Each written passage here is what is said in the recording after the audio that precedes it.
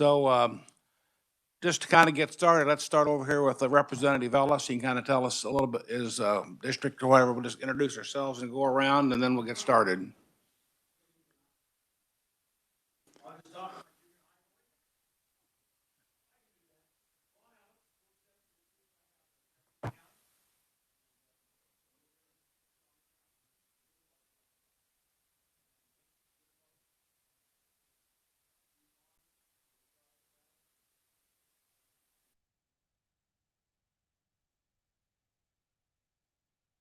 Senator. I'm Senator Brenda Dietrich. I represent the 20th District in Shawnee County, which is a third of Shawnee County, the southwest portion, and a little piece of Wabunsee County. I've been in the legislature for 5 years. I'm a retired school superintendent. Happy to be here today, hear from our Shawnee County folks. Thank you. Good morning. Jesse Bourgeon. I represent the 52nd House District, which is Southwest Shawnee County, Topeka. Recently elected, so I'm looking forward to being here and seeing what you all have to say. Thanks. Good morning, everyone. Rick Cluse. I represent the 19th Senate District, all of East Shawnee County, West Douglas, all of Osage, and a little piece of Jefferson up north, and first time new kid on the block as well, so good to be here. Thank you. Representative? Annie Keither, I represent the 55th District, Central Topeka, and Washburn University. And so that goes to north to the river, and my west side is Gage, south is 21st, and east is Topeka Boulevard, and this will be my 26th year. Thank you, Mr. Chairman. I'm Vic Miller. Like so many others, I too am new to politics. I represent the 58th District, which is a strip of the city running from the east side of Washburn out to the west side of Lake Shawnee. Thank you. Good morning, Jim Gardner. I represent the 53rd District here in Topeka. This will be my 6th year. My district, east side is Gage, west is Urish, I-470, and north to the river. Thank you. Great to be here. Thank you, Representative. Representative Ken Corbett, south part of Shawnee County, top of Osage County, and a little over by Lawrence. So with that, let's welcome Dr. Farley.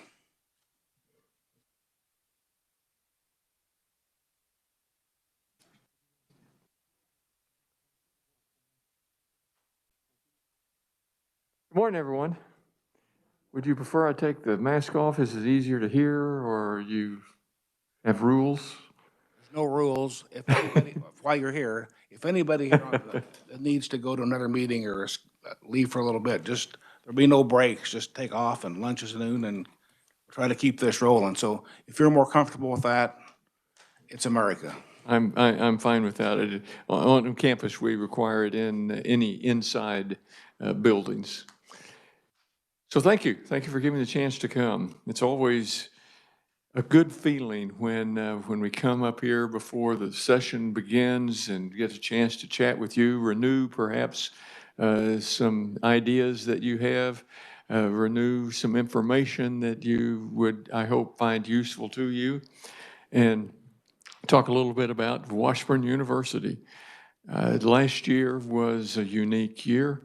When we look at the funding sources that we have, we appreciated what you did for higher education and what you did for the state of Kansas.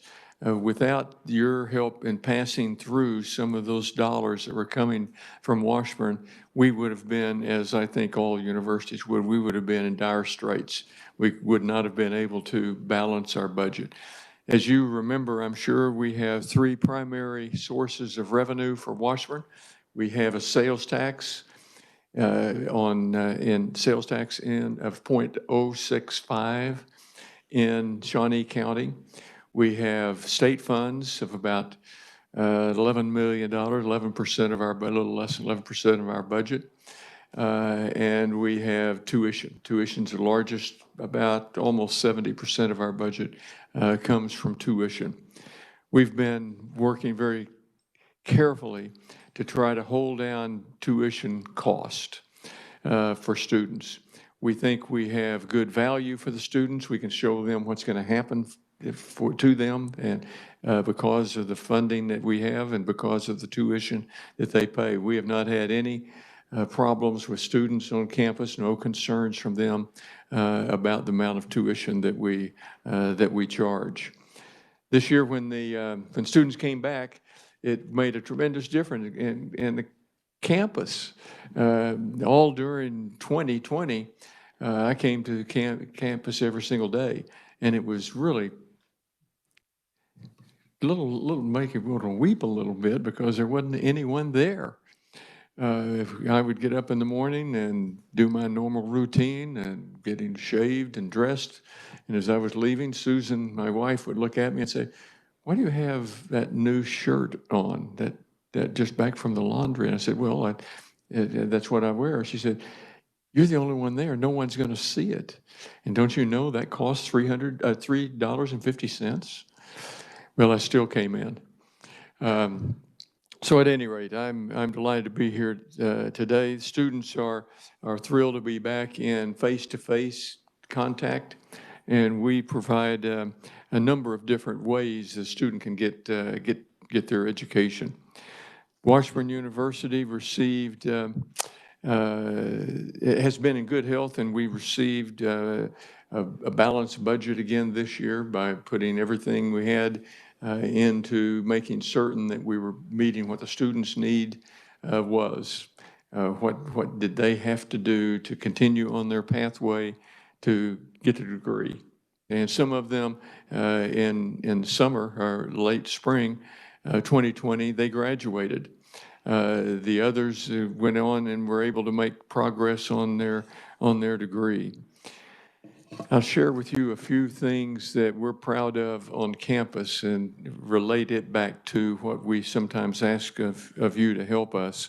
But we have done a number of really exciting changes, I think, in academic programs on campus. First of all, we have increased our 4-year and 6-year graduation rates. Increase those graduation rates by 20% over the last 2 or 3 years. And that includes the endemic year that we just finished in 2020. We have good enrollments this year from high school for CEP, concurrent enrollment program, dual enrollment programs. And we find that those are still very popular and they're growing in popularity. There's some concerns that we have about the programs and have had for a number of years. The accrediting organization for higher education is called the Higher Learning Commission, and they have rather strict requirements on faculty qualifications. We've been able to make all of our teachers that in high schools that teach in CEP, we require them to meet all the criteria of HLC. The further you get away from large universities and counties that have large universities, that school districts, as I'm sure you're aware, have a hard time finding faculty members that can meet the criteria for Higher Learning Commission. So I hope that we can have some robust discussions about that this year. I tried, and the governors helped me, and the higher education colleagues helped us write to HLC and see if they wouldn't accept some alternative ways of measuring whether a teacher can do a good job in front of a student. And we're going to have, I think, some more discussions with HLC this year, but you'll probably hear more about that. You may also hear that the Kansas Board of Regents is asking all of us to cooperate with one another, other schools in the state. The 2 schools that we are talking with intensely to make it easier for students to transfer from these 2 schools, Highland, just to the north of us, and Allen to the south of us. And we want to make certain that we can, because they are our prized collaborators now, and we want to be able to expand that and make it easier for students to make transfers between our institutions. So you'll hear some things about that. Another program that I'm very proud of, and we've just begun it about a year ago, maybe not even a year ago, and it is that we offer some courses from our tech program in corrections facilities. And the ones here in Topeka, Shawnee County primarily. Right now, people incarcerated can start programs in electrical programs and in plumbing. And depending on how long they're there with us to finish those programs up, they can get a certificate. So when they leave that facility, they'll have an opportunity to get a job and move pretty quickly with that. If they leave the incarceration before the class is over, we will get with them and make sure we put them into a program so they can finish that certificate. We're going to expand those programs this next year. One of them is going to be called a industrial production technology, and it's a real high-tech program. We're going to offer that beginning in fall of '22. And we think that'll be a great program too and fill a need here in Shawnee County. Students, difficult for students last year, but they've come back this year and they're eager to get involved. It seems like what we have this year is 2 freshman classes and 2 people that want to have that experience. And it has worked out exceptionally well. Each of these 2 classes have approached what they want to do and what they want to get out of being a residential student. And we've tried to help them and try to help the others that want a different way of looking at engagement as a student. It makes us feel pretty good. Typical kind of experience we'd like for them to have.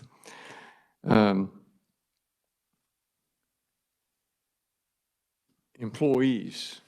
Difficult for employees last year. As I said, I thought I was the only one that walked on campus from March until July. But there were a lot of people that were doing the work at home, and we had to learn new ways to do that, and we had to have our supervisors learn ways of doing things differently. For some people, that's a wonderful opportunity for them because they can take care of a lot of things while they're at home. We have some people that are driving in from a good distance away from Topeka, and they avoid that commute time, and they can spend more time doing things in accordance with their job requirements. But it had an impact in that we had to learn how to work with employees differently when they come to us remotely. But we think that worked, although we are, for the most part, we're back in face-to-face. There are some we have found that, and we knew this to begin with, particularly in allied health, we've been doing interactive teaching in allied health for the decades, and it's worked very well. We found that some of the courses that we would normally offer face-to-face, they like some of the opportunities that the technology provided to those faculty members and those students. And so it's come out to be a good bump up for hybrid courses where you'd have the traditional face-to-face and then supplemented by some of the regular technology programs that we have. And that's worked well. I think that will continue to go. It'll go well, in my opinion. And we think that will be a good opportunity for students to learn a little different way in what they want to do. We hope that we do a thing or two occasionally that helps the whole community. I don't know if a lot of people this year, a lot of organizations have illuminated their property, whether it's a zoo. If you haven't been out to the zoo, you need to go see that because it's really something. And of course, out at the lake, it's been there for some long time. What we didn't have animals that we illuminated on campus, but we did bring electrification to the entire campus, all around the top of the buildings. Trees everywhere have the lights on it. Representative Keither, I hope that you are not kept awake at night with the burst of electricity and light that happens as a result of that. But it really is nice, and we've had a number of people, an innumerable number of people, that have commented that they're happy to see that we're doing something like that. Yesterday, and I haven't had a chance last night to see the news, but we have about every 2 months, we'll find a donor to give us an automobile that needs a little love and attention. And the students donate their time, and they work on weekends and after their normal class periods to restore those automobiles.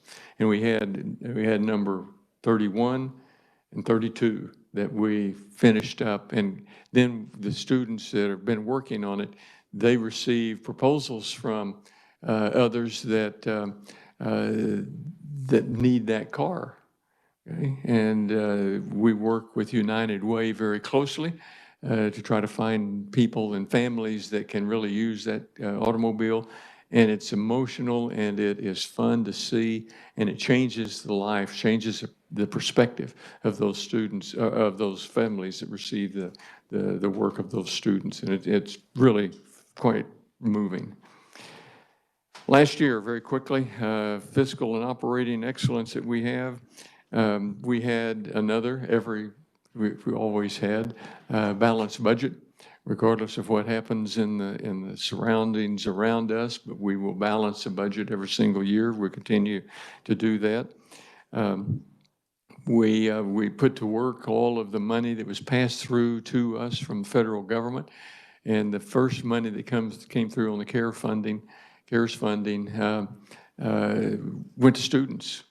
And the students, of all the money that we received last year, the students received more than half of that money, about 54% of that money. And then they also had the opportunity to, if they owed the university tuition and hadn't paid, we gave them money to do that. And all of that was means tested. Some of it, I say not quite all of it, because the federal government said you got to just distribute some of it just based on a head count. But every chance we had, we means tested what money we were giving. We had to give refunds back. Remember last year in 2020 that people were living in the residence halls, and when they finished up their they didn't think this was really a vacation that they got, but we sent them home and asked them not to come back because we didn't know what was happening with the pandemic.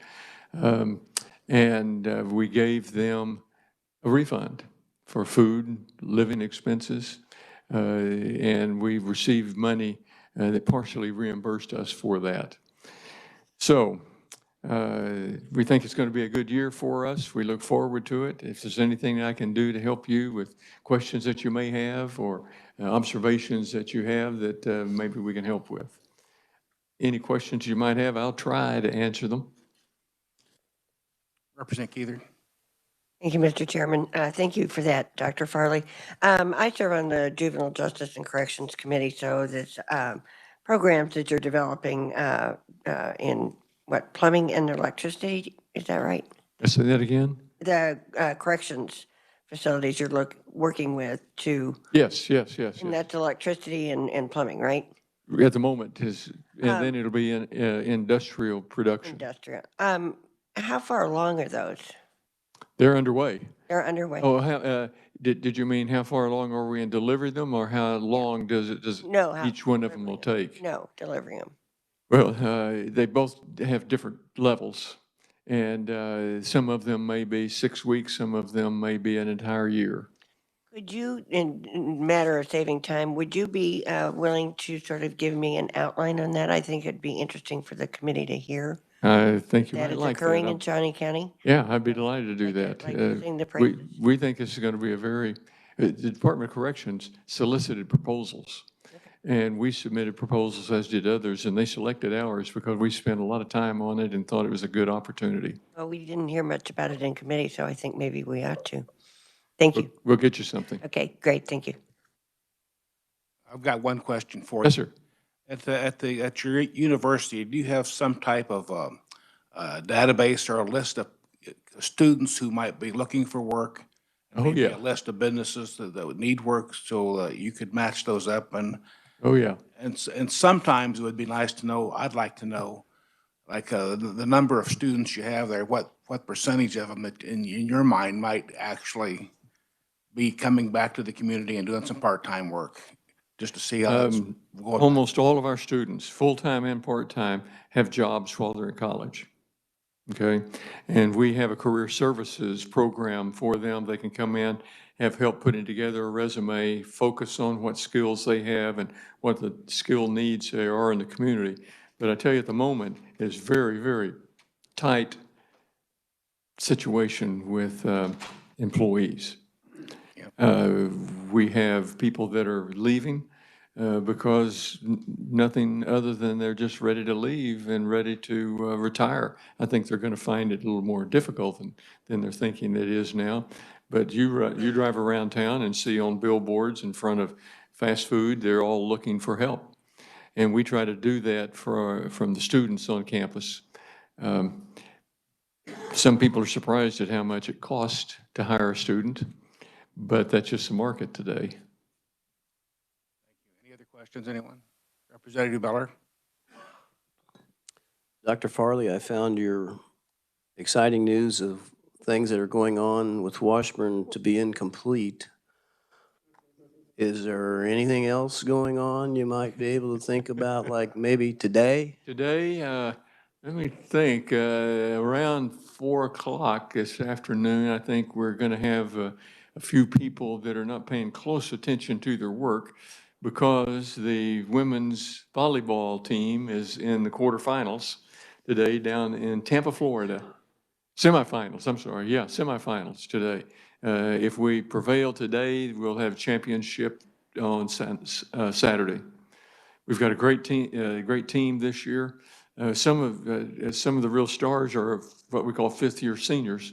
That NCAA gave them one other year of eligibility to play, and they are really good. Did you get an offer to get down to that game? Dr. Farley's taking me down in his jet, so I may be leaving early. As it should be. Any other questions? Representative Gardner? Thank you, Mr. Chairman. A couple of things, Dr. Farley. Just wanted to comment again yesterday. Thank you for inviting me out to the Washburn Tech for the 2 vehicles that they gave to a very a family in need, and then the other one, I believe, went to a domestic violence association, and that will be given to one of their folks there. And so it was a great event. Back out for that. Yeah, and appreciate it, and it was exciting, and kudos to you all and Washburn Tech. A little weepy. Yeah, it was very exciting and happy and perfect time of year for that. The other thing I'd just like to mention is, last year we passed Senate Bill 13, which is the transparency on property tax increases. And, I just would ask you to look at that again, because I think there'll be some tweaking going on during this legislative session. So take a look at that, see what we can do and let me just follow up with that. This year, I know you had to change your schedule for your budget, correct? Had to change, yes, budget and a number of other things, as a matter of fact, because we're on a fiscal year beginning July 1 and June 30th. Most of the others, and particularly governmental entities, are January 1. And so it wasn't a big deal to make a change there, but for us, we had to hop and scotch and try to figure out how we were going to do it. I think we got it out, but it took a long time to do and a lot of extra work to do.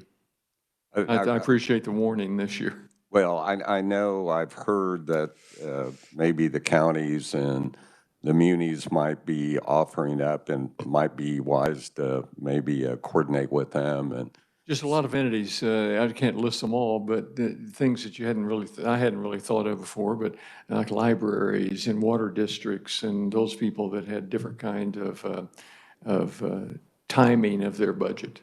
I think if I remember correctly, Mr. Chairman, we have over like 3,600 taxing subdivisions Wow. in this state. So anyway, just Okay, thank for you. your information. Thank you. Thank you. And a follow-up for that, if Representative Gardner could get the population to grow as fast as taxes, this would be one hell of a state.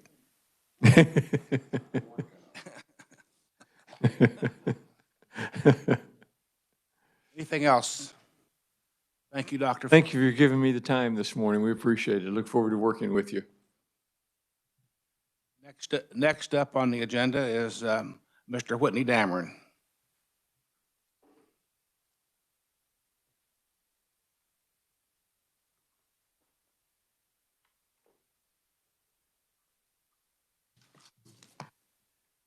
Thank you, Mr. Chairman. Members of the delegation, I'm Whitney Dameron. I'm the lobbyist for the city of Topeka. With me today is our city manager, Brent Trout, and also city attorney Amanda Stanley. You may remember Amanda was with the League of Kansas Municipalities, and Brent talked her into leaving that position and coming over to the city. So you may see her over in legislative committees in 2022 as well,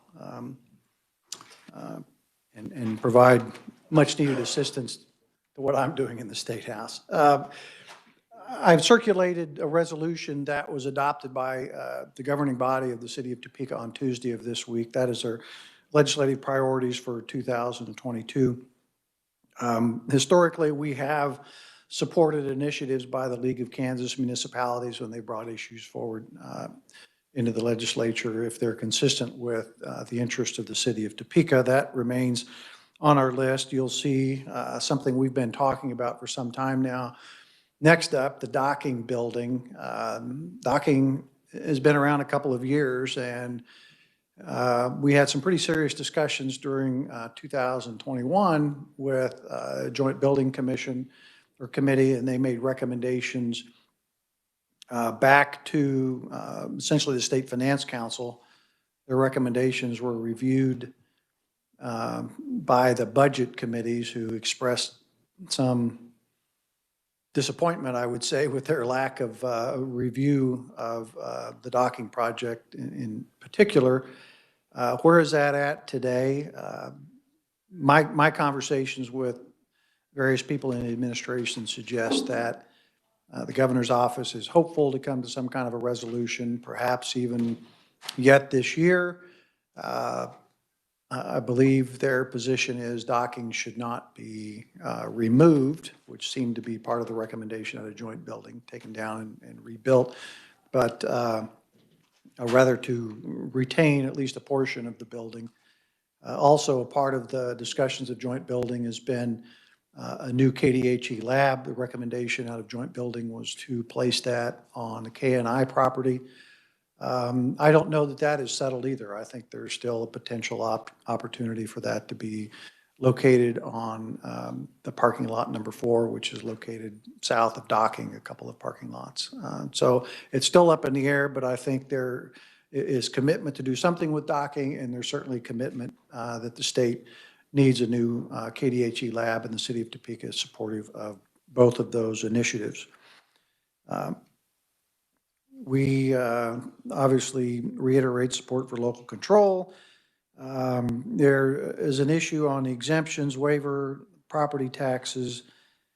There's a legislative post-audit study that's going on right now with the charge to present a report to the legislature by January 15th. That came out of the 2021 legislative session, looking at competition between the public sector, private sector, nonprofits.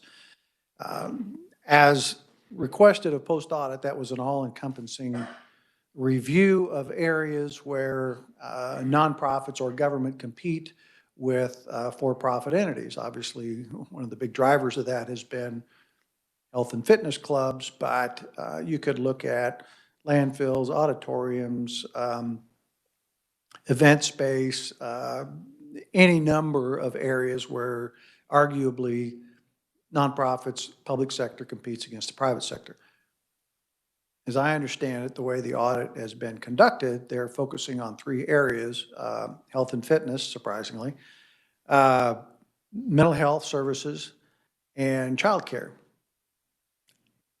I'm not sure what kind of a result you're going to get out of that study because it doesn't look at really what the charge was to legislative post-audit, but I believe post-audit position is we didn't have time to look at everything, so we focused on areas of importance, either directed or that they came upon their own. So we'll see what that study looks like, but probably not coming out until January. The city, at the council meeting a couple of meetings ago, they talked about the sales tax on food initiative that is going to be front and center in the legislative process next year. Don't really have a position. If the state wants to exempt sales tax on food, obviously we think local sales taxes ought to be decided at the local level as to whether those products would be exempt or not. There's another issue out there. The money that the state takes in for sales tax, there is some revenue sharing with the local level. Not really a big issue, at least as far as at the council level. However, it is something to be aware of that exempting state sales tax will potentially have an impact on local units of government. Conversely, people have more money in their pocket, they're going to spend more money on other things, which will generate sales tax as well. Support for expansion of broadband. Something that was in the newspaper today, there's a developer group that has history around the country with historic properties that is potentially looking at redeveloping the Manninger Clock Tower property. That is something that would be of interest to the city of Topeka, and I think our community. Remains to be seen whether that is something that comes into the legislative process or not. We've had discussions with that group, who I believe will reveal more information in the future about what their plans are, and if the city can be supportive of that, we've included that in our legislative agenda. The interim tax committee kind of talked a little bit about trying to cap state spending or tax increases, potentially looking at taxpayer bill of rights that have been adopted in other states, probably would be through a constitutional amendment. We'd certainly pay attention to what that looks like, whether it impacted local units of government or not. But that's something that could come up in the tax committee's next legislative session. We've retained abandoned housing on our agenda, although there's some initiatives ongoing with the city of Topeka now where, for the city's purposes, that's probably more timely for a 2023 issue. But if opportunities present themselves in 2022, we certainly would weigh in on that subject. And then there's been legislation, Senate Bill 87, that carries over that would essentially eliminate all county revenue sharing with cities on sales taxes on a date certain going forward. That issue has come out of Atchison County, City of Atchison, and it continues to be in the legislative process. Not sure it has the support to move forward, but it was talked about in the interim tax committee, and I think it's of interest to at least the Senate tax chair, so that's something we will pay attention to. And then finally, there's money coming down through ARPA and through infrastructure programs and the like, and the city, like the state and many other cities and counties, will be looking at those revenues and seeing what opportunities they present, whether that's in the legislative process or outside. Again, with me today is City Manager Brent Trout. I think he wanted to make a couple of comments. Amanda Stanley. Both of them can clean up all of the misstatements that I might have made today or respond to your questions about docking, KDHE, or anything else. So with that, Mr. Chairman, thank you, and I'm available when they get through. Thank you, Whitney.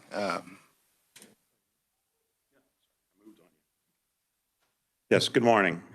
My comments will be brief. I think as we look at our legislative goals and priorities that we have, some of them are ongoing, ones that we've talked about in the past. Some are of interest new. And so I think it's a good mixture for us as we move forward at looking at what's important for our city and what's happening up here, the decisions that are being made here. The last thing I have is just to mention that I've enjoyed getting to know some of you and working with you. My last day with the city will be December 30th. And so it's been a good time and good meeting you. I'll stand for any questions you may have. Any questions? Representative Miller? First of all, Mr. Trout, as I know you've already discovered, you are to be congratulated for your hiring of the city attorney. That was an impressive hire, and I know you've already learned that, and the citizens will as she continues to work. Very much so. A couple questions, either for you or more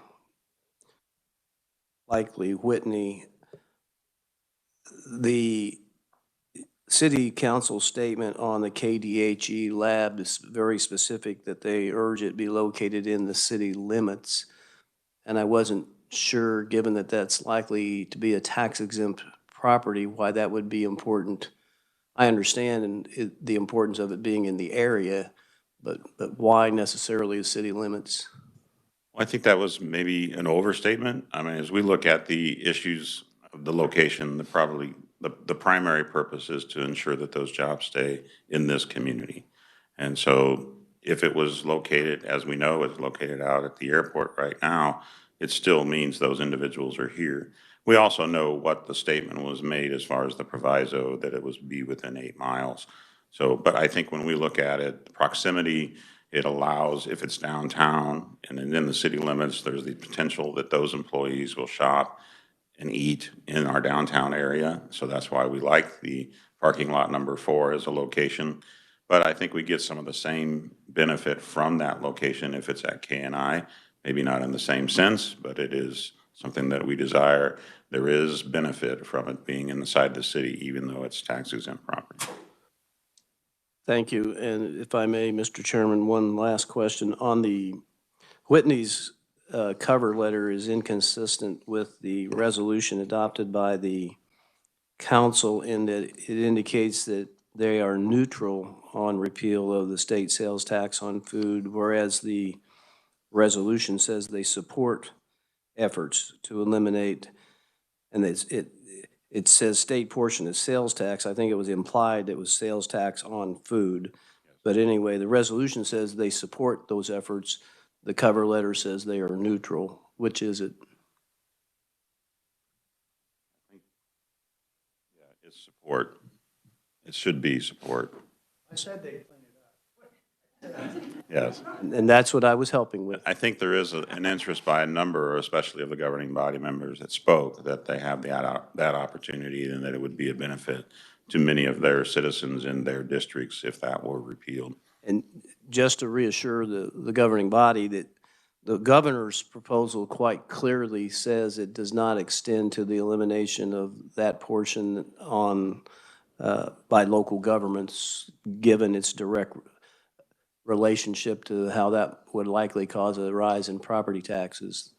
That's not to say that some yo-yo up here might want to extend it that far, but I doubt that there's much support for doing that. But if there is, Representative Gartner's the point man on tax, and we'll make sure the city's aware of that. But Governor very clearly in her announcement said, no, she's not intending for that to extend, just as your proposal or your statement indicates. She says that should be the decision of local units. Right, I agree, and we're aware of that, but we felt that it was important that we make a statement on our position so that when we start this legislative year, it's clear how we feel regarding that issue. It is important, but it's important that it be a clear statement and not one that's contradictory. Yes. Thank you, sir. Any other questions? Representative? Not a question, just a thank you. Thank you for being our city manager for as long as you have and for working with us and being very available. I very much appreciated it. And good luck to you. Thank you. I have just one more comment. As you see things in this town, you see a lot of brown paper all over the city.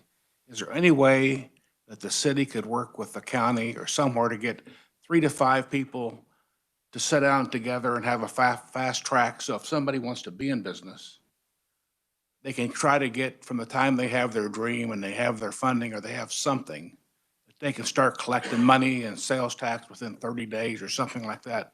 I've heard comments from constituents who have been in the yo-yo ring of the Shawnee County 15 months, 14 months.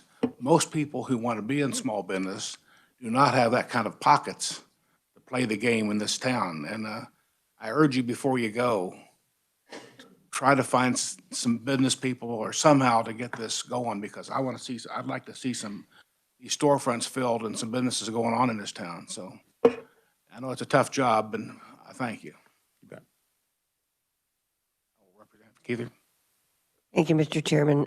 I guess I just really want to make a comment to both everybody connected with the city and the job they did with docking. That it has been a very difficult, to say the least, issue, and it still is. But I commend you all for representing what we were told was how we were going forward, and I appreciate the efforts. And if there's anything I can do going forward, I'd be happy to help. I don't think there is, but I just want to put it out there that I support the position, and personally would like to see the lab downtown. I think it makes the most sense, and there are other issues going on at that land over at ks. I think that it could be better used. But I want to thank you, because I know it's been a really up and down issue, and I commend you for sticking with us, and I appreciate it. Thank you. Thank you. Thank you. Being sort of new to this, I just want to be sure that I understand the process. So the Joint Building Committee has made a recommendation for both docking and the KDHE lab, and that decision now sits with the State Finance Council. And what sort of time frame are we looking at on that? I just want to be sure I'm following this. There's no time limit on that. The governor's chair of the State Finance Council, and as such, he schedules calls to meeting. They had a meeting in November, I think early November. This issue was not on the table. I think from what I understand, there's shuttle diplomacy going on right now, talking with House and Senate leadership and figuring out, if they can gain consensus on the projects. And when that occurs, they would bring something to State Finance Council, call a meeting and do that. Any other questions? Thank you, Mr. Damon. Next up is Mr. Wayne Luckert.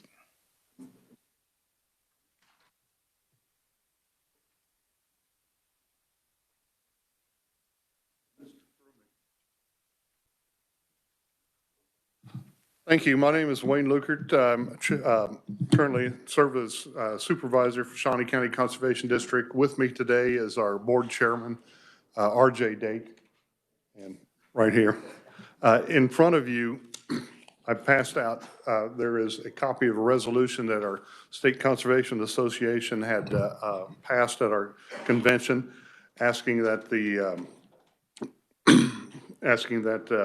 recommendations of the Kansas Water Authority for the budget for the Division of Conservation be supported at the level you see there.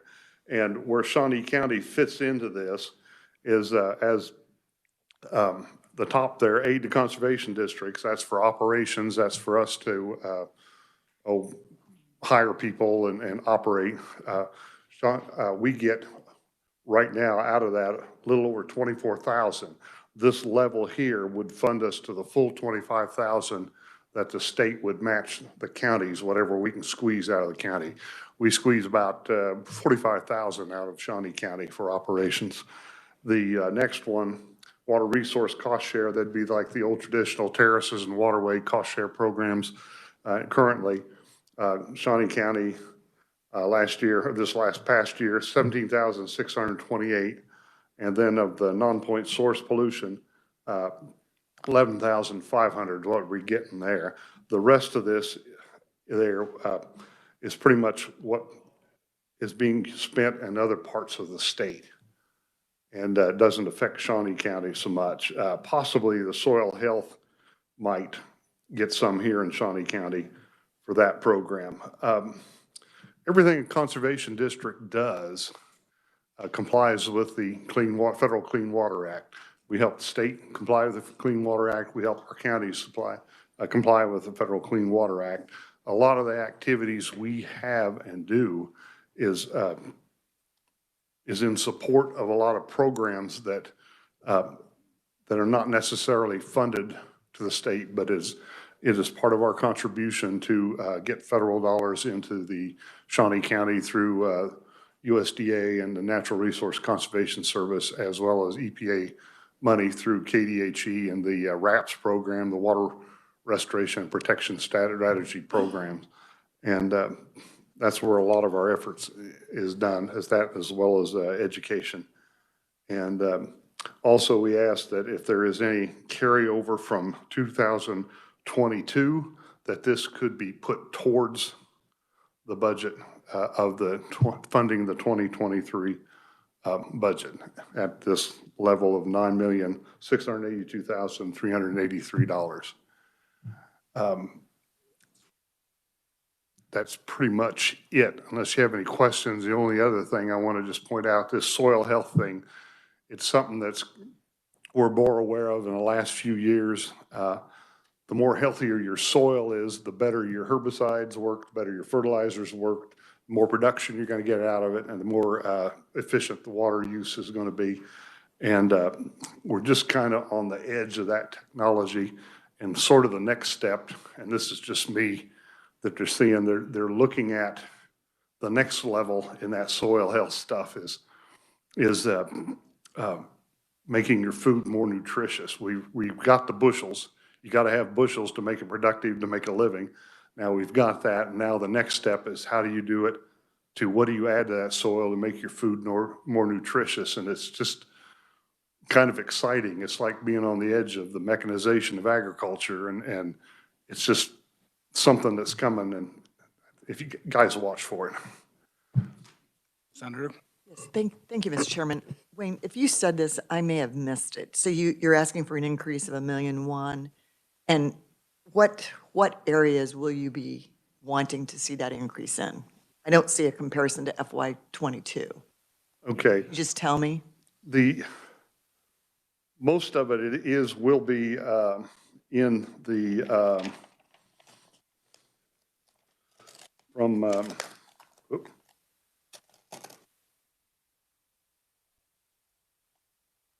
it's just sort of across the board. We didn't get the full funding that we originally were asking for last year, and that's where it comes in. The actual amount was, I think it was originally around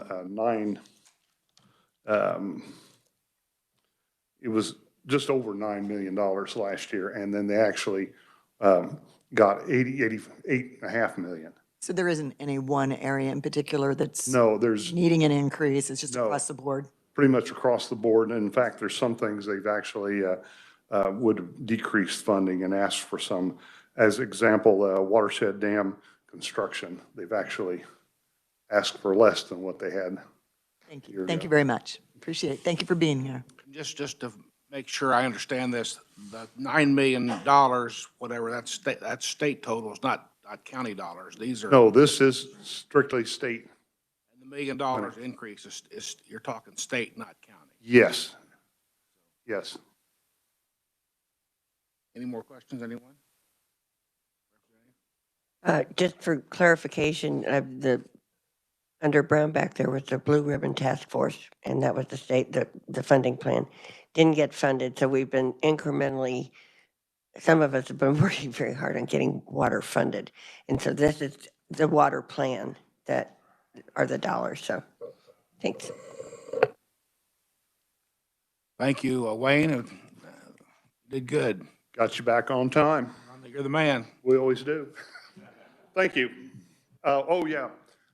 I may be a constituent to some of you, and same with RJ, but you are our constituents because we're elected to represent natural resource conservation in our counties through the conservation district. And so if you have any questions or if you anything or need any help or anything like that, contact us. Thank you. Next up is Topeka Public School, Shawnee Heights, Seaman, Silver Lake, Auburn, Washburn Rural.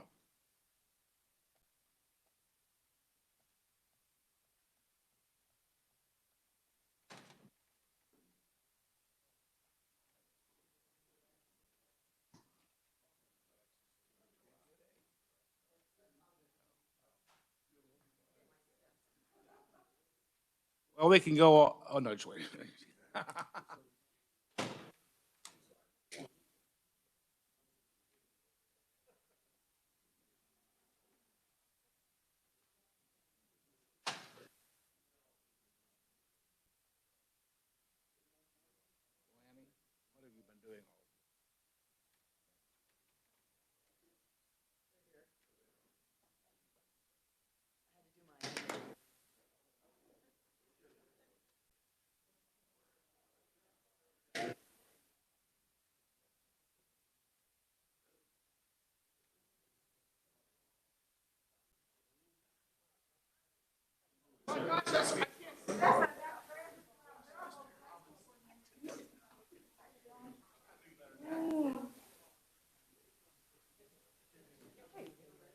Ready?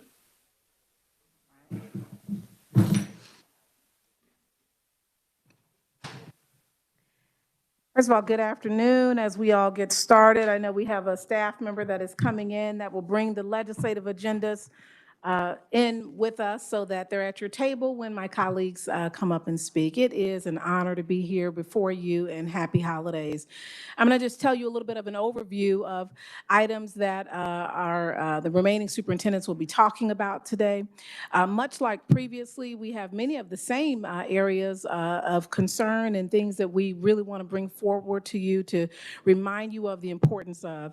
Well, the difference today, when you do get that legislative agenda, we were asked one season, and I believe it was by Senator Dietrich, regarding what's the impact, the economic impact that our teachers have on Kansas? And so this legislative agenda, when it comes around to you, you're going to see some boxes that tell you that recycling dollars and the impact, the financial impact that our teachers have across the county on the entire county.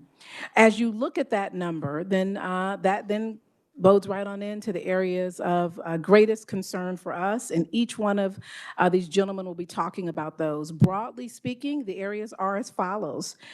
School funding continues to be an area of concern for us that we would like for particular attention to be paid to, and we'll be speaking about some specific categories. Teacher recruitment. Access to technology, specifically broadband, is an area that we spoke about previously that continues to be an area of concern. Here's the new piece, and we talked about this a bit last year, but this year in particular, social emotional health is an area of great interest for all of our districts. We also have a statement on the very front, and I'll speak to this statement, and I want to read it exactly as it's written. Our districts, as we deal with social emotional needs, that has sharply increased. We are concerned about the access to technology and reliable internet connectivity. And those have all presented challenges. We also are concerned about having to repurpose space to expand buildings, capacity to protect social distancing. These are COVID challenges specific to the pandemic that we know next year will still be faced. And then the last two items, the new personal protective equipment and disinfecting procedures, as well as increased staffing needs, have all been areas of opportunity. We have a statement as well with the 27,386 students of Shawnee County that we all have the privilege to serve. And that statement is regarding a curriculum statement, just to make that statement within this space.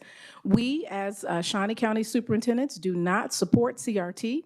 We put it in our legislative agenda, so it is known within this space and beyond that that is not something that we support. We're not asking you to do anything in that regard, but just to have it so noted for the Shawnee County superintendents. With that opening, I'm going to step aside and I will pass out the legislative agendas as they begin, along with my holiday card from my family to yours. Again, happy holidays. Thank you.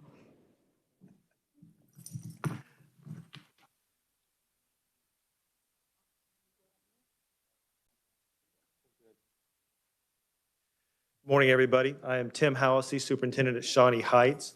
We are going to keep our comments a little brief. We would like to have kind of an open dialogue with you at the end and give you a chance to ask whatever questions you may have. Specific to all of us, one of our concerns that continues to be an increasingly large burden is special education funding.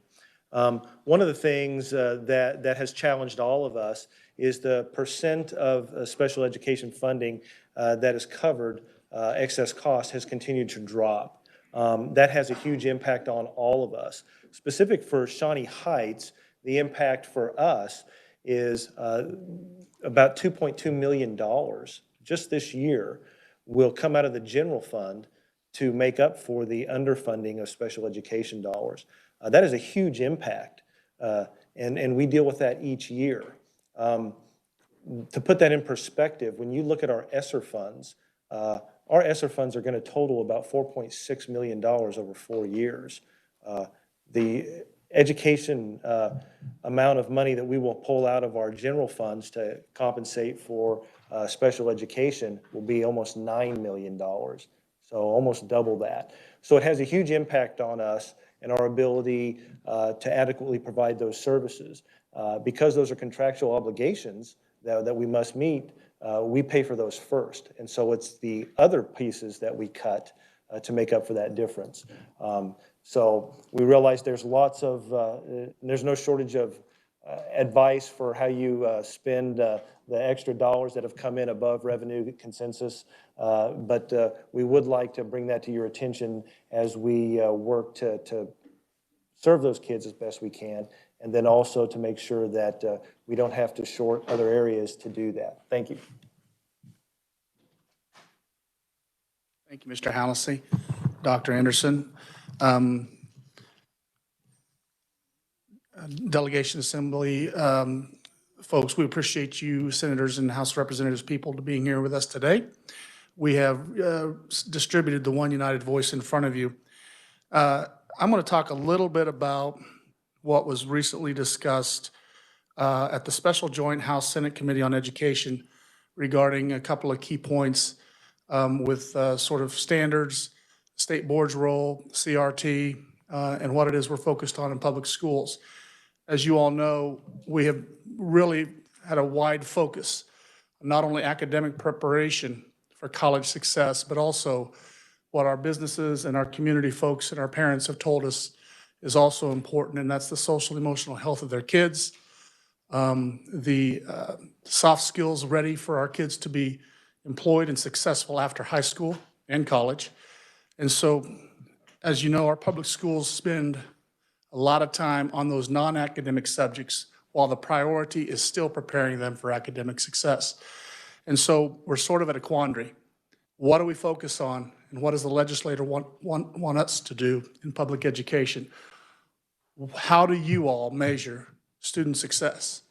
And I think what's important as we finish up our presentation is to have this turn into some sort of a dialogue. We'd love to dialogue with you and be partners with you in helping not only achieve what we all want for our kids in Kansas, but to understand that schools play a critical role in a broad range of important topics for our kids. And so I'm here today just to welcome that conversation and to look forward to answering your questions as we wrap up our brief presentation and enter into some dialogue. So thank you. Hey, happy Friday morning. Thank you for the time this morning. My name is Scott McCoy. I'm superintendent in the Auburn-Washburn School District. So I'd like to share 3 points and then end with asking a favor of each of you. So the first point, it is important to state up front that the 5 of us are driven by the same purpose. So we are responsible for over 27,000 students that attend public schools in Shawnee County. And regardless of the district that those students attend, when our students walk across the graduation stage, we want every single one of those kids to have confidence and to have quality choices to pursue beyond high school. So when it comes to student success, we don't compete against each other, school district to school district. Rather, we collaborate and we support each other's efforts. At the end of the day for us, it's about every student in Shawnee County being happy, feeling cared for, and being prepared for future success beyond high school. So the second point, this upcoming legislative session, as we have discussed as a team, we predict that you're going to engage in conversation, debate, and maybe even take a vote or two on some of these following topics: school funding, student achievement, school choice, COVID-19 in general terms, or perhaps more specifically, vaccinations and quarantines, critical race theory, IT security, and staffing across the state, maybe in public education as well. The important takeaway on each of those topics is those topics are on the top of our minds as well. They are part of our daily work, and they're a part of our conversations, not only with staff and students, but also with members of our community each and every day as well. So the third point, because our common purpose is student success, and because the topics that I just stated are going to be a part of our work and conversations as well, please know that we absolutely would love the opportunity to engage, to discuss, and collaborate with each of you through the upcoming legislative session as you best see fit. This sounds like a no-brainer, just engaging in conversation, collaborating, sharing some thoughts and ideas. But here's the reality. As we have been reading the news from across the state of Kansas about this upcoming session, many are suggesting, maybe even predicting the fact that this upcoming session has a likelihood to turn into an us versus or against you. And that makes absolutely no sense to any of us, creating that kind of a relationship, and we have absolutely no interest in traveling a path such as that. We want just the opposite. We would like the opportunity to visit, to text, to email, to meet, to answer questions, to provide data, but bottom line, just to engage in communication and be a partner with whatever it is that you need to address and face this upcoming session. So those 3 points actually lead to the favor that I'd like to end with. So we have created a little half-page cheat sheet that just has our cell phone, email, and names on it. And so many of you already have our contact information. Thank you for having it. But our favor is, if you could take this card, and at some point soon, at least before the legislative session begins, if you could just enter our information in your cell phone, and at any time, before the session, during the session, anything comes up, and you just have any interest of saying, I wonder what might be going on at Topeka 501, or how does this affect a smaller community in Silver Lake? Please reach out to us, and we would be happy to listen. We would like to seek to understand, but at the end of the day, we just like to chat and visit and be a part of the problem-solving process with you all. And so the other member of our team is a newer face to us, to you all, I should say. His name is Brad Womack, superintendent in Silver Lake. He's certainly not new to education or Silver Lake, and he's doing an outstanding job in his new role. And he is here to address any questions as well. I think that we are actually on board from 10 to 10:30. And so we're going to just stop and pause. And if you have anything that you'd like to talk about, or if you have any types of data requests that you'd like to engage in, we're happy to listen. I'm going to make a lap around and hand out these cards. But thank you for the time this morning. Senator? Thank you, Mr. Chairman. Thank you so much for your presentation. I really appreciate the information on the front of your sheet, because sometimes we forget how many students we're serving in Shawnee County. We get focused on a particular school district and forget, you know, we're close to 28,000 students, and the square miles that we transport those students and the number of buildings we have and the staff members, and that economic impact is really important. The one thing that I would ask a favor of all of you, and that is, if there is something that you are seeing or hearing that's coming up in any of our committees or in our chambers, reach out to us. Don't wait for us to reach out to you. Let us know immediately. And even if it's something that it's a rumor or something you're concerned about or something that you heard somebody might be talking about, just to ask. I mean, whether we're your senator or your representative, we're all a part of the Shawnee County delegation. And so we all want to hear from you. So please let us know. I always return emails. It's so much easier to get an email than a phone call or text messages. Text me whenever you want. Everybody else does. Seriously, it's a great way to communicate. So don't be shy, I guess is what I'm saying. Do not be shy. Reach out to us as well. Thank you.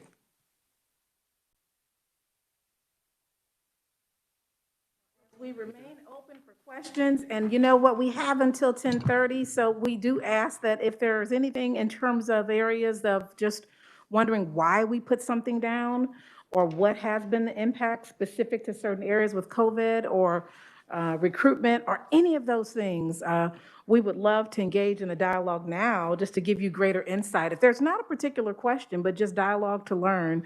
Y'all know I'm the daughter of two pastors, so we don't let things end early in church. So we have until 10:30. So as I say that very jokingly, if there's any item that you would like to speak to. I also want to make sure, I noticed that our board members are here, several probably board members, but I also want to acknowledge our board president, Reverend Williams, and Ms. Bowley are also TPS board member, and Deputy Superintendent Robbins and Minky. Mr. Chairman, one of my main areas of interest, and it didn't make your list, even though I know it really should, is broadband, because it was a baby of mine that I worked on, and we got it into the Department of Commerce. I've talked with you the other year, just trying to figure out how to make this all work with COVID and distance learning. And people go, well, Shawnee County, there's no blank spots. Well, yes, there are. And so what I ask of you is to reach out to me to let me know what your specific needs are, because it may not come to my committee. I'm the ranking in energy and utilities and telecommunication. But if I can help in any way with all the districts, I mean, Shawnee County, I mean, it's important, and everybody needs to have equal access. So what your needs are, I would appreciate knowing specifically where your difficulties are, what your problems are, because I can have some conversations on your behalf. And it's not going to happen necessarily in the education committees. So come to me if you've got some needs, and I'll be happy to visit and work as hard as I can on your behalf. We so appreciate that. On the very back, right under teacher recruitment, where it says access to technology, it states we support access to affordable broadband services for all Kansas students, families, and schools. We put that as a broad statement, and how it impacts all of us is different. But I would love, as the member of Spark, to just invite you to Topeka Public Schools along with our broadband committee, and to talk broadly about not only Shawnee County, but just overall, here are where some blind spots are. But even beyond blind spots, here's the impact today, 2 years later, or the lack thereof, and the importance and the urgency, not just broadband, but also making it affordable for families. So I'll definitely take you up on that and extend an invitation. But it did make this list and will remain on this list for this upcoming year. Thank you for pointing that out.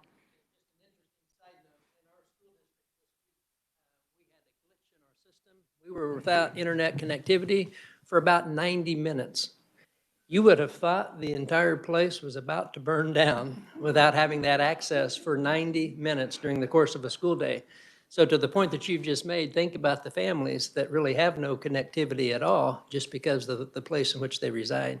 So that continues to be a strong interest of us in the life in which we live. It's a must-have, not just a nice-to-have. I do know that there is a member of this delegation who has no access to Wi-Fi, and so he he built his house where he built his house, but he'd like to have some service too. Well, the broadband connection impacts the social emotional health connection. Telehealth now, particularly for even families in postpartum care. In fact, there'll be an op-ed in Cap Journal later this month by myself and Commissioner Jordan about literally postpartum and broadband and the telehealth reliance. That's a huge piece. But for us, telehealth for social emotional care for both teachers and students and parents is key. So that area is certainly of utmost importance to all of us, but particularly the impact for areas that have rural and urban pockets.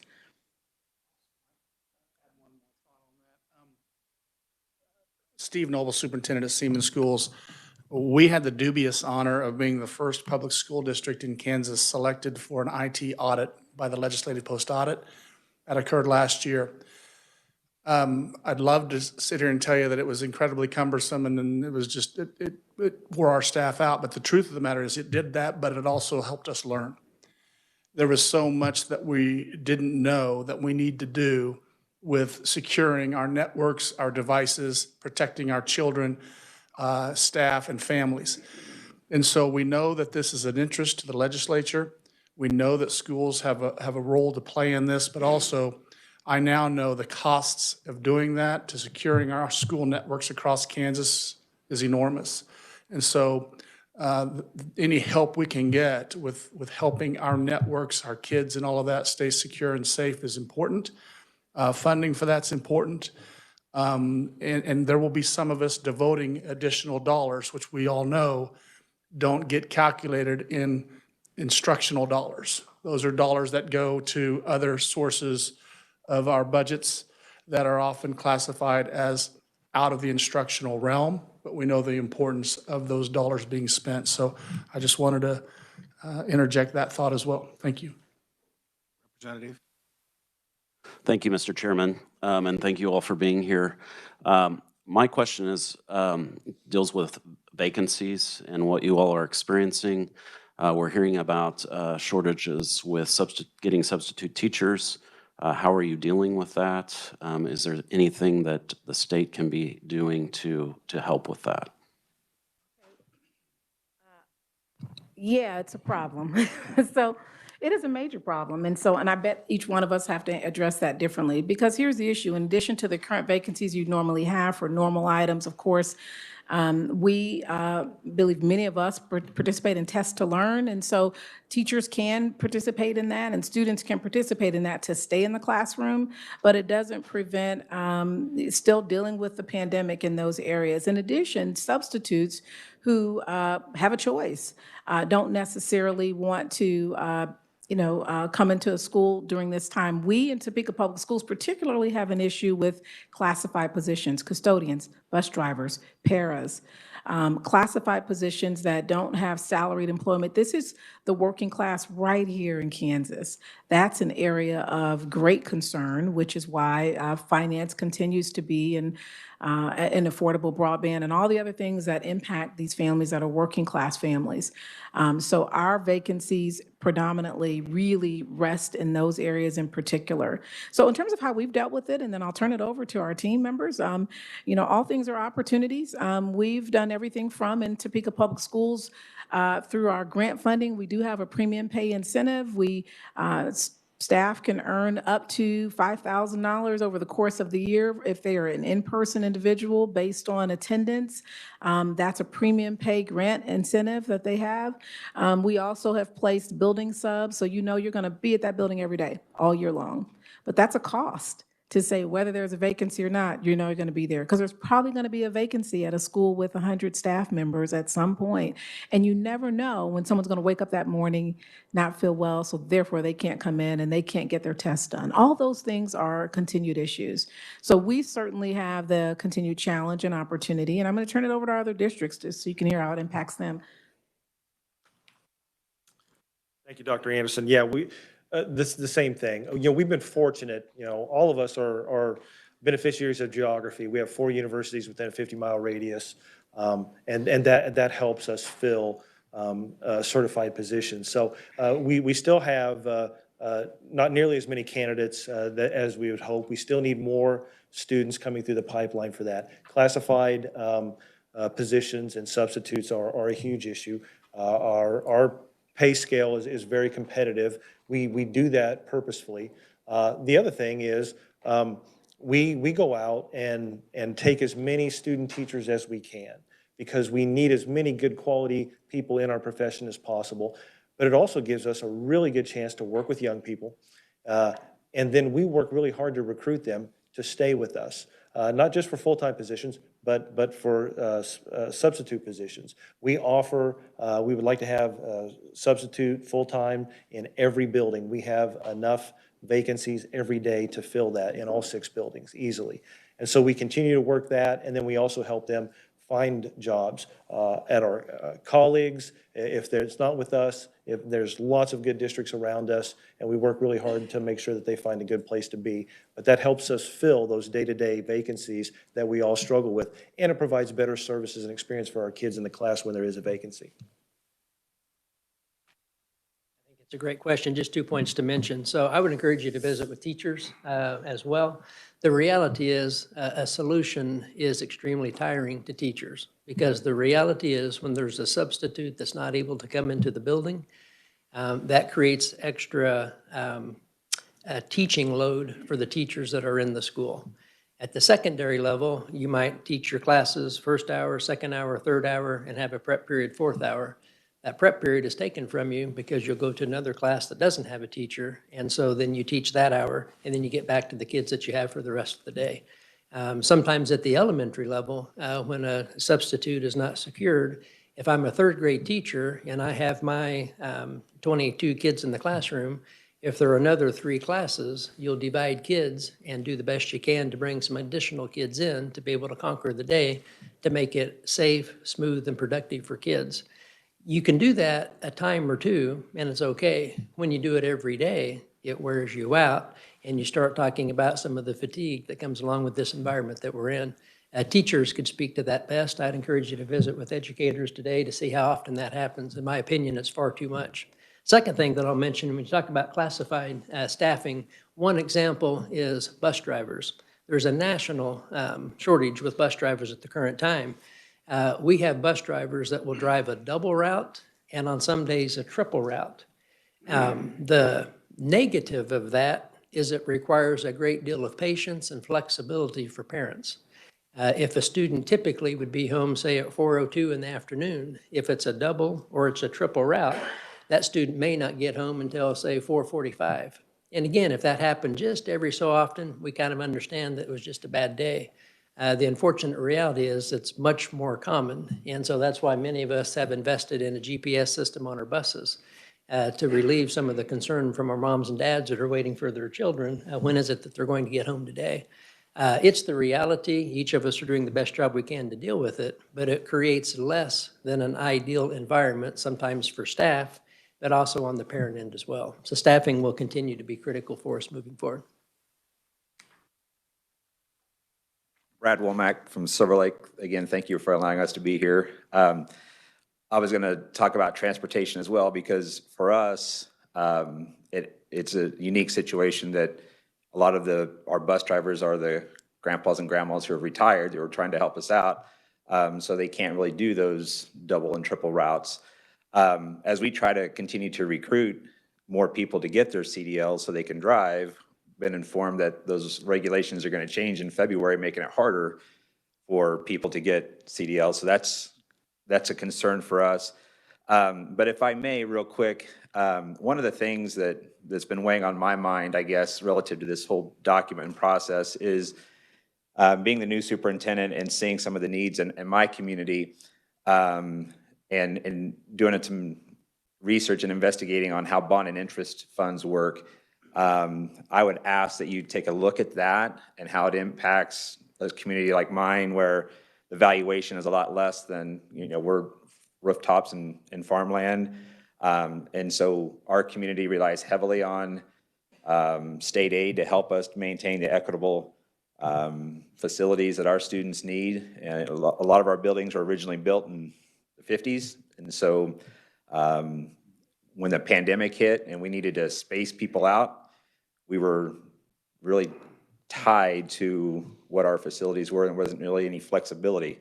We were fortunate enough to have a small enough student population that we were still able to make it work, but what it exposed was in situations where we need to create flexibility in our environment, we really don't have that. And so you think about how can you change that? Well, you maybe can't because of the limitations we have on our tax base in Silver Lake. So that was just one of the things that I wanted to bring before the committee. Thank you.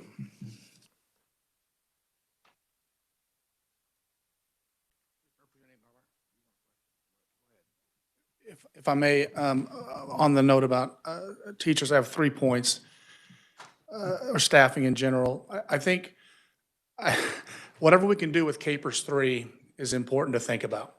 Capers 3 is not a viable retirement plan for new people coming into education. So anything we can do to look at that, to make that a little bit more of an incentive for our new people coming into the profession, in my opinion, needs to be looked at. We continue to increase teacher pay, which is important, and it's important to them. And it's important to increase staff pay and custodial, bus drivers, food service, et cetera, which we're all lacking in positions. But also what's important, maybe even more so to these folks, teachers especially, is quality of life. And the pandemic opened the window to every classroom in Kansas through real-time learning. When kids were at home remoting in, the families got to see exactly what was happening in the classroom, which is all fine. The problem is, imagine everybody that watches you work all day long. Now, you all do. I get that. But if you were practicing a profession outside of your role here, and people watched you all day long and made their judgments on Facebook and phone calls and texts and emails, what that does to a person who's given their life to the profession and kids. And yes, mistakes are made, and we try to improve upon those because we're in the human business, and people make mistakes. But I think we have to be real careful about how much we criticize and scrutinize our teachers. Message is important. Message coming out of the State House is important. If we want to turn the corner on attracting and retaining highly qualified teachers and staff to educate our children for the future of our state, what we say about them is important. And the message that other surrounding states in the nation hears Kansas say about our teachers and support people is important. So three things, the message, the pay and the quality of life considerations, and then Capers 3. Thank you very much.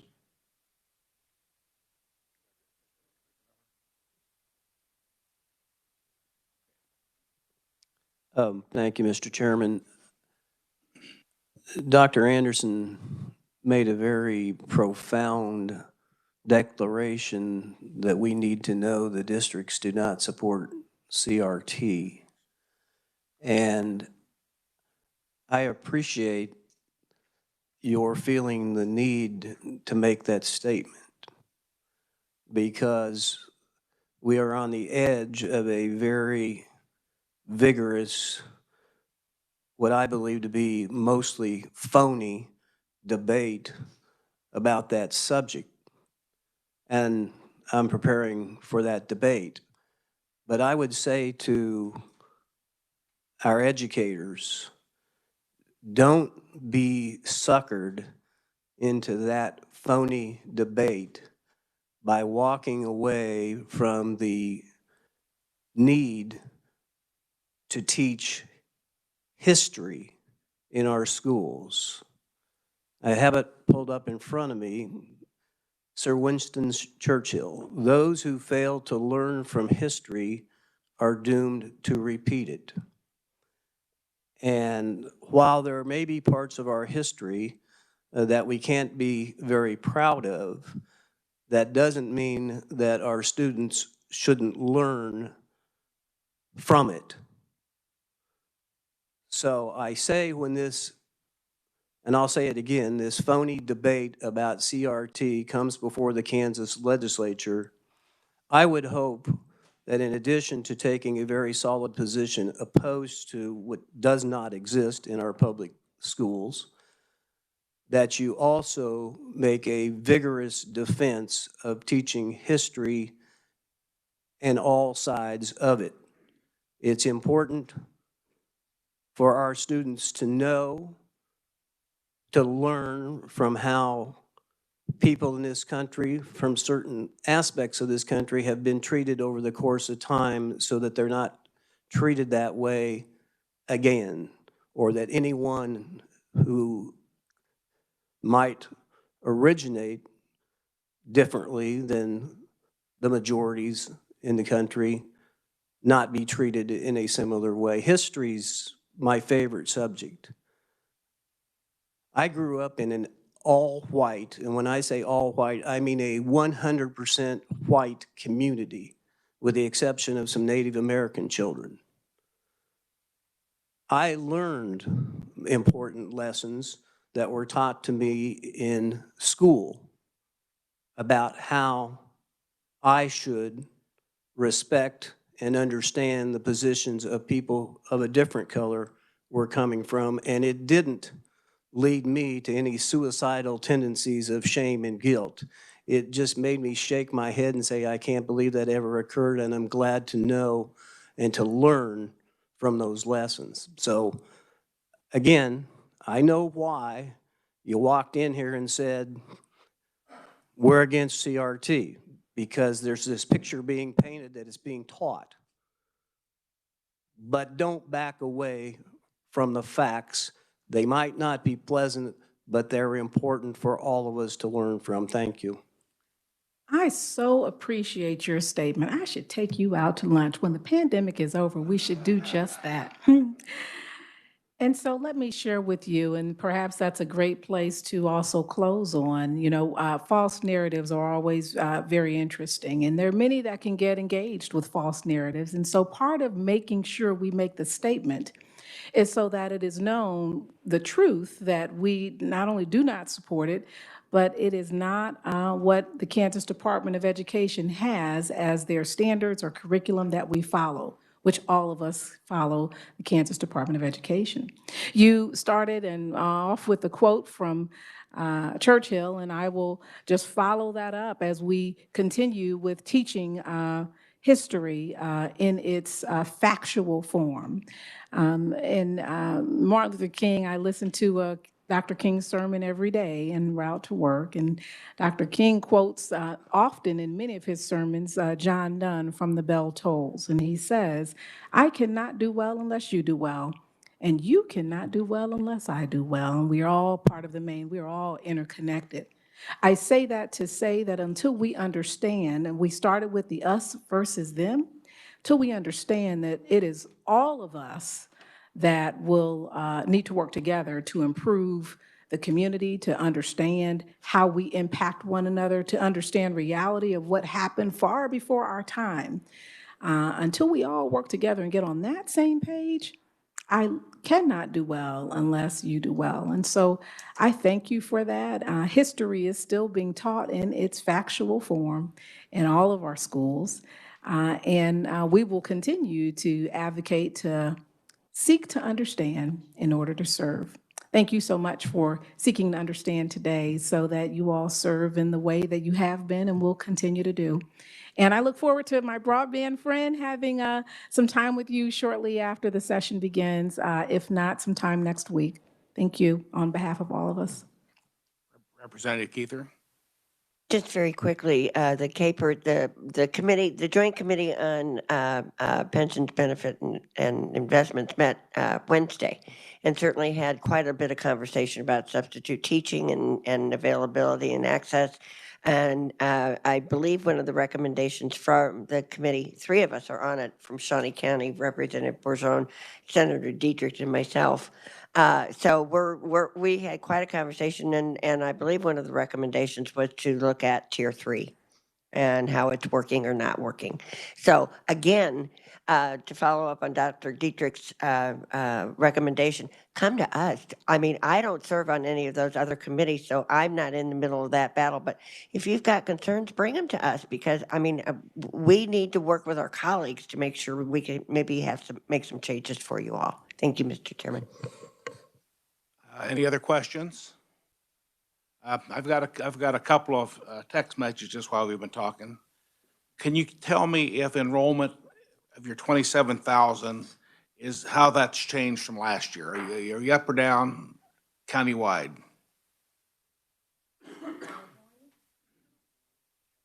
They just said go. Have mercy. Mr. Minky, stop coughing and come stand next to me, and you can share countywide. He's a finance person, so he knows countywide. I can tell you enrollment is down, and it's dropped in districts across the state of Kansas as well as throughout the county, but I'm going to go ahead and turn it over to Mr. Minky. I could speak specifically for Topeka Public Schools. We've had 5 years of declining enrollment, so it is a problem. So the number of belly buttons is going down, but the needs are going up. And it's been significant for Topeka Public Schools in terms of that enrollment decline over the last 5 years. So, Do you have any numbers on that? Or could you get us some numbers? yeah, I sure can. You bet. Share them with the delegation and we'll get them out on that. So it really impacts our foundation aid, those declining numbers. So,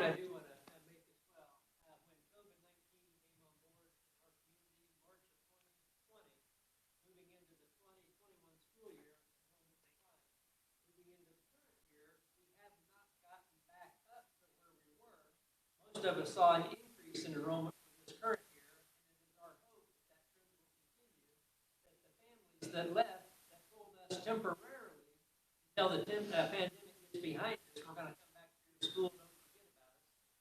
We gained about 100 kids this year from last year, so we'll get another 100 back moving into the following year. So I don't think it's a long-term trend based on the pandemic specifically. Now, our demographic, and I'll just give you another picture, our demographic person, Dr. Kipp, has looked 6 years out. We are projecting that, much like the nation in Kansas, if you look at the 2020 census, people are, having fewer children. And so there are actually more adults than there are children. And the 6-year prediction for Kansas, as well as for the county, is for continued decline. It was that way prior to the pandemic. My apologies. And it is that way, it will be that way after the pandemic. So we anticipate, while we projected 220 student loss, we did not have a 220 student loss. It was a little bit over 100 students. So to Dr. McWilliams' point, we're not back to where we were before the pandemic. So it's still a decline in many ways, but we continue to project the same loss. Think about it this way, and I know we're talking about Shawnee County very quickly. If you look at Blue Valley, Wichita, you're talking 1,000 students a year in some of these districts, if you look at it. So across the state of Kansas and nationally, if you look at the census, that enrollment decline prior to the pandemic, during the pandemic, and after. Has nothing to do with people necessarily moving out. You're just having fewer children coming in. So ours is elementary primarily. In fact, on our next school board meeting, we actually will be discussing and voting on the school board, not we, but they, on closing one of our schools. I mean, that's how significant enrollment is. So in answer to your question. Now, you know I'm the Baptist pastor's child, so you know I went over time. Did you have another text message? Yes, so to follow up what you mentioned, it says here that in the last 10 years that Kansas, just like you're saying, population decreased 1-point-some%. I mean, or Shawnee County. So it's not just Shawnee County. I mean, this whole state is having a problem. And one of the other things I would like to ask you about, because I know you see help wanted signs everywhere. And I was wondering how many, and I don't know how many kids this would affect, but like in Shawnee County, how many kids would you have in school 16 or 17 years and older that would be available to work? And if you could somehow create a database for employers who would like that you would give credit to, so they would know where to go. I think there's businesses that would love to have a database of people who would like to work. And do you see anything wrong with hiring some of your students to do some of your custodial or maintenance jobs to teach them to work at a younger level? You must be spying in at Topeka Public Schools.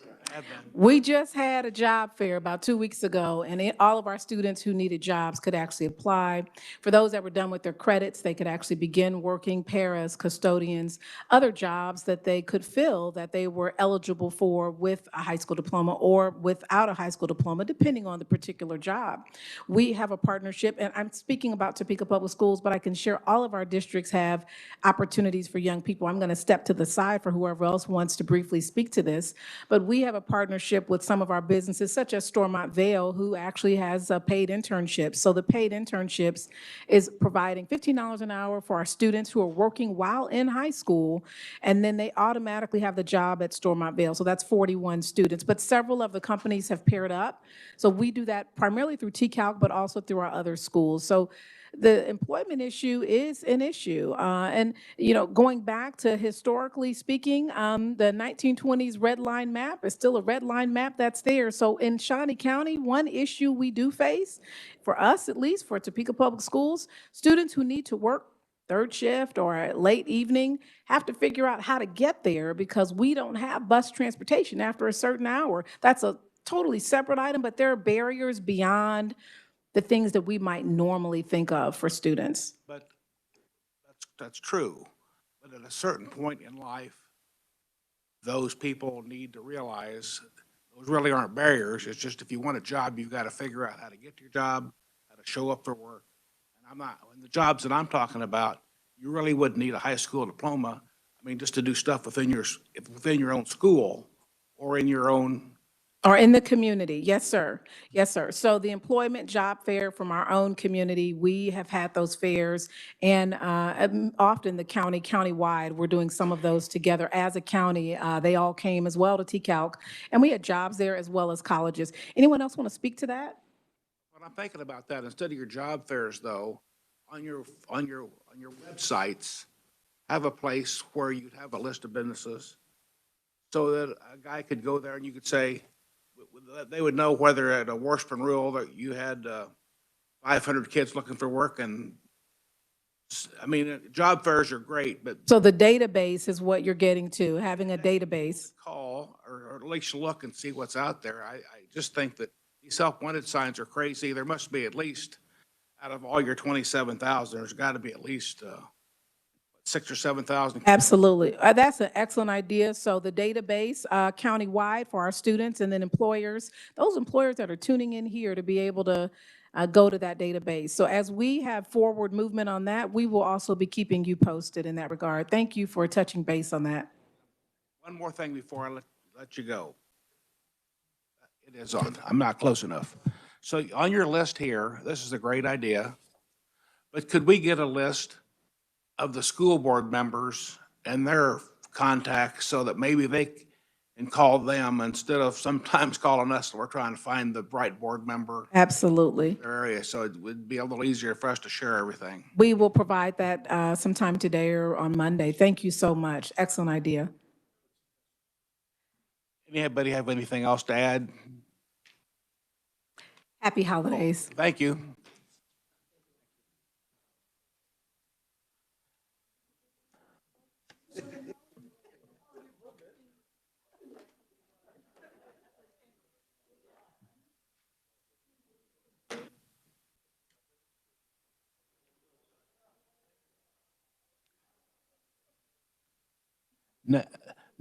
Our next presenter is Carol Jordan.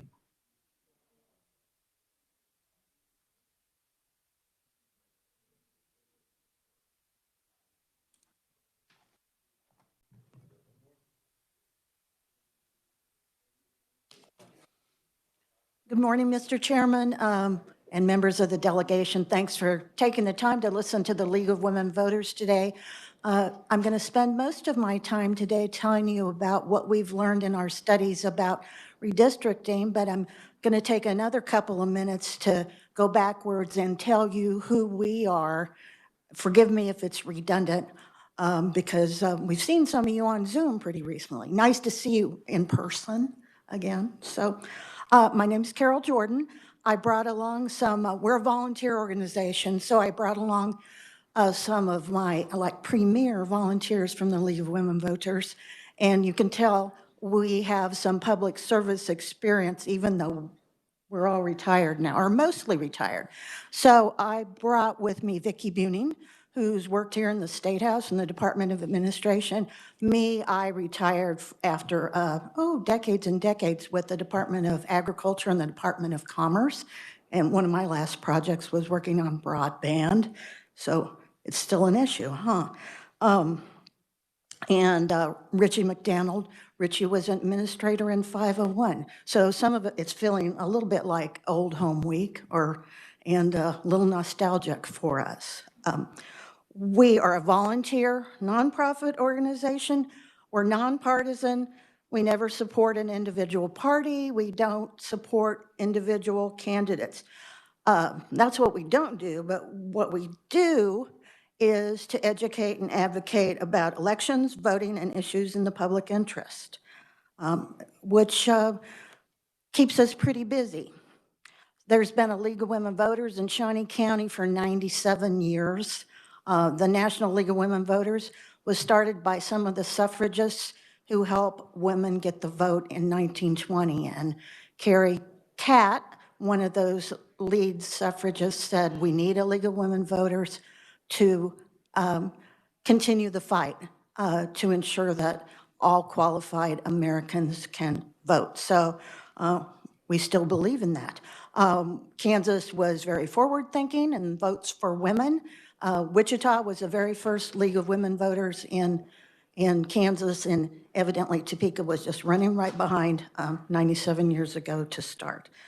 So one of the things we do is help people learn about the importance of voting, help people learn how to register to vote. I think during all of our history, we have worked closely with the election commissioner in the county, and our other local leagues have also worked with county clerks or election officers on voting, either at polling places or at other times at events in the community. Our Voter Services Committee is kind of the core of our mission, and Mary Galligan here and Richie were the co-chairs the last couple of years of our Voter Services Committee. Mary does the community, leads a community effort. Richie was the general of our school effort for 501, and this fall she marched in with her troop of other volunteers and had contact with about close to 800 Topeka students, teaching them about the importance of voting and showing them how they could register to vote. We were excited that one school, we got pictures of them putting students on the bus and taking them to the election office to do their early voting. In Shawnee County, when you're 17, you can go ahead and pre-register, and then pretty much on your 18th birthday, you get a letter saying it's time for you to vote. I was actually at my neighbor's drinking coffee when her brand new 18-year-old daughter got that envelope on her birthday. She was so excited, so I was so happy to see that.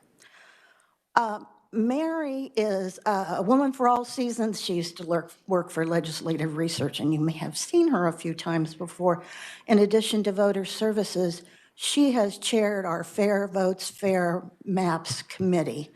The National League, the State League are all really interested in the redistricting effort that y'all are going to undertake during the upcoming session. Our committee, our team has done a lot of work. They've used the census data and some of the mapping software that is available out there to take a look at Shawnee County. We are hoping that their work product will be helpful to you as you go through the effort this year. So they spent hours of work. You can view this whole report at League of Women Voters, lwvtsc.org. I also have my testimony, which I'll leave with staff, and a few prototype maps for those of you that would like to look at those that they came up with. So on to kind of the highlights of their report. I attended some of their meetings, and I was so impressed at the work they did. So here's where we're at right now in Shawnee County. I think you all know that the districts that we're operating under now were created in 2012, last time we did redistricting, by the federal court when the legislature wasn't able to agree on district maps, so the court did it for us. So that's 10 years ago. Our population has changed. After 10 years, we now have a notable population imbalance in the House districts. There's an overall deviation from the ideal district size at about 16%. The maximum deviation is supposed to be about 10%, the allowable range. So those districts are going to need some change. The Senate districts are a little better. Their overall deviation is at 5.42%, which is acceptable. But the districts that include Shawnee County also have some issues. Excuse me. Just the same. Our committee used the guidelines developed by the redistricting committees in 2012 because we haven't seen any new guidelines adopted or made publicly available. So using those guidelines, here's what problems that some of the problems they noted. Topeka's representation is diluted in both House and Senate districts by inclusion of suburban and even rural precincts in the, quote, city districts. Some of the nearby counties are split unnecessarily because of the way our Shawnee County population is divided among the districts. Urban, suburban, and rural characteristics of areas aren't considered, frequently making districts difficult to describe and difficult for the voter to understand. One of our recommendations is that districts in Shawnee County and the 4 adjacent counties, Jackson on the north, Wabunsee and Potawatomi on the west, and Osage on the south, should be based on these principles to equalize population within the traditionally applied plus or minus 5% range of the ideal, that they comply with the Voting Rights Act, that districts in Topeka are confined to the area within the city limits to the extent possible. So we're recognizing the common interests of the Topeka residents. When equality of population among districts requires city districts to include areas outside the city limits, we should acknowledge common interests of residents by including outlying areas of similar character as the city portion of the district. We think it's important to keep surrounding counties whole within the limitations of equal population requirements, and we don't split any cities other than Topeka, which is large enough that we have to.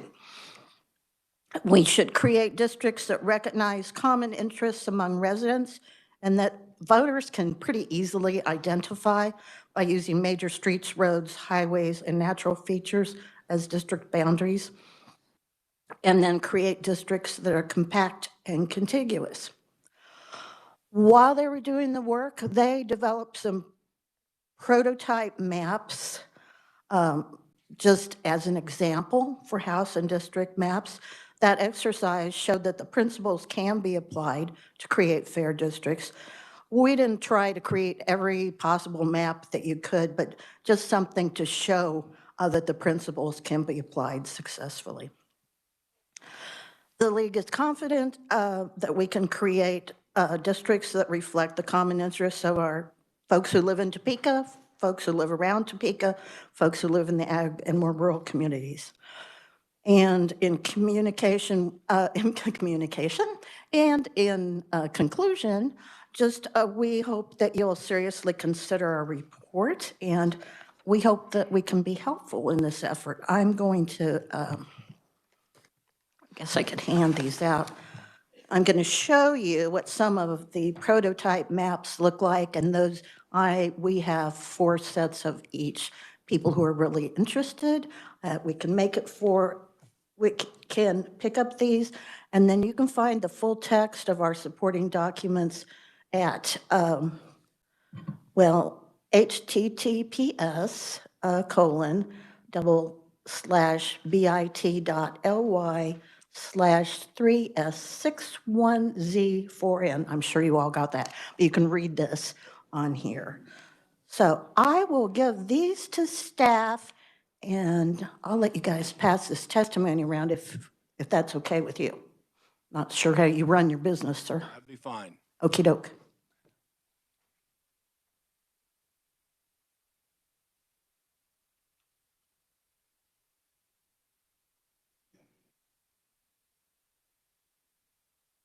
Can we answer any questions? Representative Miller.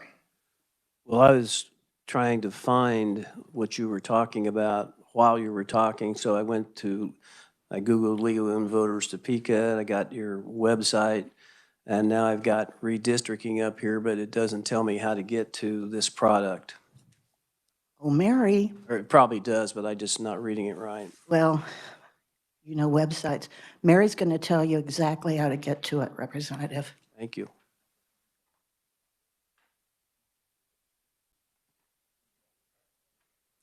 Didn't make enough for everybody.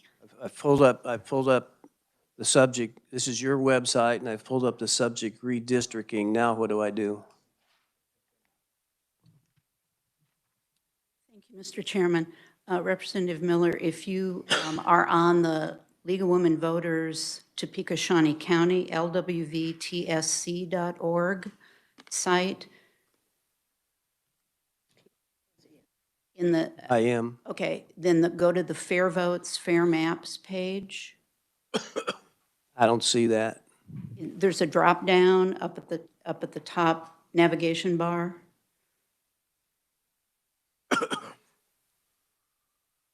Well, we'll keep looking for it, but I don't. Chairman, thank you. Yeah, I feel kind of stupid doing that, but that's not the first time. Well, you know, we always keep working on our website too, since we're all volunteer website creators too. And are there other questions? Any other questions?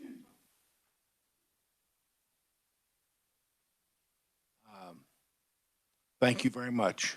You're welcome. Thanks.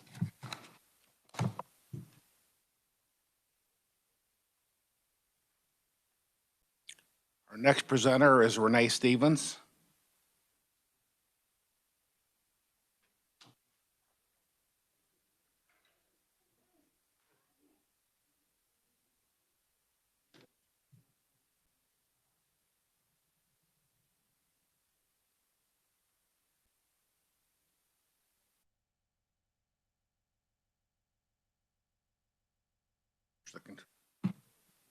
Thank you, Renee.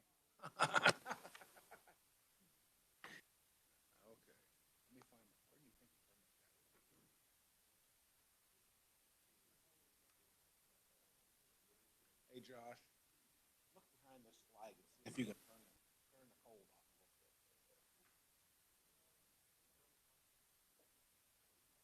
Let's make a deal. One of us all throw something. What they have it on? They had it on Celsius. 70 now. Let's see.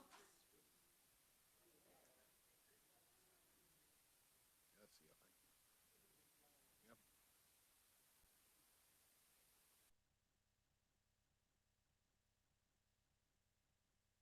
Well, good news. We are not here to ask for anything. It'll never go then.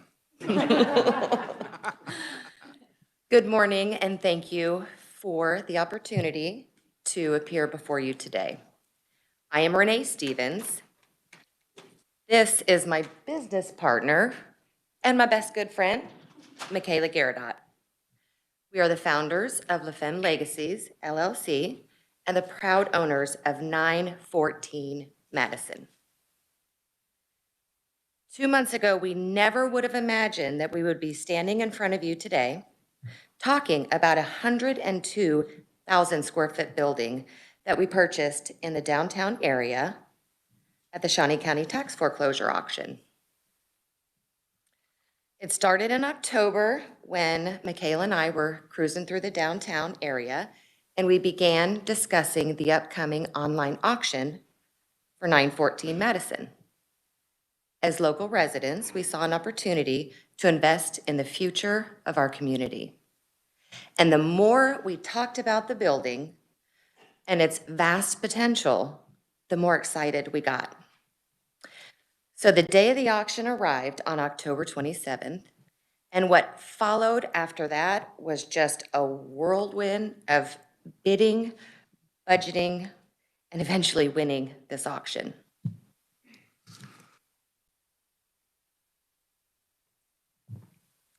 So, since then, we have had a very busy time meeting and listening to input from state and local officials, the Greater Topeka Partnership, and community leaders. And we've gained so much insight from those conversations. Everyone is always asking, why did you buy this property and what do you plan to do with it? Well, here's what we know. It's in a fantastic location. Since it sits on the I-70, 10th and Madison exit, it's literally the quickest and most direct access to the Capitol and downtown.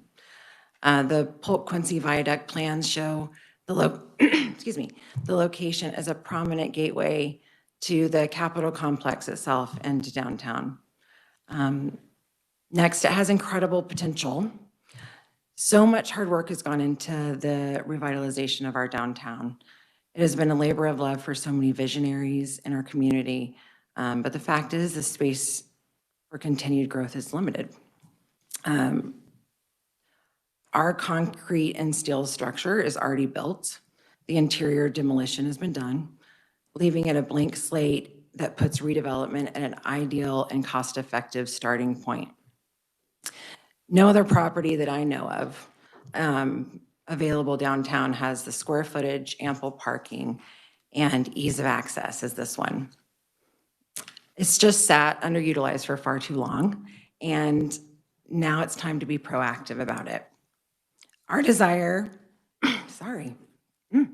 our desire for 914 Madison is for the property to be used in a manner that will help continue the revitalization of downtown and enhance the image of Topeka. Our approach in evaluating options for the property have been one that is inclusive and forward-thinking. We've done our due diligence in reviewing the Topeka Housing Study, the Downtown Development Master Plans, and the other relevant information to be better informed on the need of our community. Although the downtown study earmarked the property for potential municipal use, we are considering all options. We're evaluating financial options, incentives, tax credits, and other resources. We just want to make sure that what comes next does not have any negative unintended consequences to the already begun revitalization for downtown. So we haven't decided on what we want to do with the property at this point, but we will keep the needs of the community front and center as we continue to evaluate options. Like she said, we're not here to ask for anything, but we do hope to engage in a conversation from state, local, and community leaders. We really value your knowledge and your experience, and we truly want your input. Thank you for the opportunity to speak to you, and we'd love to use the remaining time to hear any questions or perhaps suggestions that you just thought of in the last 3 minutes. I see. You all are sharp. You're sharp. I see we have someone who would like to have naming rights to the tower, Gardner Towers. Possibly, Mr. Chairman. It depends on what that's going to cost. Naming rights? Yeah, no. Let's brainstorm some of these ideas. Well, no, I just want to tell you both how pleased I was when I read that you acquired the building.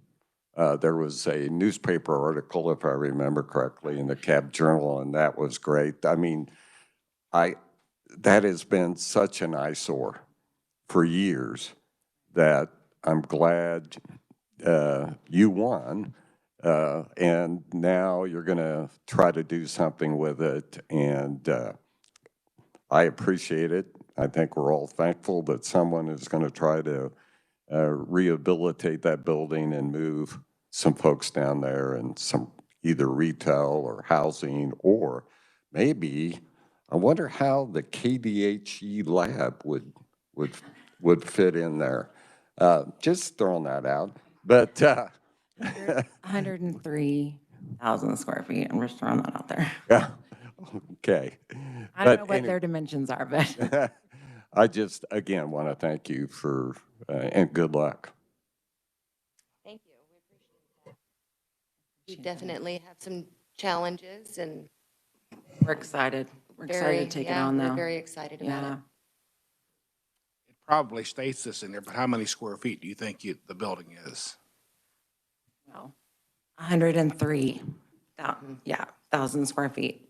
So There's 22,000 on the main level, so it's double each floor, and then floors 2 through 9 are about 11,000 square feet each floor. So, yeah. So I'm hoping that our friends at the county will see that the appraised value is 51,000. Right? Remain there until something happens. That would be great. Any more questions, anyone? Comments, concerns, observations? Last chance. Did you want in on that? Okay. Well, we just wanted to open the dialogue. And so, you know, we appreciate the opportunity to come and talk to you guys. We really admire all the work that you do. And please reach out to us on an individual basis if you have any thoughts that you want to brainstorm with us. We'd love that. So you're open to other investors, correct? We're always open until, you know, proven wrong. So we're open to options. But yeah. Thank you very much for coming. Thank you. Thank you.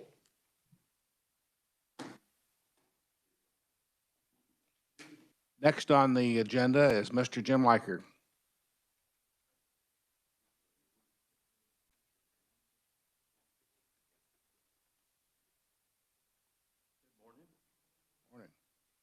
Thank you very much for having me this morning.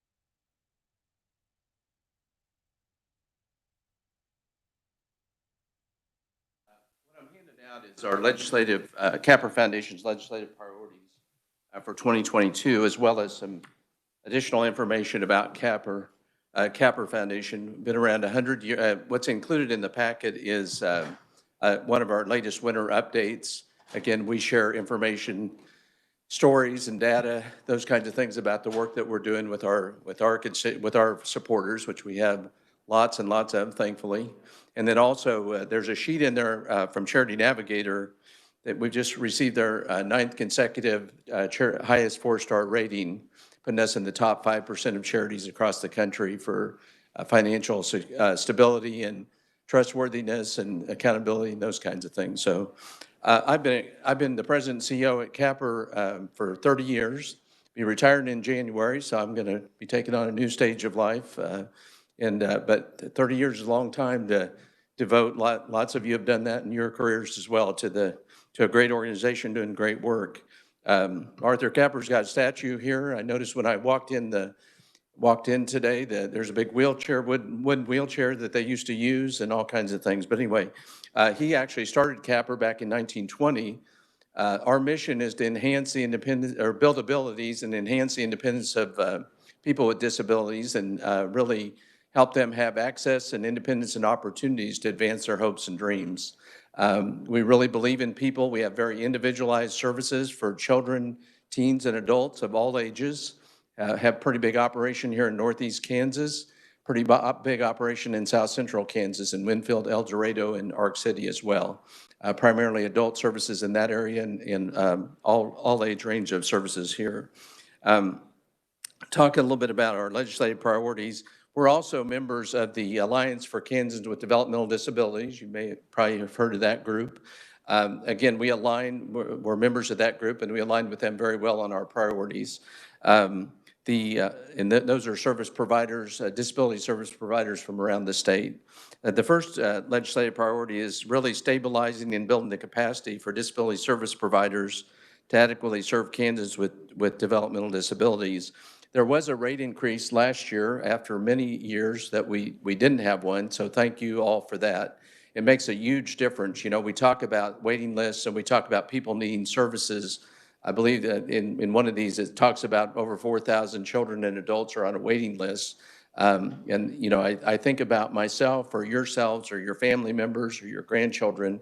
Think about if you were on a waiting list of 4,000 people, and that would be pretty tough, obviously. But anyway, there was a rate increase last year, but in order to get people off the waiting list, in order to provide the services to people with disabilities, we do need the funding, obviously, to hire people.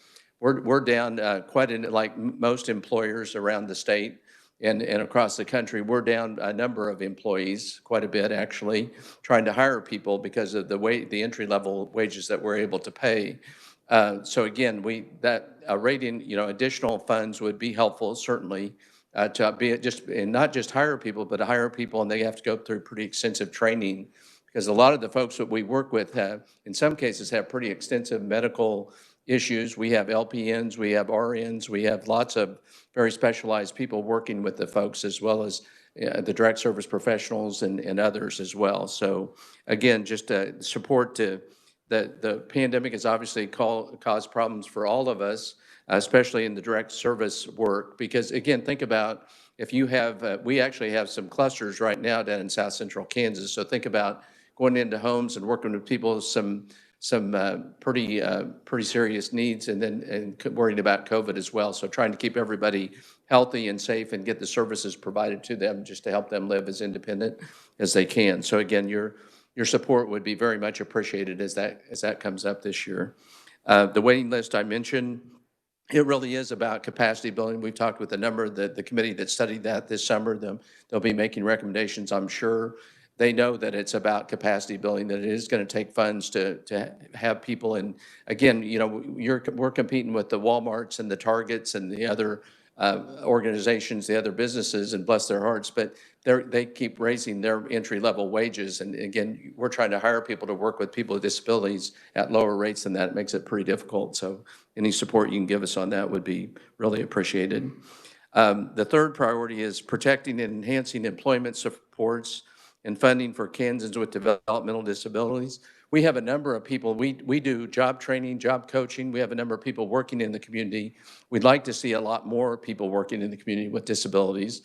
We provide all the support and services that we can. We have operations, we have art studios and a gift shop and auto detailing and lots of work opportunities, but we would like to see more people employed in other jobs in the community, other community-based employment. There is a bill that I do want to mention, made a lot of progress last year. It didn't get through, but I would appreciate any support you could give us on House Bill 2219. It actually creates the Kansas Targeted Employment Act, which would establish a tax credit for businesses that employ individuals with developmental disabilities. Again, that would be helpful. And again, we know that there's a lot of businesses and operations out there that are short. I mean, you just drive around town, you see we're hiring signs all over the place. So again, I think with this, and again, the challenges are that some of the people that we work with, again, have different issues that they're dealing with. So they may not be able to work full-time, but they may be able to work part-time with a job coach or with specific training and things like that. So I think this would be very helpful in that regard. So appreciate any support on that we could get. And then also continue expanding Medicaid in Kansas to increase access to health care services and decrease the number of uninsured citizens. We know that's become somewhat of a political football over the years. I understand that. We all understand that. But we don't view it, we're very nonpartisan on these issues, to be honest with you. It's interesting, they're doing the eulogy for Bob Dole today. And he was pretty big on unity too. He advanced the Americans with Disabilities Act, a lot of human rights things where he reached across the aisle, both sides, and worked together and accomplished some great things as a great American patriot. I would ask you to please consider that as well. and get around Medicaid, because it really is about getting health care to people that need it. And I know there's different debates and sides to that, like many issues, but we really would appreciate any support you could give us and really give the people of Kansas. So I will stop there, but are there any questions or comments? Senator, go ahead. Thank you. Thank you so much for being here, and good luck in your retirement, and thank you for all the good you've done for our community. So the 4,000 adults and children that are on a wait list, how does that translate to Shawnee County? Do we have a very long list ourselves? I wish I had a good answer for you. I don't know that specific answer. I do know that I believe it was Senator Carpenter and Hildebrand. I think there was a committee that studied that this summer, I believe. So they probably do have those specific numbers. I don't have that breakdown. Disability Rights Center probably has that too, but I can get you that if you would like. I would be interested in that. Yeah. And the breakdown between, children and adults. Children, okay. And that would be interesting. And also, what does it look like in Shawnee County? In the Shawnee, okay. I will get that information. And my second question on House Bill 2219, was that a tax credit for the employer, did you say? The person who would be employing the company? If I could interrupt, the House passed that bill 123-1. It's over in the Senate. What committee did it go through? Commerce, and Senator O'Shea is a member of that committee. Okay, excellent. And was it a tax credit for the employer? I believe so. Yes, for the employer. That's my recollection. We had several bills come through that committee, but I think that one's set up that way. Yes, ma'am. Thank you. Thank you. Appreciate it. Thank you. Anyone else have anything, any questions? Thank you very much. Okay, thank you. And if there are any that come up, please don't hesitate to contact me. I'm sure I'll have a predecessor coming on board pretty soon, but we'll be happy to work with you. Thank you. Appreciate all that you do. Did you get my heads up that you need to contact Senator O'Shea about that bill? We will do that. Path forward. Certainly. Okay, thank you. Thank you very much. Next on the agenda today is Colleen Thompson. Good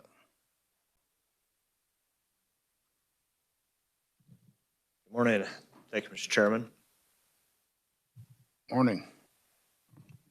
Tough act to follow with Capper Foundation. They do great work. My name is Colin Thomasette. I'm the Chief Operating Officer at Family Service and Guidance Center. We have our main offices at 3rd and Fraser. We also have a crisis building at 8th and Lane. I'd like to just spend a little bit of time talking about how things are going as it relates to mental health and kids. Don't have an ask for you really today. Just want to provide an update. So for those of you that don't know, FSGC, or Family Service and Guidance Center, I'll shorten it up to the extent that I can. We're a pediatric community mental health center, and we specialize in treating children and families. So we provide direct clinical services, prevention, education, nearly 12,000 children, adolescents, and families across 38 counties. Obviously, our main operations are here in Shawnee County, but we have a lot of people come and seek our help out. And so we have about 260 staff across our campuses. So we've been improving the lives of kids in Shawnee County for over 100 years. And last year when I was in front of you, I mentioned that COVID-19 is actually the second pandemic that we've had to deal with after the Spanish flu in 1918. Today, we offer a broad continuum of services across all of our facilities, in homes, schools, and out in the community. And these include everything from what you might think of with traditional mental health services, individual and group therapy. But in addition to that, we have 3 board-certified child and adolescent psychiatrists. We also have an anxiety treatment program, and then kind of a youth preschool program, mental health preschool program for youth age 2 to 6. And then we also work with a lot of kids older than that through the rest of the age range up to 18. We do serve some children after they turn, or I guess it would be after they turn 18 if we establish that therapeutic relationship as well. And so along with Vallejo, and you'll hear from Bill Persinger later, who's CEO at Vallejo in Topeka, we're part of the Community Mental Health Center Network. So there's 26 community mental health centers in Kansas. And for the network perspective, we provide behavioral health services in all 105 counties, 24 hours a day, 7 days a week. So we're the local mental health authorities, and we coordinate the delivery of those publicly funded mental health services. So as part of those licensing regulations, we're required to provide services to all Kansans who need them, regardless of their ability to pay. So that makes us the mental health safety net for Kansans with behavioral health needs. With those 26 mental health centers, we all have duly elected or appointed boards, so we all operate independently. But each of these boards is accountable to the citizens, county officials, state legislature, and the governor. And we submit data, a bunch of data, in order to receive federal mental health block grant funding. So I like to say we have a lot of government in our lives, which is good because we're tasked with doing quite a few things on behalf of the people that we serve. So not only our CMHCs or do CMHCs make up the public mental health system, but we are the network that provides the majority of mental health services in the state. So we are licensed by Kansas Department of Aging and Disability Services, or KDADS.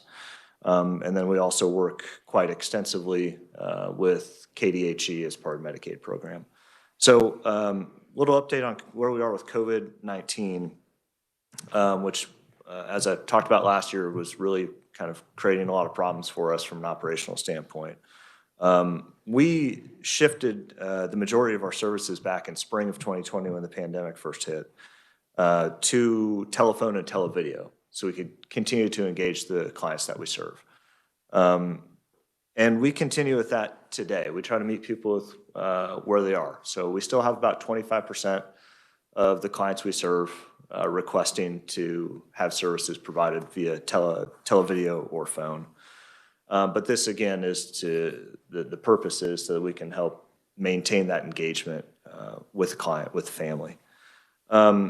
Unfortunately, a number of our more community-based services, so, when we're out in schools or working with kids in the community, that's been a little bit more challenging. And they've been significantly altered since the beginning of the pandemic. And unfortunately, I have to stand up here and tell you that our revenue is down about $745,000 from what we would expect. Our loss would have been even greater if it weren't for our crisis services, which I talked about. We provide it out of our 8th and Lane facility. And those we've seen just increased demand for those, and I'm glad to, and we'll talk a little bit more about those in a minute. But frankly, without our cash reserves, we'd be having a hard time making payroll. And with the workforce challenges we're experiencing out there, don't have to remind any of you, this is one of the toughest business environments we've faced.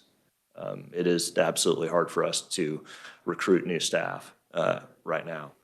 So we do work on a daily basis to mitigate COVID-19, but nevertheless, as you all know, it's the effects are going to be a little long lasting. So how that's kind of playing out for the youth that we serve here has taken what I would say is a significant toll on the mental health of children and teens.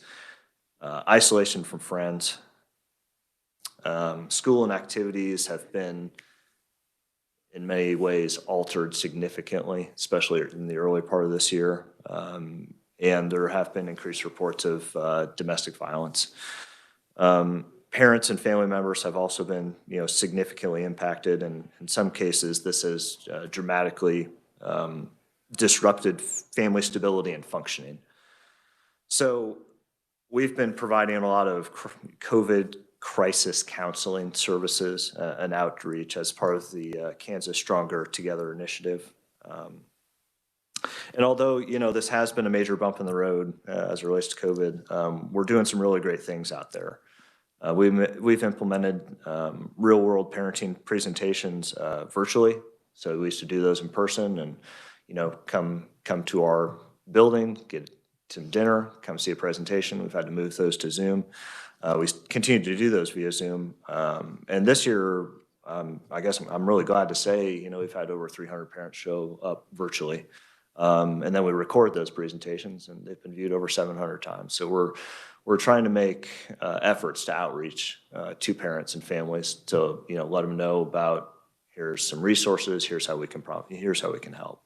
We've also implemented the free outreach service, another one called Ask a Child Therapist. So, that's when parents who are concerned about the well-being of their kid can request a free 15-minute consultation from us via phone or televideo. And those consultations are obviously very confidential and provided by one of our highly trained clinical staff. We've seen really good utilization of that service, and it's been really effective in kind of us deploying information to people, so getting it out to them, providing them with resources and referrals as necessary. And we always look for how we can meet the needs of the community. So this is, again, COVID has forced us to reimagine and rethink how we're doing things. So, and we continue to see, as I mentioned, really high demand for our crisis services, and this is really critical. So, and earlier this year, I am glad to say that in working with KDADS, we did receive a grant from them to help expand our crisis services. So we approached KDADS, would have been, I guess, late 2020, saying, hey, our demand for crisis services is really high. We could really use some support. And to their credit, they said, okay, tell us what you need. We'll help you on that front. And that was it's a great partnership, and I hope that we can talk more about that in the future as we get it moving. This grant, along with those increased demand, it's going to necessitate, quite frankly, some type of facility expansion. That's the demand that we're seeing, and we hope we can finalize the plans for that early next year. On the broader mental health policy side, I am proud to stand here in front of you today and say every member of this delegation voted in favor of House Bill 2208 last session.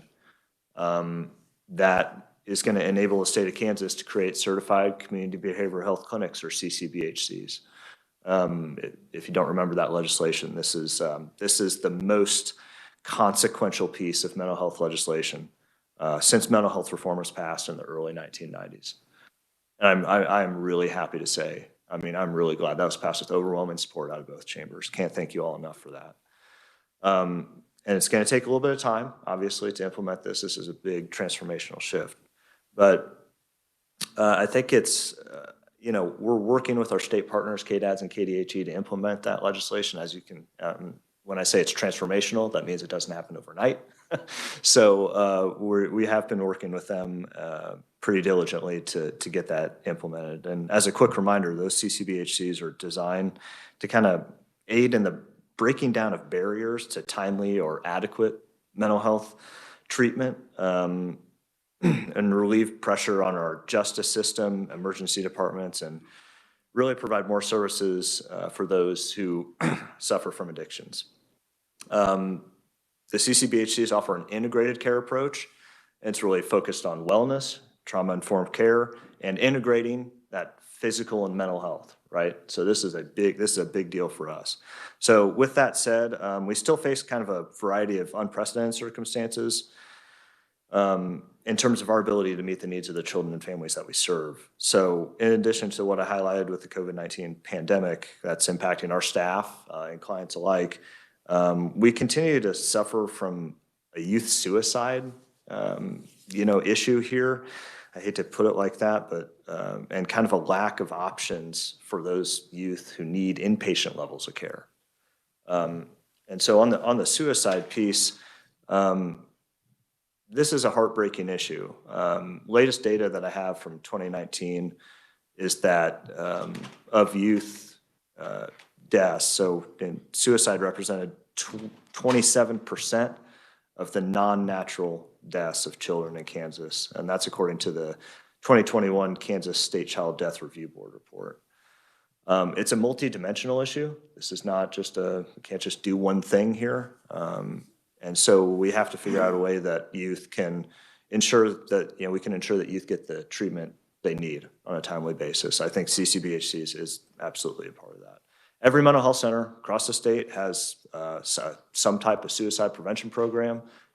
Many have multiple suicide prevention programs. We operate the 7 Cups initiative, which is actually a smartphone app. It's free, it's confidential, it's for teens, and they can message one-on-one with, again, trained staff to help them kind of work through issues, figure out if they do need to seek other resources. Then we also do a countywide suicide prevention initiative called Suicide Talk About It, Save a Life. That's with all the school districts, Hayden High School, Shawnee County Suicide Prevention Coalition. So we spend a lot of time on that. We're the convener of it. It's the goal is just to get people in the room, talk about it, remove some of the stigma, make sure that people know that if they do need to get help, that's okay too. I want to talk a little bit about the demand for some of our services over the last few months, especially with school coming back into session. After summer, we've just seen an influx of requests for therapy services from children, adolescents, and families. We're seeing higher rates of anxiety, depression, and psychiatric crises. The rates of admission for our services right now is higher than it's been in both 2019 and 2020 for the same time period. So we are seeing many more admissions, many more people seeking treatment.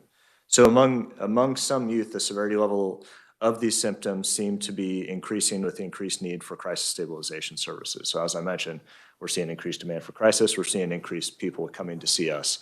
But considering the workforce issues that we're having, again, this really puts our staff under a lot of strain. We're asking them to do a lot these days. And so families with those limited resources appear to be experiencing just a significant amount of distress, increased DCF contacts, increased contacts with law enforcement, and involvement in the juvenile justice system.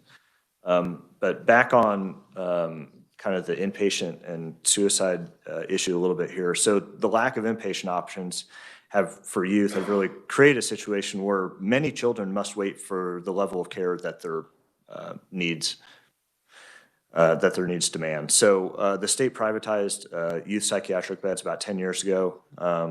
And right now, we are looking at a wait list of approximately 150 youth for psychiatric residential treatment facilities. So this is how I kind of go back into how we're looking at expanding our crisis services, because there's a wait list for services. We're going to try to meet that demand, try to get kids the help they need.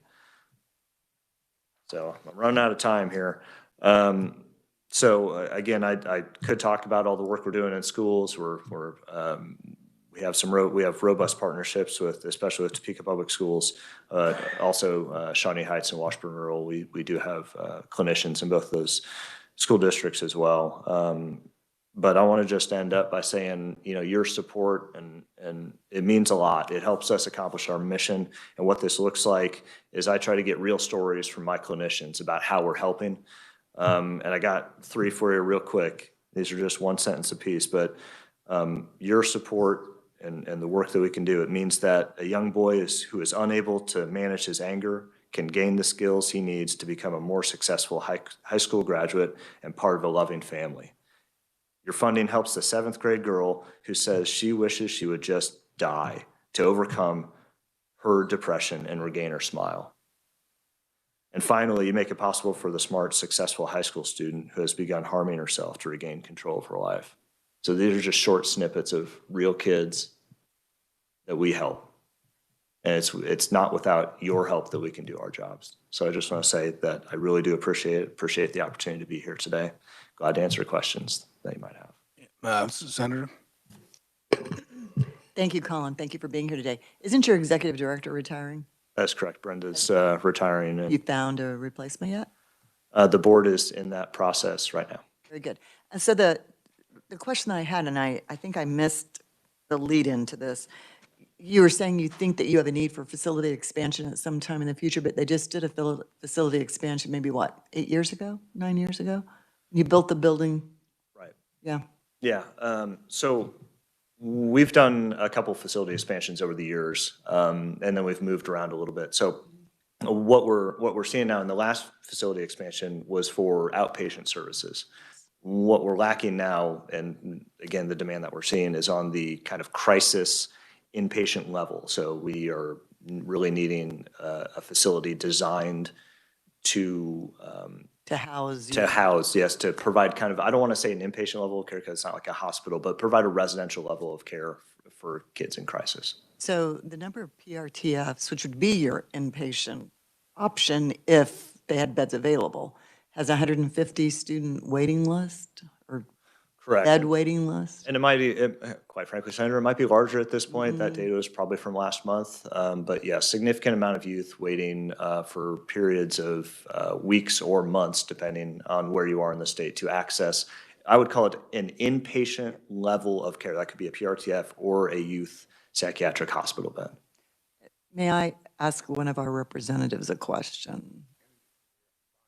Representative Keither, does the Juvenile Justice Committee look at the PRTF issue at all? Has it? Okay. All right. Thank you. That is disturbing because we have so many kids who need help and they can't find a facility to help them. So thank you. Sure. And Senator, I would just add as a follow-up, we work with KDADs frequently and KDHE on how can we help in this situation. So it's not that nothing's being done at all. Right. No. I appreciate everything that you're doing. I think you've done a great job over the years. I've been lucky enough to be affiliated with Family Service and Guidance Center. You've certainly serve an important need in our community. I just see there's a little gap there that we maybe need to address. So thank you. Thank you. Representative Keither. Several of us were just at the dinner for the Kansas Hospital Association, and the numbers we heard in terms of suicide and youth was, it just at the top of the list. That's what they're dying a lot. So it seems to me that maybe trying to work together with other organizations might help push to get better funding, more funding, because obviously this is a very critical time for this youth, and especially with that waiting list. I mean, that just makes me sick. And I understand, I'm not criticizing you, I understand, but my gosh, we got to do better because we are losing our children. Thank you. One group that I think might be good to work with would be the Boys and Girls Clubs. I mean, they see them every day. And I think that would be someone you might reach out to see if you all could help work with each other. So any other questions, anyone? Thank you very much for coming. Appreciate it.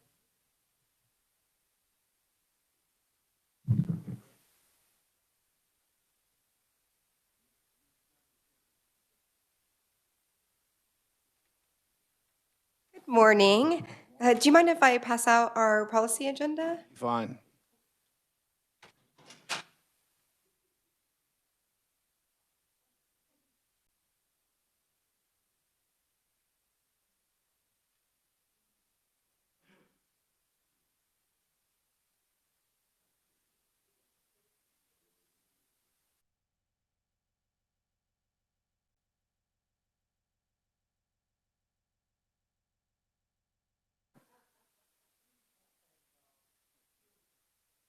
Well, good morning. I'm so grateful to be here today to speak to all of you. I know a lot of you have heard from me before, many times, maybe too many times, but I appreciate the opportunity every year to speak to you all a little bit about some things that are really important to us and that we want to make sure that our community is aware of and that you all know we're here to support you in any way that we can. I'm Jessica Lenhier. I'm the CEO and president of United Way of Greater Topeka.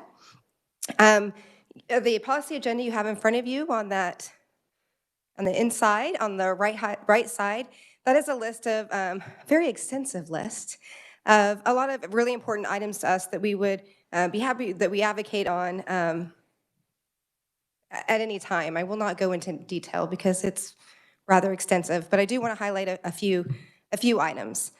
As you know, at United Way, we partner and provide financial support to over 27, actually a little more than that now, nonprofit organizations in our community. When a nonprofit receives donor dollars through United Way, they already have in place strategies and programs based on proven results and sound research. They have a plan to measure their impact, make course corrections, and share the results. They know they will be held accountable to reach their goals or to adjust their approach when uncontrollable variables intervene. And as we know, we've had plenty of those uncontrollable variables in the last 2 years. Further, we convene experts around issues of local, state, and national importance and participate in groups convened by others that align with the vision of a thriving and connected community. We engage them in initiatives that, when combined with other aligned programs, can create community-wide change, a collective impact that is exponentially bigger than any one agency, business, program, or individual. And we look beyond a solution for today or next week. We fight for solutions that will improve the quality of life for everyone in our community right now and for years to come. As a part of a broader network, we work closely with United Ways throughout the state of Kansas. While we're each very uniquely different, we do work together on key issues and we'll be looking for more ways that we can advocate together on common values in the near future. One of those common values is providing 24-hour information and referrals through 211. And I don't know that if many people know what 211 is. Does anyone here know what 211 is? Three people or 211? Yeah, got it. It's actually a referral program that clearly we need to be speaking a lot more about. It is a statewide program that is provided by United Way. It's a referral number that is answered literally 24 hours, 7 hours a day in 4 different languages. Any individual can call literally 211 and be connected to resources and needs that they have when they call. They literally say what county, city they're in, what are their needs, what are the information that they need, and they are connected to that agency. Not only is this very important for our community and individuals living in our community, it also provides data to help us make more informed decisions. When we just look at the numbers in 2020 alone, 211 connected Kansans to the help they needed 164,883 times. And it also gave us information that the 5 top requested needs in 2020 were COVID-19, which we can probably expect, but utility assistance, rent, tax preparation, and food pantries. While 211 isn't the only resource we use, it certainly is one of the tools that we use to help make more informed decisions on what our community needs.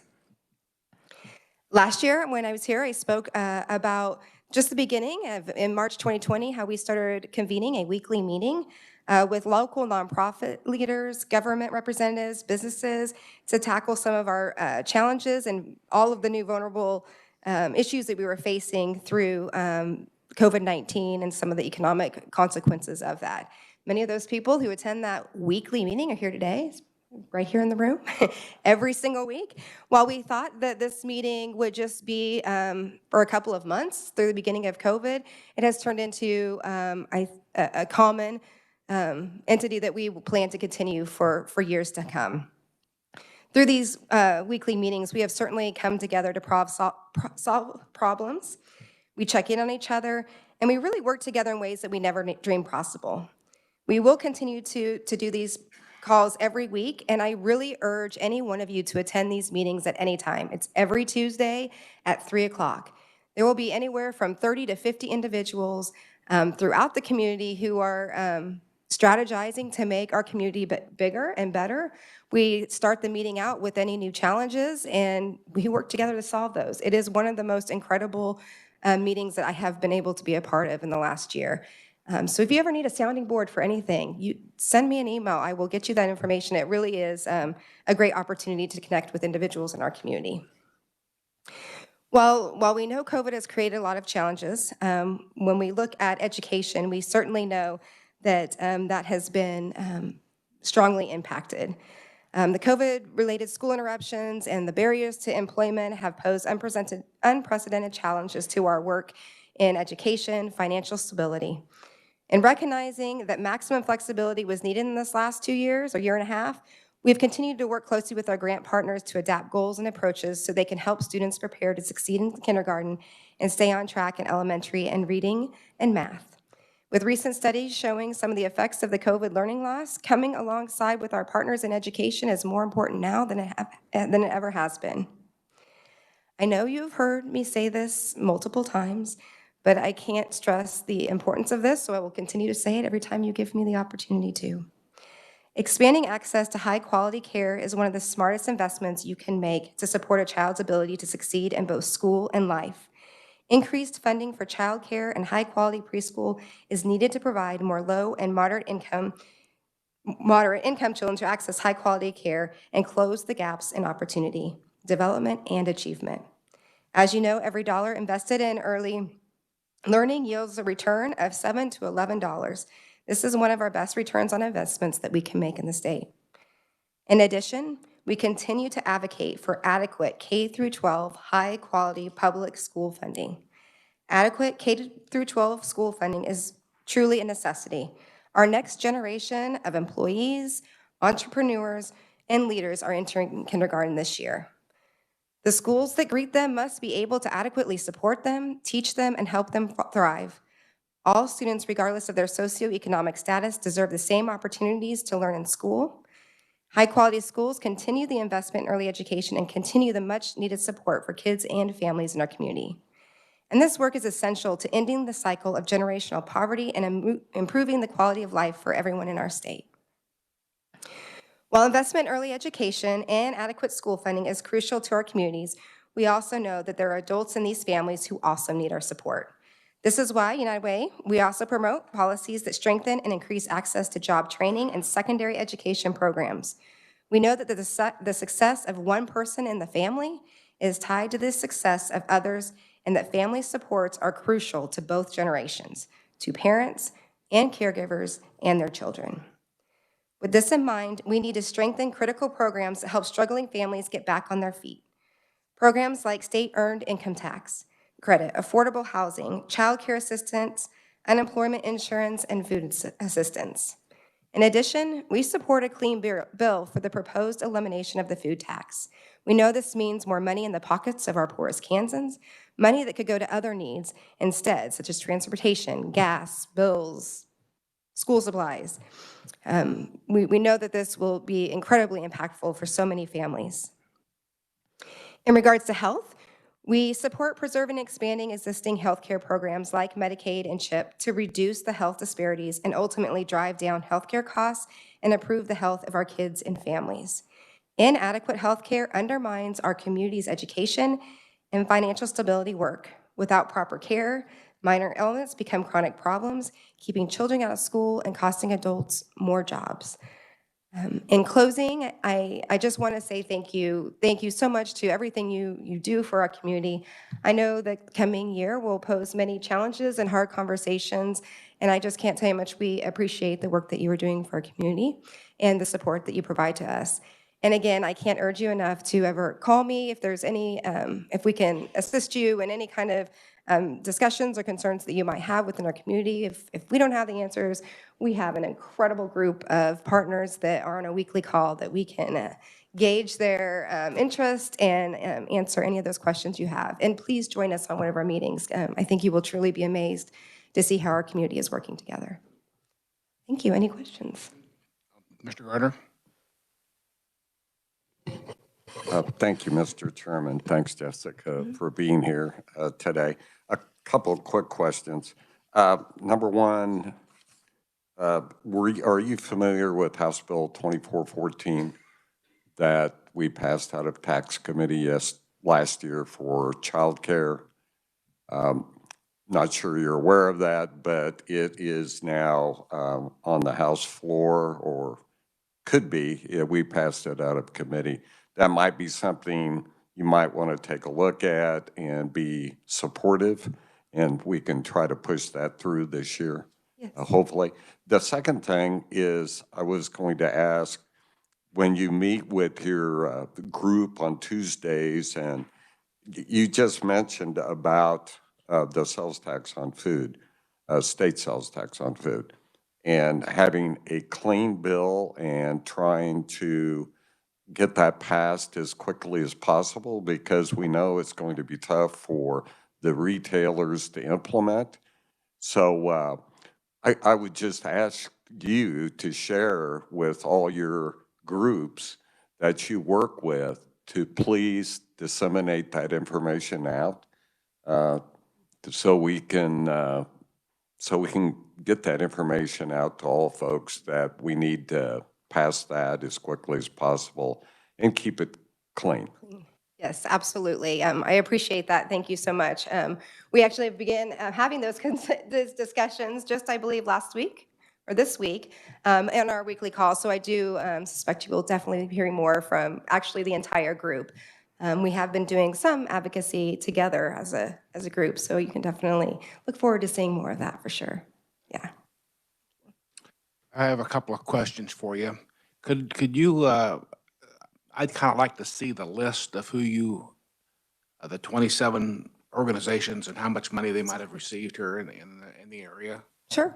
And the other thing that I thought might be positive is if you or your team could build like a JPEG or something to give you credit for that 211 number. So if we got that, we could share it with our constituents on Facebook or what. I've never heard of it, but it might be a good, easy way for a cheap way to get the word out to get some people some help. Absolutely. I can actually bring you some flyers or things that you can have on your desk. So if you do have a constituent that comes to you with a need, call 211 and they can help you. Yeah, absolutely. Thank you. And I will absolutely get that information to you, a list of our current funded partners and a list of the other partners that we're working with in other avenues outside, whether that's volunteer engagement or other avenues and the breakdown of funding. Yep. Any other questions? Thank you very much for coming. Thank you so much. Next on the agenda is Kathleen. Good morning, and thank you. I'm going to adjust this just a little bit. And thank you for inviting us again today. Allison's going to hand out just a brief annual report to give you kind of an update on where we have been this year. I first want to say I feel like this was planned. I know it wasn't. But in terms of a segue, because I have to tell you that our community partners, we have quite a few, but Family Service and Guidance is certainly a key partner for us, and United Way is a key partner. And so you're probably going to hear some of the same thing. I could probably say 3 sentences and you know what we need because you've heard it now 2 times, maybe before earlier this morning. But I want to start off, and you'll have to excuse me, we have printer malfunction, so I'm going to use my phone for my notes. So we have been further adapting our programming this year, which we had to do obviously starting 2 years ago. And we continue our mission of eliminating racism, empowering women, and promoting peace, justice, freedom, and dignity for all. And this year we had a record-breaking 13,999 individuals in Northeast Kansas that we served this last year. You can read about it, like I said, in this brochure. I want to start with talking a little bit about our sheltering and our housing. So as you know, last year when I came before you, I talked about the fact that we got some emergency housing HESG COVID funding that allowed us to open 10 apartment units so that we could safely house victims of domestic violence and intimate partner violence. And so that lease is coming to an end in, actually it was due to come to an end the end of this month. It's been extended for 3 months along with the funding. But after that, we are without that funding. And while we are still maintaining our residential shelter, we have decreased the number of folks that we can safely serve in the residential shelter from, we were licensed for 19 with the city extending us to go up to 24 clients. And we serve no more than 3 families in there currently. And so it could be 3 individuals, it could be 3 individuals with 2 to 3 to 5 children. And so that is what we feel is comfortable to do safely and to eliminate the spread of COVID. And so we are currently looking at additional funding to actually purchase property so that we can expand our housing because our numbers are not going to go down. They are going to increase. We have seen an increase in not only in domestic violence and in human trafficking in our community, but we are seeing increases in the severity and level of violence. And this plays back into everything that you've already heard about the stressors on families, the stressors on our mental health. Providing mental health in our community is very challenging. And quite frankly, I will tell you that the meetings that Jessica just spoke about, that United Way offers, as a group coming together to talk about the problems, figuring out who can do what, is also been a support group for the nonprofits in our community, because I can tell you that after 2 years of dealing with the crises that we have been dealing with, a lot of this work has fallen on the social service agencies and those providing services and in education, the teachers. And so a place for us to actually support each other in positive ways. And that's been very necessary. But we can't continue to work at the levels that we're working. I say that for the YWCA. I say that for other nonprofits in our community without additional funding. And I want to start by talking about youth and childcare. So we have continued to keep our Early Learning Center open.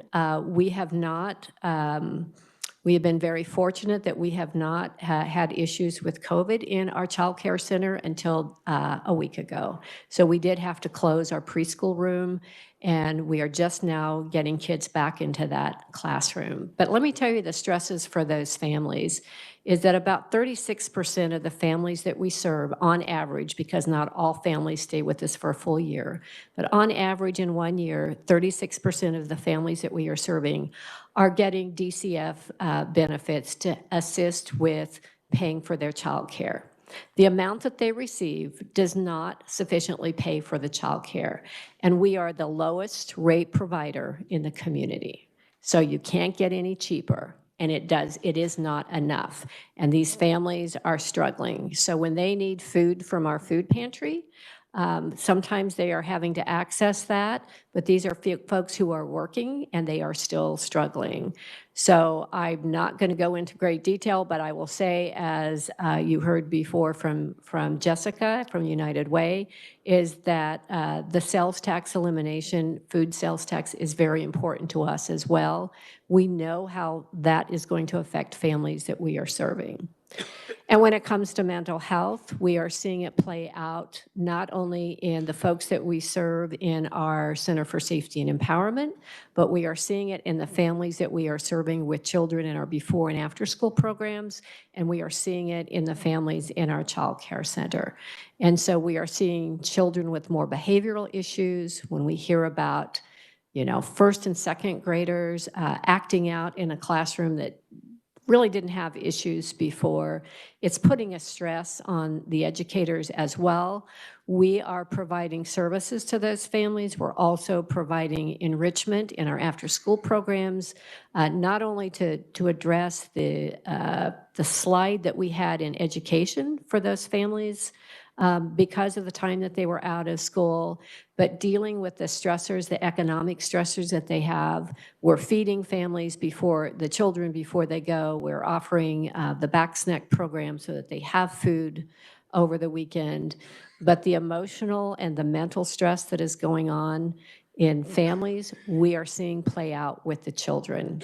And I'm very grateful for the partnership we have with Family Service and Guidance, because when we see a child that is acting out or becoming violent, our first priority is to keep all of the children and the teachers safe. And you would think in preschool that would not be an issue, but if a child picks up a chair and throws it, we're not able to keep people safe.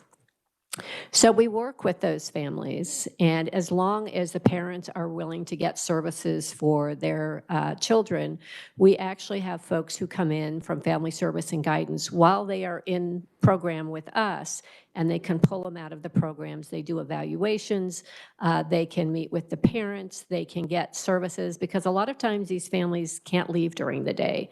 So they can get those services when they are with us as well.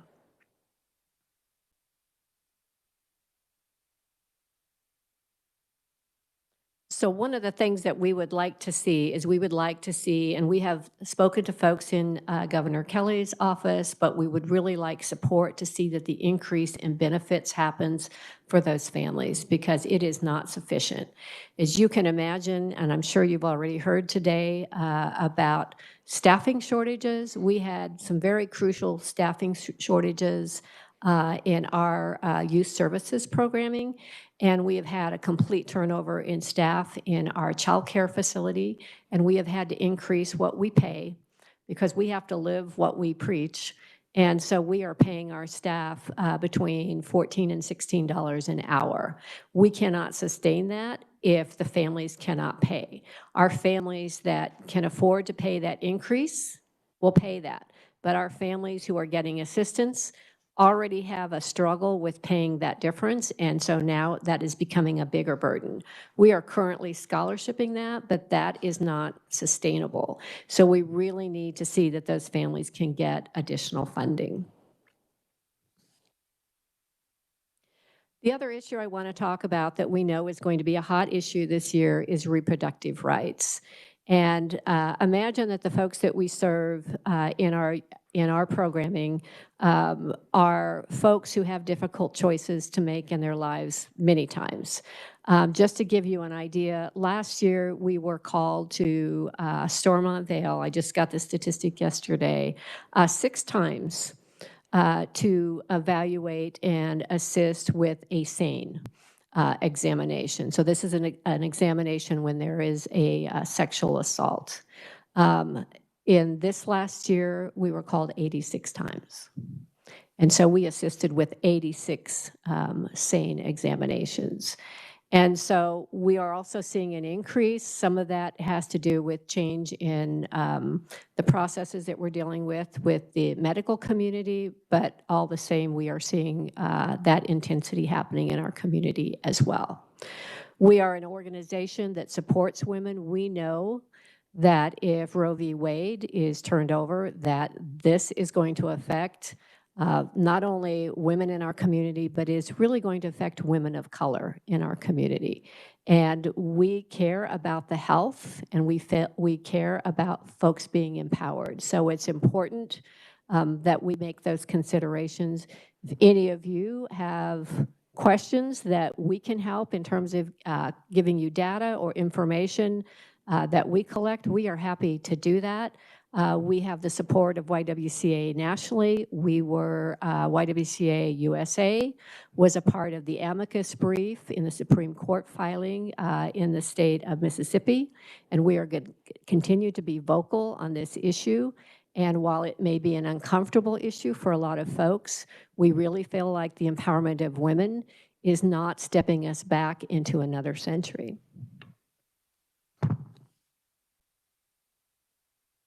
So I want to talk a little bit about mental health and the dedication of the folks in Shawnee County that are doing this work. We made a lot of strides to create a healthier and more equitable community for all. We this year are going to be doing our second Stand Against Racism. And when we do our Stand Against Racism last year, was a 21-day long program. And we were hoping to serve about 350 folks in that program. And last year we served over 830 folks. That means 830 folks got engaged, they registered, and they took the time to have education on really important topics around racism. And so we hope that you will join us this year and help spread the word on the Stand Against Racism Challenge. We have quite a few corporate community partners that engaged last year are going to be engaging at a higher level this year. And so I'm going to end with asking if you have any questions. Committee have any questions? Representative Keither. Thank you, Mr. Chairman. Thank you, Kathleen, for being here and for everything you do. I was sort of caught up with the food pantry and just would ask if you could give me information. You don't have to do it right now, but get how people can contribute to help to that, because food insecurity is huge and goes into mental health, physical health, education, everything, and how it impacts. So I'd be really interested to have some more information about how I can help with that program, maybe as an individual, and bring some people along with me. Thank you. I'd be happy to share that with you. Our food pantry, just to be clear, is specifically for the clients that we serve in our Center for Safety and Empowerment. Yeah. Thank you. Representative Miller. Thank you for remembering. Again, thank you for being here and for all your good work. First, I'd like to correct you, if I may. The repeal of Roe v. Wade will have no effect in Kansas so long as the constitutional amendment next August doesn't pass. Yeah, I'm aware.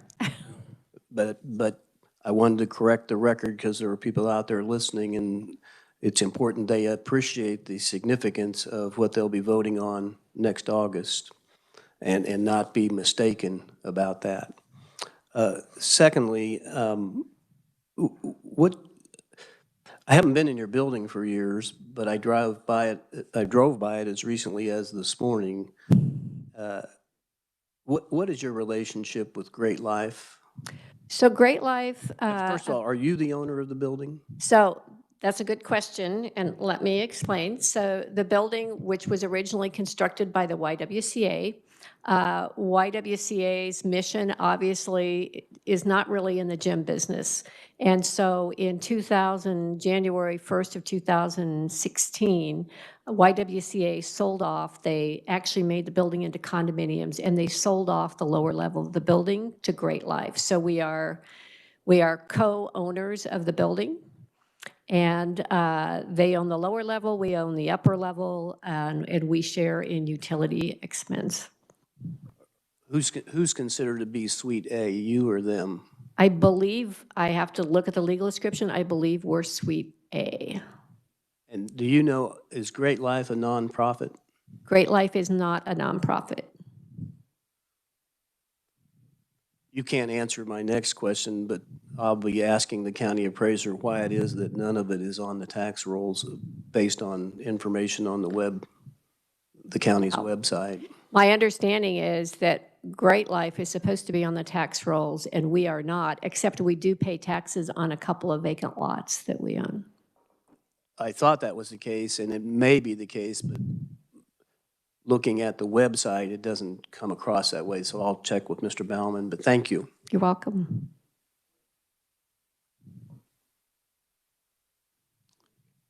Anyone else?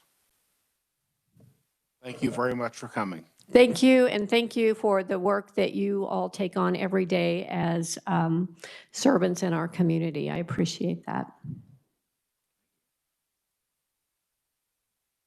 Well, if you see on the agenda, lunch should be coming up on the elevator, so that's where I sent Josh. So let's make your way to wherever we can find it. Yeah. Bring it. Yeah. Huh? Oh, you can go. Yeah.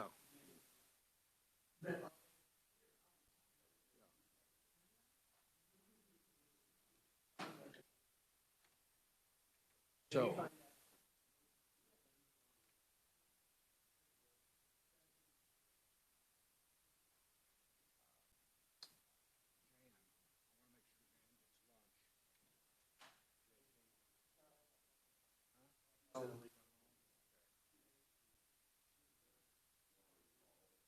See if she's still here. We want to make sure she gets one. I can take it down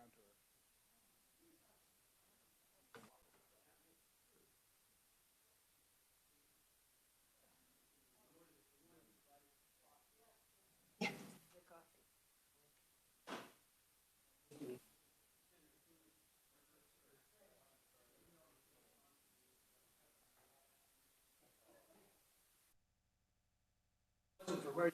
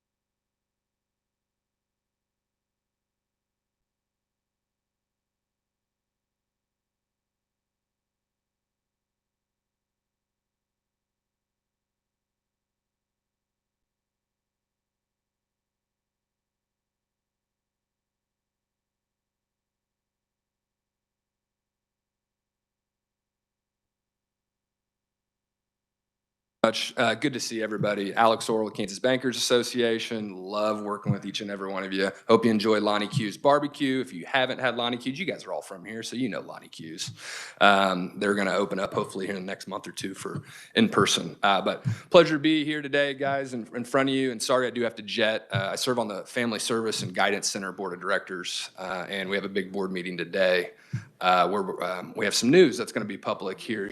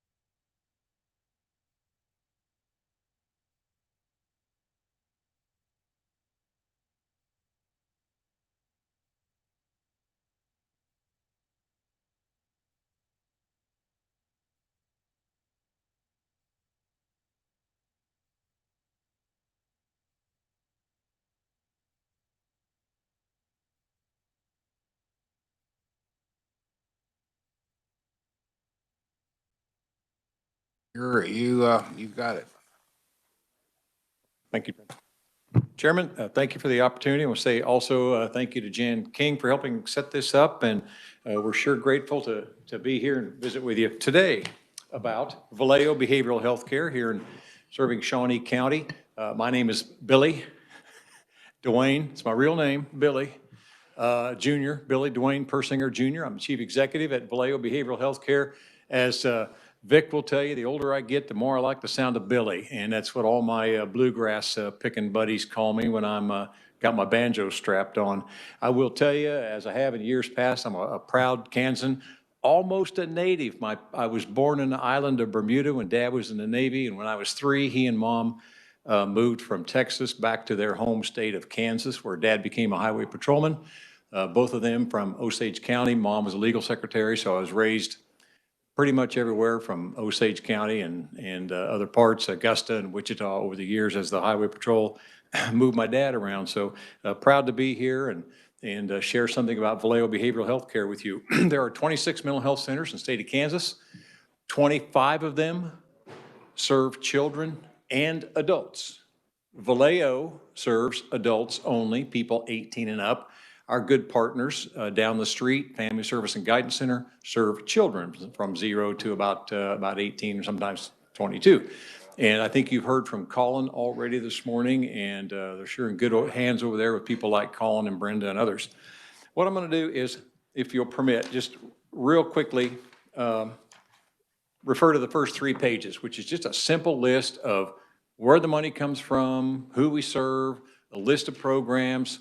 And, I could spend a couple hours on that. I'll use my remaining 12 minutes, I think, telling you about something here that I think you're going to enjoy hearing about. So I want to say thank you to the legislature, working across the aisle and with other branches of government. You have started putting back together in the last couple, 3 years, funding that was frozen. And then when it wasn't frozen, it was cut. And then when it wasn't cut, it was repurposed for many, many years across several administrations. And I really appreciate that the legislature has helped community mental health centers all across the state. It has allowed us to continue serving the uninsured, which for Vallejo is quite a challenge. We only serve adults. So at any given time, something like 45% of our clientele are uninsured. They essentially don't pay anything when they come to see us. So we really need that grant money you pass to us. Shawnee County, if you see one of our commissioners, please tell them thank you. They put in $2 million a year to the mental health center, which we share with the guidance center and a couple others. And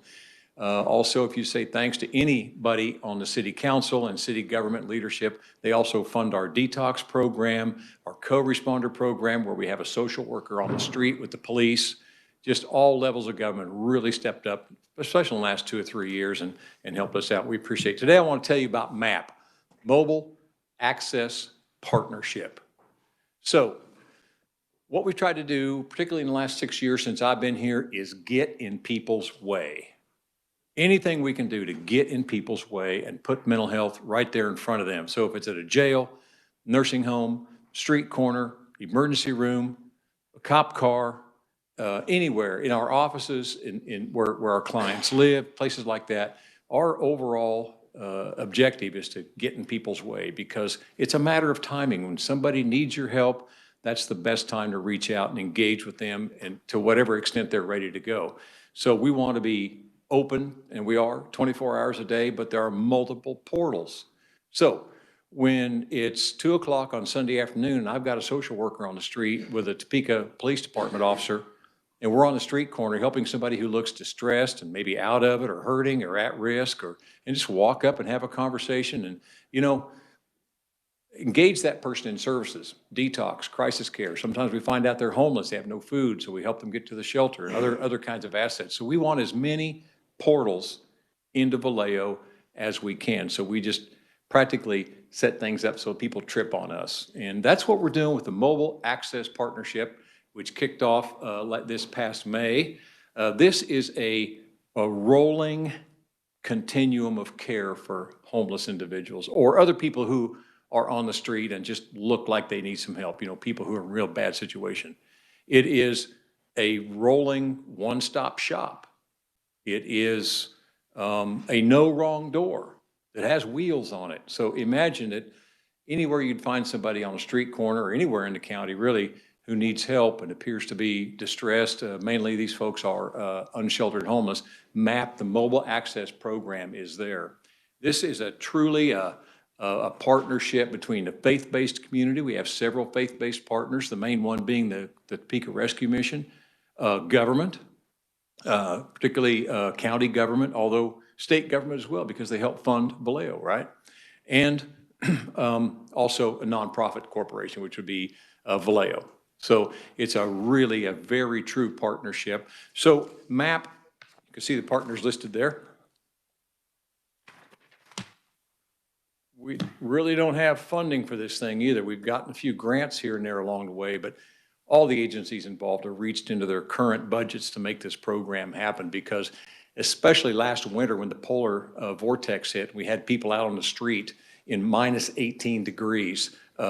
We got together with our partners and funded about 20 motel rooms to get people in for 5 or 6 nights so they wouldn't freeze to death. And in fact, we just started at last fall, just a couple of months ago, an extreme cold weather task force made up of Vallejo and some others, where we're going to try to get ahead of any kind of next really bad weather snap we get so we can help folks. So you can see a quote here that I have, just a collaborative approach, mobile continuum of social health and behavioral services. And pictures tend to tell 1,000 words, and they go more quickly than my speeches. The first component of MAP to roll out the Mobile Access Partnership was our shower trailer. I think we're the only mental health center in the whole country that owns a shower, restroom, and laundry trailer. Thanks to, right down the street, our friends at the Kansas Housing Resources Corporation. So if you see any of those folks over there, please tell them thank you. It's a $65,000 unit we had built special and delivered here. And we'll get to some numbers here in a little bit. We deployed that first in May. So there's another picture of it there. It's very heavy. If you know about trailers and campers, it's 8,000 pounds dry weight. So it's heavy. Excuse me. This, by the way, is a unique program. We just don't know of any other program like in this country. When you add it all up and put all these MAP components together. The Topeka Rescue Mission has recently just purchased and had outfitted and wrapped with their logo a clothing trailer. So you go to a church parking lot, which is usually where we deploy, and soon it'll be the Salvation Army as well. There sits a shower trailer. And we have a network way to get people who are homeless, way to get them in there they can, and also a clothing trailer for folks that's also full of other supplies like healthcare and hygiene supplies. So we're starting to see the size of the parking lot grow a little bit. Add to that about a 38-foot hot food trailer that the Rescue Mission just got delivered and wrapped that will serve to people individual meals like the ones you enjoyed today. And, you know, God bless our organizations that hand out sandwiches and chips and water, but this is a meal prepared for individuals who don't get a chance to eat very often. In fact, we met a guy who hadn't showered for 6 weeks and hadn't had a decent meal and hadn't shaved, and when he walked out of that shower facility with a meal and some new clothes, he reported to us he felt like a new man. So, of course, that's our chance to get in his way and say, well, can we help you find more permanent housing? We have some vouchers. And by the way, has it been a while since you worked? We have a jobs program. So we just, and if you need, so we just really try to get in people's way. And that's just one little quick story. So the size of the parking lot's growing again. The caravan, the wagon circled, if you will. And coming, Stormont Vale will be deploying, probably after the first of the year, a 58-foot motorhome that is a fully functioning primary care clinic. It too will join the caravan. MAP deploys a couple times a week. The hospital may deploy that motorhome, rolling primary care at other times and locations, but for sure that's part of the partnership. Sometimes we'll all be in the same parking lot. There'll be 2 full-time APRNs practicing there, as well as laboratory. I mean, it's a rolling, you know, primary and emergent care center. So that's what MAP looks like. That's who it serves. And so on the very back page, I just threw up real quickly for you to digest quickly a few statistics. Brenda, did you have a question? I'm sorry, Representative. Okay, so we opened up May 4th. Most recent date of service was yesterday. Number of unduplicated people we've engaged with, 357. In those 7 months, if I'm doing my math right, 1,830 hours of volunteer service was provided mainly by congregation and parishioners, people who worship at the churches where we park these vehicles. And there have been 5 or 6, 7 over time, and we'll continue to do some of that as well, and using church parking lots and Salvation Army and other places. So MAP deployment, I kind of referenced to just area church and nonprofit parking lots. Donations, grants, and current agency budgets fund MAP. So that's just kind of a quick picture at Vallejo and the MAP program, the Mobile Access Partnership. So next time you see a big old white truck hauling a shower trailer down the road, you know where it's going, and you know where it's been, and you know who's behind it. The next time you see the rescue mission with its hot food trailer out there, or 4 or 5 trailers serving people, 12, 15, 20, 30 people a day, you'll know what's up out there in Topeka and Shawnee County. Might also give a shout out to Topeka Credit Union Foundation and Vista Credit Union and United Way of Greater Topeka. They all have provided grants of one size or another to help keep the program going. It's not fully funding it. We have hopes for the future and a bit of a sustainability plan, but we formed this partnership quickly based on need. And like Barry Feeker would tell you, progress moves at the speed of trust, and there's a lot of it. So we operate this program with our partners. We've got somebody hired who's the director of the program that worked for the mission, and it is truly a nonprofit, faith-based, and government partnership, that the truest, I think, that you'll see in a lot of places. Representative, do you have or Chairman, I stand for question. I'm sorry, getting ahead of myself. Representative Gardner. Thank you, Mr. Chairman. Bill, I was in a hurry, Chair. Didn't mean to. It's a great program. Thanks, sir. I love it. But what is the budget? Can you give me some numbers for the MAP program? No, I really can't. I know that, the rescue mission's gotten the materials they're using donated. They're using current staff that are already in their budget. So mainly they operate on charitable gifts. We're using our state and county grants we're using current staff at the present time. We hope maybe that with, Medicaid changes coming, where someday we'll be paid at cost under a different model. It's happening all over the country. And we hope that there'll be, maybe some extra funds there to pay for it. Maybe some ARPA money, gifts, donations, things like that. But, Representative, we've been funding this thing just with current assets and current staff.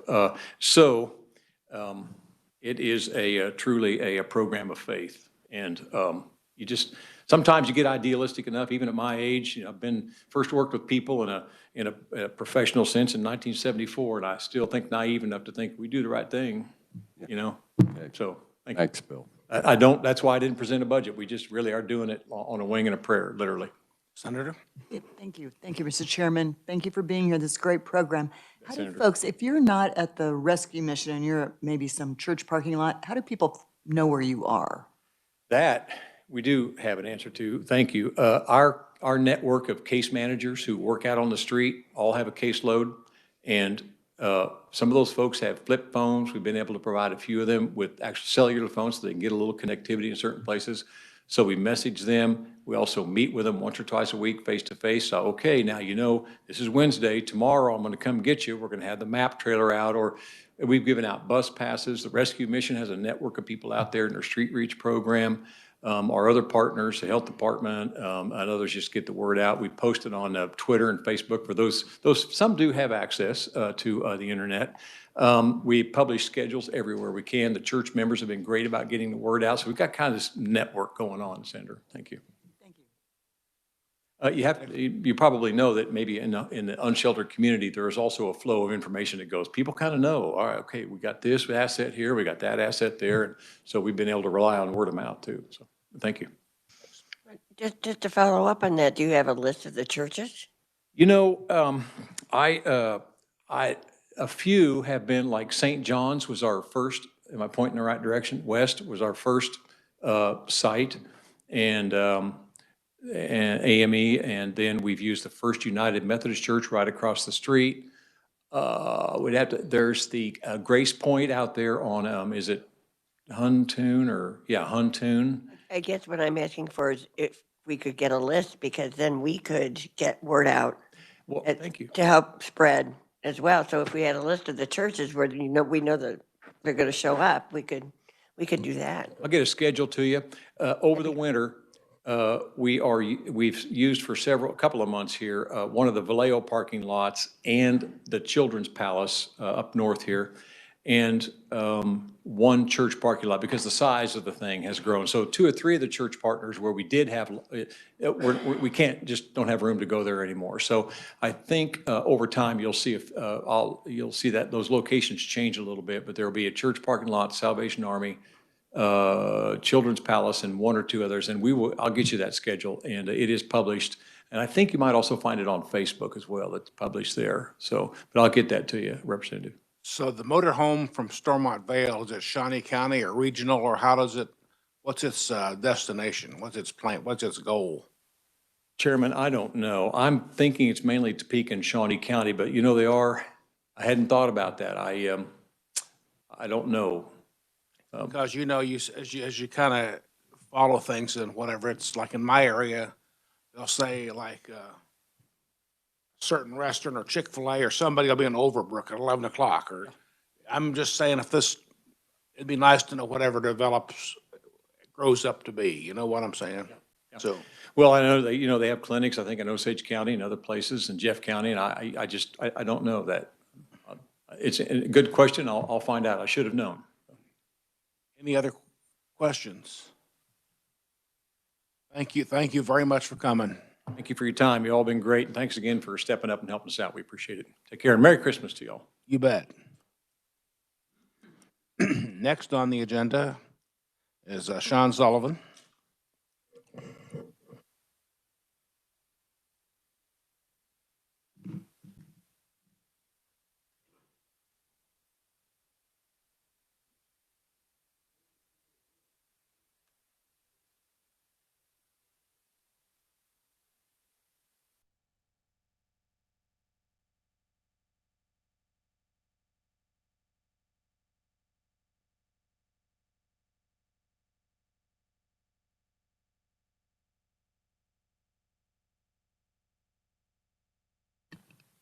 Good afternoon. Thank you all, distinguished delegation members. Sean Sullivan, CEO of Midland Care. We provide services to 1,800 seniors in 22 counties through 415 staff. Do that through hospice, palliative care, home health, Meals on Wheels, and PACE. So a couple of things in my testimony or suggestions, priorities are in the testimony, a couple of pages on the left side of the collateral propaganda that I gave you all. And on the right side is an overview of Midland Care programs, where we serve, what programs we serve where. And then the last one behind that is a infographic overview of PACE, which is a program that's actually our largest, but still not known by a lot of people that could use it. So there are 3 things I've provided in the testimony that I want to thank you all for first, that were extremely beneficial to the seniors that we serve and the patients and clients that we serve in all of our areas. The first was the passage of a sales tax exemption legislation last year for integrated care communities. And this righted a quirk or flaw and had been there for a long time in statute and law that put us on par with other hospices and PACE organizations. So we started in the late 70s as the only community-based hospice, and have always been a nonprofit organization. Today, in Shawnee County at least, I think we're the only nonprofit hospice out of the 15 hospices that are available. So because of that, our front door is open to everybody. We get referrals from the other hospitals or other hospices, physicians, and even hospices. And generally they happen on Friday evening, over the weekend, Saturday, Sunday. Have several tomorrow. And the legislation that passed last session helps us to be able to do that. The second thing, there's this deal called the protected income level that has received a lot of attention over the last 3 to 4 years, that historically was set to where seniors that needed Medicaid, home and community-based services could only keep $717 of their income a month. And then anything over that, they had to pay to whatever provider or healthcare system they were in. That was increased a couple years ago, but then last year through the budget was increased to $22,382 a month. So for us in the PACE world, which applies to Midland, that pretty much eliminated what we call obligation for all the PACE participants we serve. And that has allowed us to serve more people, which as a byproduct allows us to keep more people and seniors out of nursing homes and hospitals and what the purposes of PACE is, but also helps the state save the state money because every person we serve in PACE saves the state Medicaid program 10%.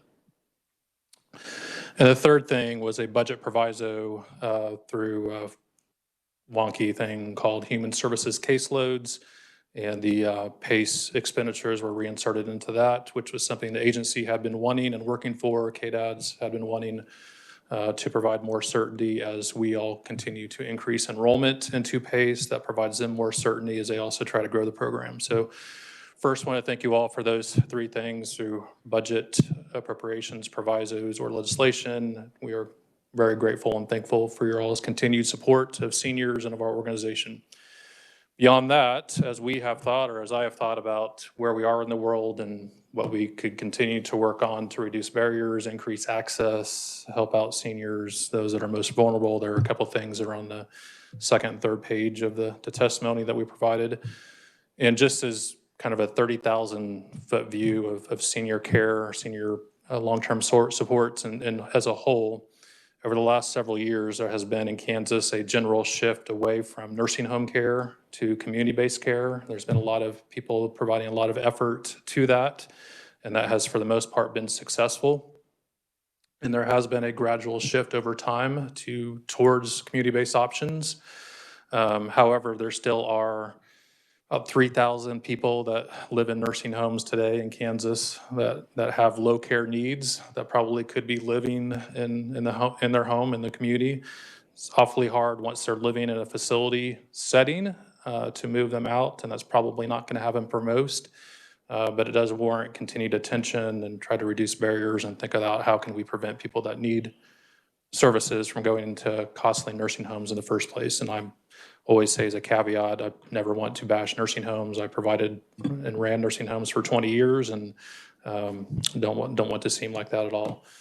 And then the second is there's a continued focus on trying to avoid high cost care, whether it be hospitals, inpatient care, ER visits, and all those things. So we have tried to, and then thirdly, workforce issues, which you hear about from all industries, especially those of us in healthcare. So the first thing is a couple of PACE-related items, and thankfully things have gotten much better over the years in regards to PACE. It used to be, it felt like, as PACE providers, that there were 15 doors that a person that could qualify and benefit for the PACE program would have to go through 15 doors to get into the program. Several of those have been knocked out and removed, but there are still several barriers. And PACE is a provider-based managed care system where we are paid one rate from Medicaid and one rate from Medicare to take care of all the person's needs. And we do that and try to keep them at home, healthy, independent, out of a nursing home, out of a hospital, through in-home support, therapy, our physicians and nurse practitioners and nurses and the like. The first thing, which is not in the testimony, is for several years there have been concerns about the front door access to PACE from the state. So the state agencies have a contract with an agency that provides what's called options counseling to people that need long-term services and supports, and call their hotline or visit this agency, and there are 11 of them throughout the state. This has not been an issue in Topeka, but most other parts of the state, there is a bias against PACE and working against PACE in those agencies, and we are asking the agencies to help us address that and provide some remedies to that contract, and hopefully that will be the first recourse and corrective action. If not, then we likely will be looking for some help through legislation or budget provisos. The second thing, which is in the testimony, is enrollment. So unfortunately, because of federal regs and rules, people cannot enroll into our PACE programs or the other two in Kansas throughout the month. They can only do it on the first business day of the month. So if we have someone call today from the hospital, we're probably not going to be able to enroll them until January 1 or February 1st. So for someone that needs services right away to be able to stay at home in their apartment, at their house, and out of a nursing home, that is a very prohibitive thing. So the two agencies, KDADS and KDHE, support moving to where we can do that mid-month or throughout the month, and they've identified, along with us, ways that that can be done. But they also have said, KDHE has said that it'll cost us $2.5 million to make that system change with their eligibility system. We are going to seek ARPA money and Spark funds and advocate that with them to do that, but wanted to highlight that as a need to reduce a barrier. And third is, while it's not a Topeka or Shawnee County item, there is still one large market in Kansas through Johnson County that is not served by PACE, unfortunately, due to a combination of factors. So we have been working with the agencies to try to remedy that, and hopefully they will before the session. If not, then we'll be looking for some help there. So even though that may not be a Shawnee County thing, is every place we're able to expand PACE, which we provide PACE in 12 counties now, including Wyandotte and Leavenworth County. That actually does provide more jobs for Shawnee County through administrative, HR, quality compliance, the things that we do to support our PACE programs. So those are a couple of PACE-related items, just to plant some seeds. Then the rest of it is really workforce issues. And I'll just say it's pretty brutal out there right now. And unfortunately, I'm not sure there's a lot that legislature can do in terms of public policy, but there are a couple of things. The first is we rely pretty heavily in all of our programs for certified nursing assistants and certified medication assistants. We employ 70+ aides and have about 40 vacancies, I think, as of today. I've been working in collaboration with a couple of technical colleges and other providers who've identified that the Kansas regulations, which are more restrictive than the federal regulations as far as who can teach CNA classes, we've asked the agency to change those because of the length of time it takes to go through regulatory changes, which they said would be probably 8-9 months. They suggested we go to the legislature to ask for that to be made statutorily. So we are going to have a bill go in front of the public health committees, both the Senate and the House, in January. And then the second would be CNA licensure, again, the CNA topic. So the administration and KDADS, as well as the federal government, made temporary aid licensure allowable when COVID started, when the emergency declaration was made. When the emergency declaration lapsed over the summer in June, July, that authority went away. So there has been some interest, and I believe this is something that Senator Hildebrand is going to sponsor in the Public Health and Welfare Committee to allow for temporary CNA licensure, which is done through an 8-hour online course for the remainder of the disaster declaration, federal declaration. And the last thing I'll mention, which is not in the testimony, is there's an increasing issue and a lot more of attention, and it's starting to get the hospital's ear too now, around staffing agencies or third-party agencies. So for a long time, nursing homes, home health agencies, hospice agencies on occasion have had to use third-party agencies for staffing. If we don't have enough nurses or aides today, then we will go and by contract go and get temporary staffing. In my previous career, where I went in and worked with long-term care facilities that were troubled to turn them around, generally one of the first symptoms that they had was they were using a lot of contract staff and not their own. Unfortunately, where we are today is majority, if not all, healthcare organizations are using temporary staffing. And what is happening is we're getting price gouged. There's no regulatory standards around them. They're not required to do background checks, a lot of those things. And I have nurses leave that may make $35 an hour with Midland Care, and they go work for Stormont for $80, $90 an hour. And it's kind of cannibalizing the workforce, and it's just becoming more and more of an issue. So where it used to be where hospitals were not using really much, particularly more urban metro hospitals weren't using, they're pretty much all are using now. All nursing homes are using them. We are using them. And it is becoming much of a public policy concern. So there was a proposed legislation 2 years ago, House Bill 2629, that went in front of the House Children and Seniors Committee that we would ask for further consideration. I think there'll be a further attention and proposal on that in the months to come. So with that, happy to answer any questions or also provide any assistance anytime during the session. Again, thank you all for your continued support. Representative Keither. Thank you, Mr. Chairman. I don't want you to go on about it too long, but since we don't have anybody from Meals on Wheels presenting today, which is unusual, would you just touch on that and how that program's going for you? Volunteers? I mean, how's it working out? Yeah, so we provide about 900 meals a day through Meals on Wheels to Eastern Kansas as part of our umbrella. It has started to bounce back, so we had to rely a lot on staff throughout the last year and a half to deliver meals, but we've been able to pick up a lot more volunteers here over the last quarter. So we are back up to about 1,000 volunteers now. A lot of businesses support taking a route a week or a month, and so we're very thankful for that. So it is actually going much better now the last few months than it had been the previous year when we were really struggling. Senator. Thank you. I've got a couple questions. I just am not understanding a couple of things, and maybe I'm too far down in the weeds. But when we're talking about streamlining the PACE enrollment process, and you say the federal regulations prevent the mid-month enrollment, how can KDHE come in and mitigate that? So the way they would do it is they would contract for it with us as a fee-for-service provider instead of a PACE provider, and we serve as a fee-for-service provider for 15 days and then become a PACE provider at the first of the month. Thank you. Now I understand that better. The CNA, may I ask another question? The CNA piece, so under the emergency orders, there were a lot of provisions that changed for how facilities could access students who wanted to become CNAs. And then when that emergency order ended, I personally contacted KDADS because I've got 20 nursing homes in my Senate district. And they were telling me that there is no provision that would allow them to extend some of those provisions that you're wanting the legislature to consider because CMS won't allow it. Did you find that to be true or not true? So the temporary aids is the key one because that provides an immediate supply of additional people. That one can be done through legislation per the federal disaster declaration. Once the federal declaration ends, whenever that is, then that would not be allowed, but until that time it would.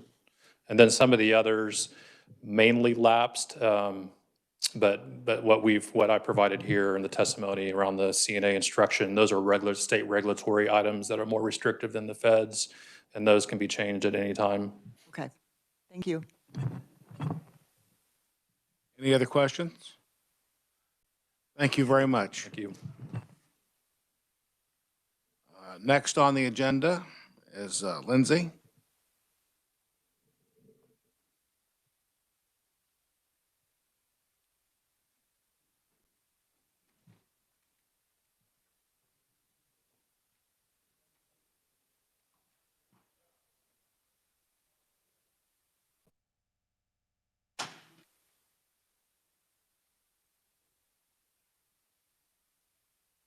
Ma'am.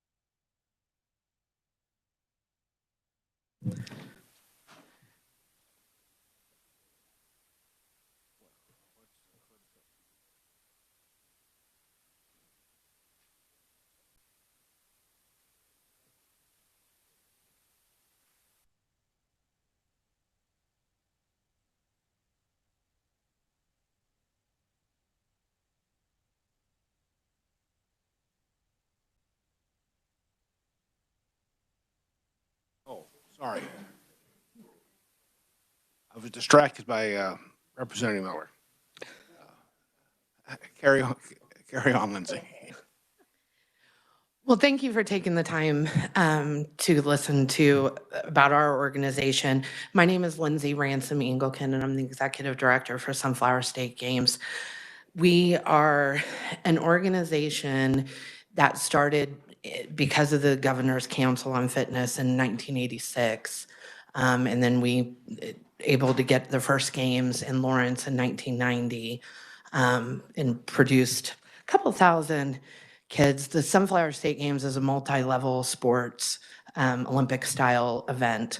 So for the summer events and the Sunflower State Games, we have right around 7,500 athletes come on average and do 40 different sporting events in 2 weeks. So it's pretty fun, and you get people from all over the state and other states around the country. The games moved here in 2002, and we've been able to increase the participation rates of that. We were affected the last 2 years because of COVID, of course, but we do that. And then we also, under our umbrella, are Kansas Senior Games. This is for participants 50 years and older around the state, and they participate in right around 20 different sporting events. And they range from 50 to, we had a 95-year-old World War II vet swim this year. That was kind of fun to watch.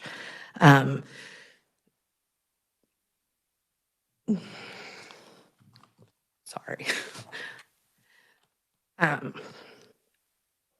We also do a Winter Wonderland 5K as a benefit for TARC here in Topeka. And then a couple years ago, we just started Topeka corporate games. So places like Stormont Vale, Blue Cross, Mars, et cetera, would put teams in, and they compete against each other to have bragging rights for the year. So that's been kind of a fun event, and they compete in 6 different events over 1 weekend. So it's a nice team building event. Here also, I have one of our board members, Vince Fry, to kind of talk to you guys as well.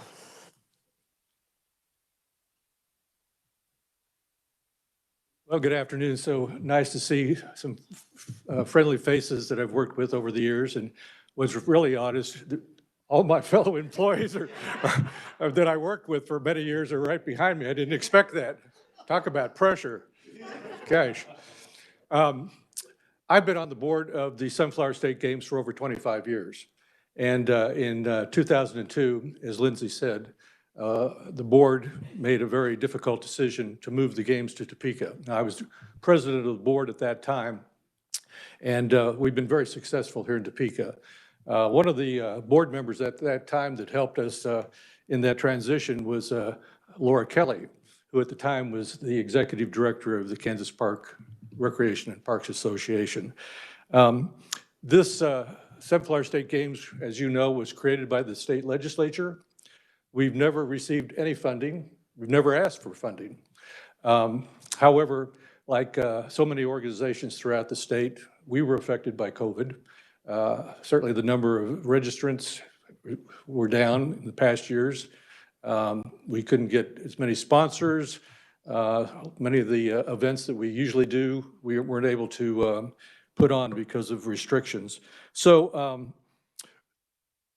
I guess as a board member, I'm asking you to give some consideration to funding sources. Maybe COVID relief dollars might be available this year or going forward in the future. Again, we've never received any money from the state. You were the ones that created us. And so we would ask at this time to give some consideration of that. You're all Shawnee County representatives. Shawnee County has benefited dramatically by the Sunflower State Games, but the entire state of Kansas has, and that's exactly why you created this. So we ask you to give that consideration. We ask you to come out and participate. I'm close to that 95-year-old person that, but I will not be participating in swimming. So if anybody has any questions, I'd love to try to answer any of them. Again, I've been a member for over 25 years, and I think the games are very significant to this entire state. Senator? As a potential senior games person. True. So what is that would be me, not you. What kind of funding are you thinking you would need? Well, again, we have no number in mind. But we just felt at this point in time, with COVID money, with the state being in a little bit better position financially, that we would put that in front of our delegation. And perhaps you can take that forward with the fact that Governor Kelly served on our board for many years and certainly is a supporter of it. May I ask you what your budget is? Do you know? Our budget right now for the games individually it's right around 50,000. Thank you. Representative Keither. Chairman, I would suggest that if you're asking for money, it's great to give us a heads up, but I put together a group of people, and I certainly would go to the governor and say, hello, remember me? You know, I don't know why you're not there. Because she certainly is an avid outdoor person, whatever that is. Thank you. But put together and ask and have a figure and get ready to go. We thought we'd start with you. Thank you.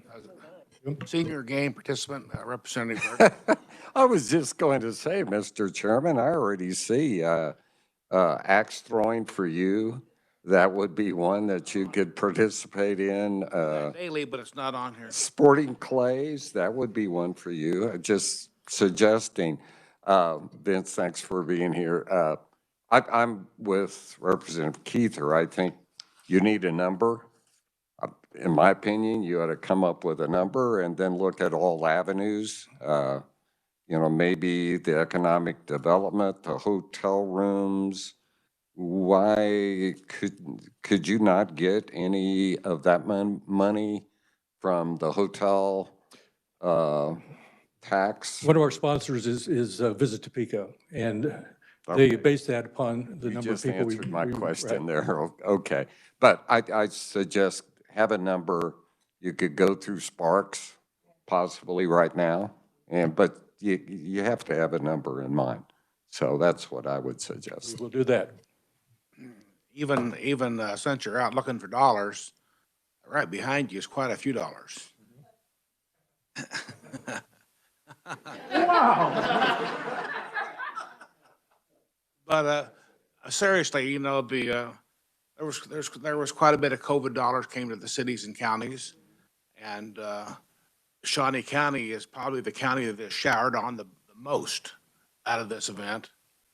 And I don't care which cow you seem to want to milk, but I think there's plenty around here. But I think locally, you go where you can. But I think that this is a great program, and just to see that many people come to this town to do whatever, it's kind of a pretty sweet deal. We don't want Topeka to lose this.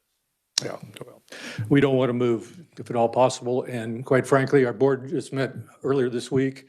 So we will come up with a figure and we will see what we can do with regard to that. And we appreciate the time. Any other questions? Thank you very much. Thank you. We appreciate Lindsay. It. Next, the one we've been waiting for the most. Curtis, you got the biggest audience you've brought to the building. Let me set my timer so that we will stay within your limits. There we go. Thank you very much. It's a pleasure to see all of you in 3 dimensions. I'm Curtis Sneeden. I'm the president of the Greater Topeka Chamber of Commerce, and I am, to begin with, very proud to be joined here today by a big part of my team at the Greater Topeka Partnership. We have chosen to hold a staff retreat inside the State House today so that we would be able to attend to our work on our team development and leadership development, but also easily come up here and join the meeting here. So I am delighted to be joined by a couple of people I'd like to introduce by name. The president of Go Topeka is Molly Howie. She is with us today. Sean Dixon is the president of Visit Topeka. Rhiannon Friedman is the president of Downtown Topeka. And of course, Matt Bavarnik is the CEO of the Greater Topeka Partnership as a whole. We also are joined by a number of other members of our executive leadership team and another group of our executives who are going through a curriculum now to develop their leadership skills and their managerial skills so that someday they will assume the reins, hopefully with our organization, but if not, they'll be really good at what they do in some other communities. So I'm very pleased to be joined by my teammates and my friends today. And perhaps after we're done, if you have any questions you'd like to pose to any of them, I'm sure they'd be delighted to chat with you. I thought that maybe I would start by a little bit of an overview of something that I think many of you have a familiarity with of one degree or another, and that is the 5-year strategic plan that has been guiding most of the partnership's efforts since 2018. We call it Momentum 2022. The partnership, of course, consists of those 4 organizations I talked about, Go Topeka, Visit Topeka, the Chamber, Downtown Topeka, and a number of other organizations within that who have a special role in the overall project of growing the prosperity of Topeka and Shawnee County. Momentum 22 was developed 5 years ago, roughly 4 years ago, and since that time, most of our efforts have used Momentum 22 as our guiding light as to how we would go about achieving that larger goal. Thank you, Molly. Some of you who serve on our boards have seen this chart a number of times. I think you've all seen it at least once because I've shown it to you, but it is constantly helpful to remind ourselves of the strategic initiatives that were placed before us by a group of community leaders who helped develop this strategy. They boil down to developing our workforce, our homegrown talent, creating attractive places, growing and diversifying our economy, promoting a positive image, and collaborating for a strong community. We've been working at this since 2018, and we have made a fair amount of progress. Michelle Stubblefield is our Senior Vice President in charge of strategy, and she is the one who is tasked with tracking our progress and basically keeping us all honest against the goals that are set forth here. She does a terrific job. There are a number of ways to gauge our progress, and you may have seen some of this in the news, but for your reference, we know from the 2020 census that the median household income in Shawnee County over the last 10 years has gone up on average about $14,000. We know that the poverty rate in Shawnee County over that same time period has dropped about 44%, and the GDP of our county has grown by roughly $1 billion over the past decade. That's good progress. The economy is moving in the right direction. We also know that the population has been flat to a little bit diminished, which was discouraging when we saw it, but we noticed that there is a thread in there that's worth pulling on, and that is that it's apparent that individuals in the 25 to 45 year range are, that seems to have grown. So apparently people who have moved away are realizing anew that Shawnee County is a great place to start their families, and they're coming back to some degree. So that's an encouraging trend that we intend to keep building on. The people behind you have worked tirelessly and with others in the community to accomplish a number of amazing things. I will go through these quickly, and they aren't necessarily initiatives or programs that our group did, but I consider them to be emblematic of the collaborative spirit that has been moving the community forward. Of course, we've got a new upscale hotel downtown on Kansas Avenue. We've got Wheatfield Village and Sherwood Crossing out 29th and Wanamaker.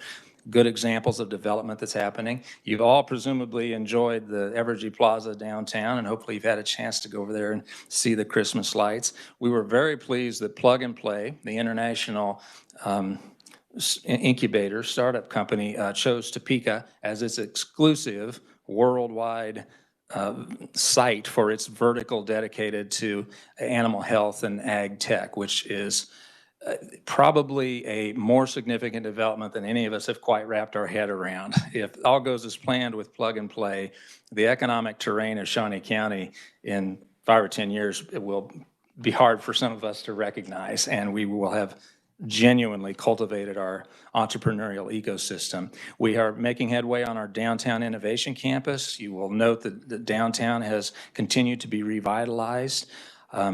We are very proud of events like the Country Stampede coming back to Topeka, as well as something this spring that I assume you all have on your calendars, which is Dino Days, which if you haven't heard about it, you will, because it is going to be enormous. Pardon the pun, but we are very, very excited about the fact that a casting replica of the T-Rex called Sue from the Fields Museum in Chicago will be on display here in Topeka at the Overland Station, along with some other specimens. At the zoo, there will be, I think, 18 robotic, what's the word? There you go, animatronics set up over there. And we've been talking to merchants all across town to let them know this is coming so that they can play into it. For example, Nick Exitis over at Hazel Hill, when I mentioned this to him, he said, I've been looking for an excuse to use this 4-foot egg I've got. So he's going to make a dinosaur egg out of chocolate, I guess. I think the whole community will be involved. We're excited about that. Molly and her team are working on a whole range of things, but one that stands out is the attention they're paying to Forbes Field and to Billard Airport, our various aviation assets, to see what we can do to bring more value out of those. And I would just note personally that as the chamber president, it's my privilege to go to ribbon cuttings all over town. I see many of you there, and this is more anecdotal than statistical, but doggone it, when you see that many people who are betting on Topeka and taking a chance to start their businesses, you can't help but get the sense that the pulse here in Topeka is strong, and we're on the right track. We've made a lot of progress, but there's still a great deal to do. We know, for example, that we need to pay ever more attention to making sure the growth we're trying to bring about is equitable and spread evenly across our community, multiple dimensions across the community. Michelle and her team are working on the next version of this, which mysteriously enough will probably be called Momentum 2027. It will be another 5-year plan that will keep us moving forward. We don't intend to let our foot off the gas at all, and we are happy that you've been with us, and we intend to stick with you. In the midst of all that, there is a set of issues that probably defines a big set of the sorts of things that we'll be having a chance to talk about in the upcoming session. And that is the fairly crisis level shortage in talent and workforce. This is not a problem that's unique to Shawnee County or Topeka. It seems to be nationwide, but our focus is our businesses here in Shawnee County. And I haven't spoken to a business owner yet who doesn't tell me the main thing that keeps them awake at night is their inability to find enough people to work for them and keep them on hand. The workforce is the real epidemic underneath the one that involves the microbe, and we are doing a number of things to try to address that. Interestingly, there are a range of potential causes. It is a fairly kaleidoscopic type of problem. It's not as simple as saying, well, we don't have enough skilled welders. That could be true. There are skills gaps in certain fields, certain certified fields, et cetera. We're working with our educational institutions to try to close those gaps. But it's also true that a number of people have just left the workforce. Some of them are having a tough time coming back for a range of reasons. And that leads me into the next item I'd like to chat with you about, to close on, which is an initiative that the Chamber rolled out this spring called Agenda Topeka. Agenda Topeka involved pulling together roughly 70 to 75 targeted leaders from around the community. It wasn't exactly open to the public. It wasn't secretive, but we made sure to invite people who we felt had something informed to tell us about the sorts of topics that are standing in the way of us in the future that awaits us. We talked about public policy. So to be clear, this wasn't strategic planning. This was about the sorts of issues that you and I and all of us need to be working on during the legislative session. They met twice, and they boiled their discussion into a number of areas, including Kansans work, building a healthier community, cultivating small business. You can see the topics there. And when we came back together, having collated the input of all those leaders, we were able to distill that down into a series of topics that the community has told us they consider to be their priorities in the public policy realm. And what I'll tell you is that, I mean, I'm a dad. When my kids were younger, I knew finding childcare was a challenge. This is a known quantity.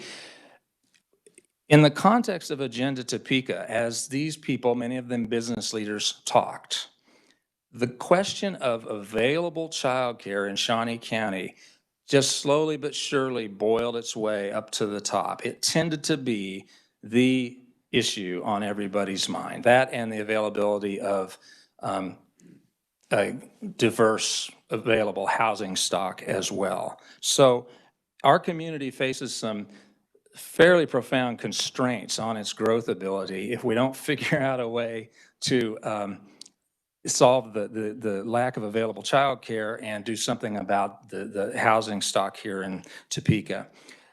When we come to you during the session, my guess would be that that will be a big part of our conversation. Standing here, I'm not sure what the solution is.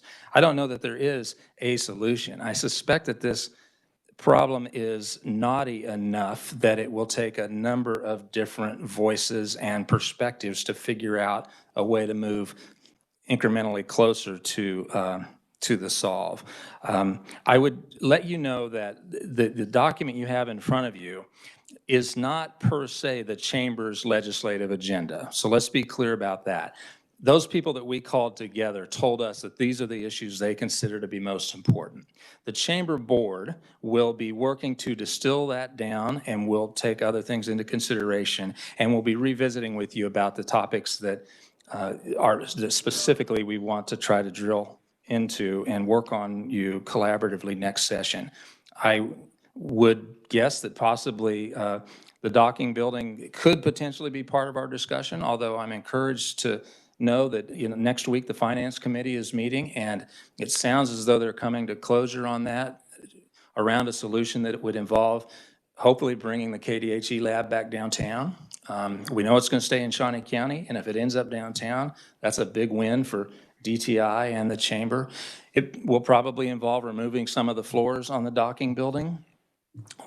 Based on what I've heard, Rhiannon and I and the DTI board and the Chamber board feel like that's headed towards a win. And so if all goes well next week, we won't have to talk about the docking building, but if it doesn't, that may be back on our agenda. I could foresee us talking more about sustained funding for KDOT. As you know, the Polk Quincy Viaduct is moving forward. We're very pleased. That's in the construction pipeline, and it's moving forward. If somehow that stops, you'll hear from me, because that's a very important project, and we've got to keep it moving. We'll probably also be talking to you about broadband and childcare, as I noted, and taking advantage of some of the federal funding sources, whether it's ARPA or this new infrastructure package or whatever else might be coming out of Washington. We'd like to work closely with you on seizing the opportunities that presents. Thank you. Representative Keither. Thank you, Mr. Chairman. I'm glad to hear that you're fighting more for getting the lab back downtown. I was not happy with that outcome at the docking meeting for sure.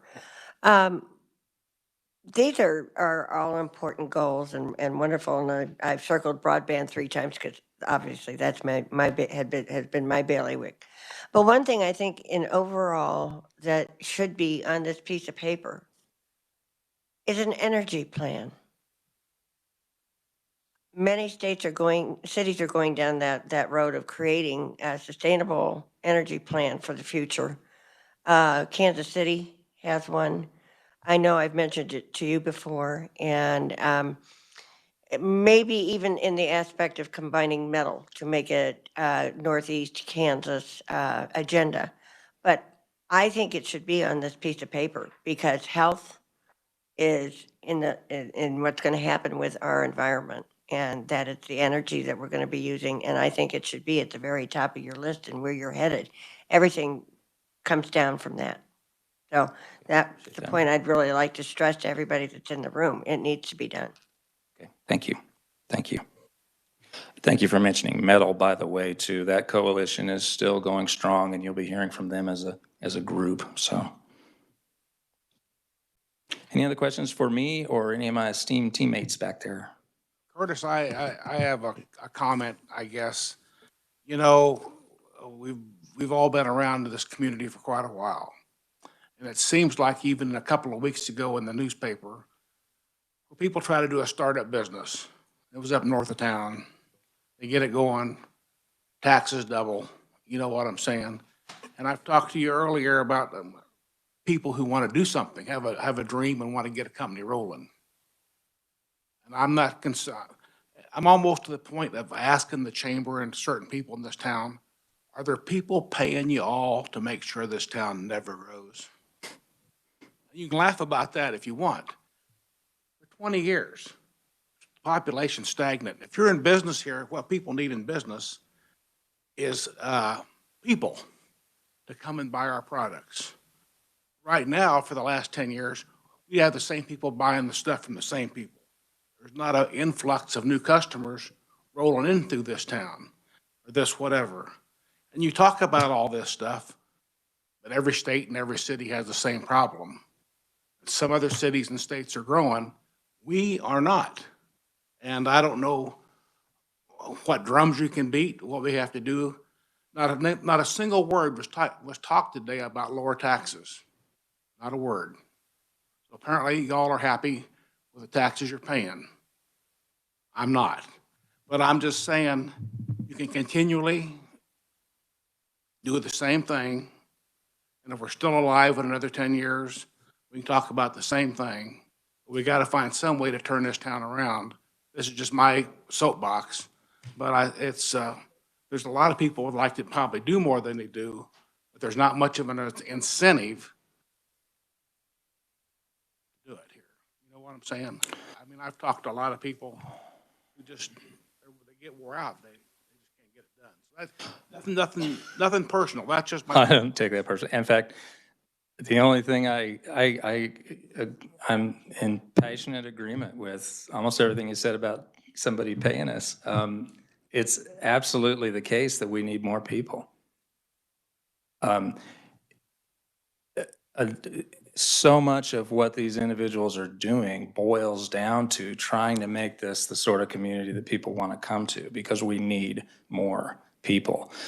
The tax discussion, it probably deserves a little more attention I don't want to give you a quick answer there. What I will say is that we are engaged with local officials to try to make sure, do what we can to avoid some of the sticker shock that we read about, and do what we can to remove friction and barriers if you have a good idea and want to try to start up a business. So that is right in the middle of what various of our folks are working on. So you have nailed it, Mr. Corbett. We need more people here, and almost everything these people are doing is designed to get us there. Representative Gardner. I couldn't. Thanks, Mr. Chairman. You know, there's one positive that I think you pointed out is the demographic of 25 to 45.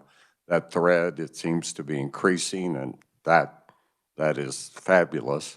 You know, the chairman, you know, I understand we've talked about property taxes, but, you know, commercial property taxes, metal, you look at Manhattan, Lawrence, Topeka, on the commercial side, there's all kinds of space to be leased. And because there's just more of that commercial property out there. So, you know, their appraised values actually are dropping. So that should help if I was going to expand into a commercial building. On the other hand, Topeka has a heck of a problem with residential housing, which most of the country has right now with the demand and supply. And guess what? Property taxes, you mark my words, in the next 2 to 3 years on your residence it's going to be scary. because their values are going up. I mean, the other day I heard somebody had a house, it was on the market one day, it was a $130,000 house. They bid $150,000 and did get the house. But, and so that's part of the problem I think we need to look at, especially residential property taxes, and how do we help alleviate that growth problem. But on the other hand, I also have to point out to the chamber that you all, you know, the big program, what was the last year that you implemented? Choose Topeka. Choose Topeka. And it has, can you tell me what the numbers are on that, Curtis, on how was that successful and how much? It's been successful. I'd be kind of pulling old numbers out of my head if I rattled off, but Bob Ross is our Senior VP of Marketing and Communications. He's sort of the shepherd of that program. Bob? Yeah, I'm happy to share. So it actually has far exceeded our expectations. So since December 19, when the program was enacted, we brought over 54 families to Topeka and Shawnee County. What's interesting is that we expected that the average wages would be around $65,000 per person. It's actually been closer to $85,000 per person. And our initial expectations was the $10,000 to $15,000 incentive, we get about a 6x return on investment. It's come back to about 14.5x return on investment. We've had people move from all over the country. So 19 states and counting, a lot of concentration in California, we have Chicago, we have New York, also a lot of Texas. What's also been exciting is that the earned media that program has given us has just really raised our awareness on the national stage. So now what we're finding anecdotally is that we're running into a lot of people who have relocated here from similar markets because they've heard about Topeka. So we've met video game designers, we've met people working in the tech space from San Francisco, and they've relocated to Shawnee County without the incentives just because they've heard about Topeka as a great place to live. And rebranding the city nationally has been very powerful for us. So what I've always said is that the Choose Topeka incentives, $10,000 isn't the only reason you move here, but it is a reason to take a look. And once you discover what we have to offer, it's a really amazing reason to stay. So it's been really wonderful, amazing families that have moved in here, and we're looking forward to highlighting their stories over the coming year. So, yeah. Thank you, Bob. Next year, they'll ask you to come and present instead. Bob is as compelling as they get. He's your Topeka fan right there. Bob did a great job. He does. He does. Any other questions? Any other questions? Oh, Mr. Miller. Mr. Miller. Sorry, that's your job.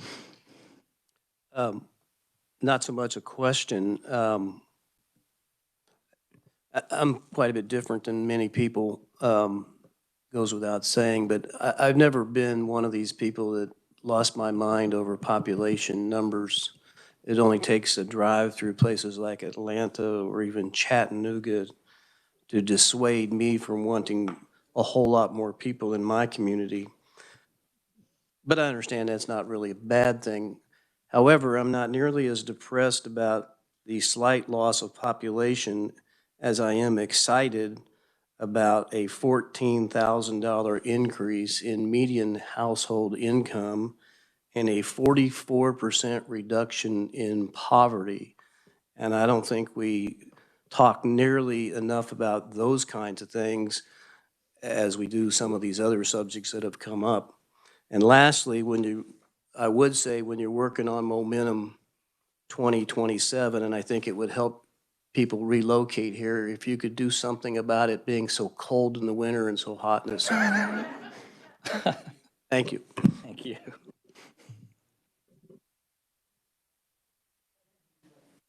And a what?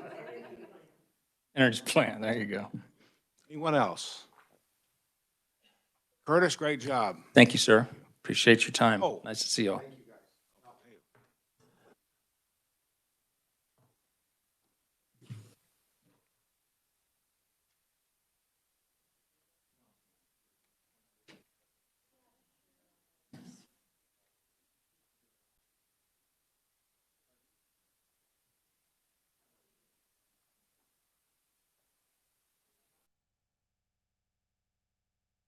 Well, are you ready? That was a hard act to follow. I think I've said that a few times recently. You've cleared the room. Thank you. I know. My name is Marie Pico. I am the new CEO at the Topeka and Shawnee County Public Library, and I have been CEO now for 6 weeks. That was a hard act to follow. I brought to you 3 areas that I wanted to talk a little bit about as it focuses on the Topeka and Shawnee County area, and specifically our core business, which is literacy and learning. And actually, I do appreciate following Curtis, because a lot of the things that he is concerned about are the things that I am concerned about and our community is concerned about with their library. And so a lot of what I'm going to talk about is just, did you know? And then I do have an ask for each of those. So the Dolly Parton's Imagination Library, we have had this program for 7 years now. And it is a program where we put books into the homes of kids. Kids sign up, families sign up for 0 to 5, if birth to 5 years old. And they get a book every month. So by the time they're 5, they'll have 60 books in their house. And so you would say, wow, why would a library do that? You've got a library. It is so important for young children to have a book-rich environment and have books in their hands and have their books in their hands. Because I don't know if you've been a parent, you know you're going to read that book over and over and over again, and they like to repeat it. So these are books that they get to have. We are currently at about 55% of children between 0 and 5 that are part of our program. And this is a shared partnership with the United Way of Greater Topeka. We fundraise for this program, and then we have anybody, any family in our district in Shawnee County who can sign up for the program. Doesn't cost the family who signs up a dime. That's not what this is about. We are fundraising for that. I do know that this program is expanding through the entire state of Kansas, and they are using some of the Children's Cabinet money, and they're using the Kansas Health Foundation to really kickstart this through all of the areas of Kansas. And the reason is, again, books in the homes really make a difference and set kids up for success as they enter kindergarten. I'm going to tell you a story. During the 18 months that we were not able to do story time at the library, kids didn't have that opportunity. And my librarians say, we're just telling stories. We're just having a good time. So when the kids came back after an 18-month hiatus, think about 18 months in your life. That's not a big deal, but you think about 18 months in a 0 to 5-year-old, that's a huge amount of time. Our children that came and participated didn't know what to do. They couldn't attend. They didn't know how to take turns. They didn't understand the songs that we use. They didn't understand any of those things. And those are things that are essential for kids to be successful when they get into kindergarten. So my ask for you, and I've given you some bookmarks, please take those out and visit your neighbors and talk up the program, because we're very proud of it. We have got some significant sustainability that we're working on, so this is a program that is going to have a long tail, and it's really important that everybody have these books. There is no means testing, and then you might say, well, then you're giving books to people who maybe don't need it, but the most important thing is kids are entering as 5-year-olds into their kindergarten, and they all have the same shared stories. They all understand the little engine that could. They all understand that repetition in that program, and so it's really important. So I would ask you to reach out to your neighbors, to reach out to the members of your church, any people, and really talk up this program, because we really want to grow. There are particular segments of the community that we're not reaching as well. So if you are interested in knowing if your zip codes are areas where we could really do some more full court press, please reach out to me. I will promote it for you, and I will let you know. The other area is a focus on learning. We are getting ready to launch a new tech zone at our public library, and it's opening May 1st. The focus on that is all of the things that have to do with content creation, because our young people are now, what they're doing is actually creating content. They are not necessarily just doing things in the classroom. They are not necessarily just doing things in lecture halls. They're actually creating. So your public library, through our foundation and through our support, is going to have a tech zone where you can go in and create your own podcasts. You can come in and you can create your own weather station and video casting. So I would encourage you to come in and take a look at it. And what we're doing is we're building skills for the next, for the 21st century, and skills for those students so they stay in Topeka and they stay and they get jobs here, because we're setting them up with what you can do at your public library. And then finally, digital equity, sorry. And I know that you heard Curtis talk a little bit about broadband. Broadband. If you had experienced anything in the last 20 months and you didn't have access to high-speed internet, you struggled as a student, you struggled in work, you definitely struggled with connecting to the rest of your family. We were very fortunate. We rolled out our bookmobiles, we created hotspots out in the community, but it just wasn't good enough. Just wasn't good enough. Our kids are getting further and further behind because they don't all have that access to high-speed internet. Learning is mobile, communication is digital, and our access to high-speed internet across Topeka and Shawnee County is really inconsistent. And it's not just because people don't have the means. We have geography barriers. So it's really important that as the dollars come in for the Infrastructure Act, when that comes in, I'm going to ask you to think about the fact that our rural communities are going to keep losing population because they don't have access to high-speed internet.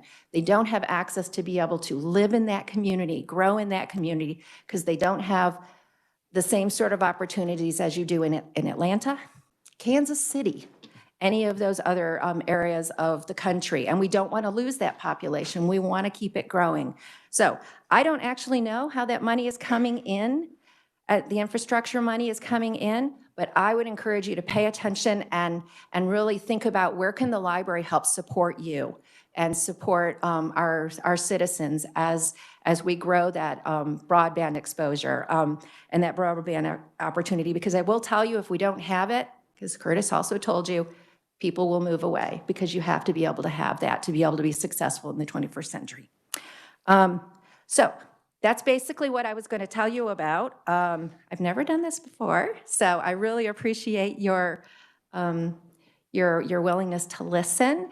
And I would invite you, if you don't currently have a library card with us, to connect with me, and I will get you a card, because you can have access to your library 24/7.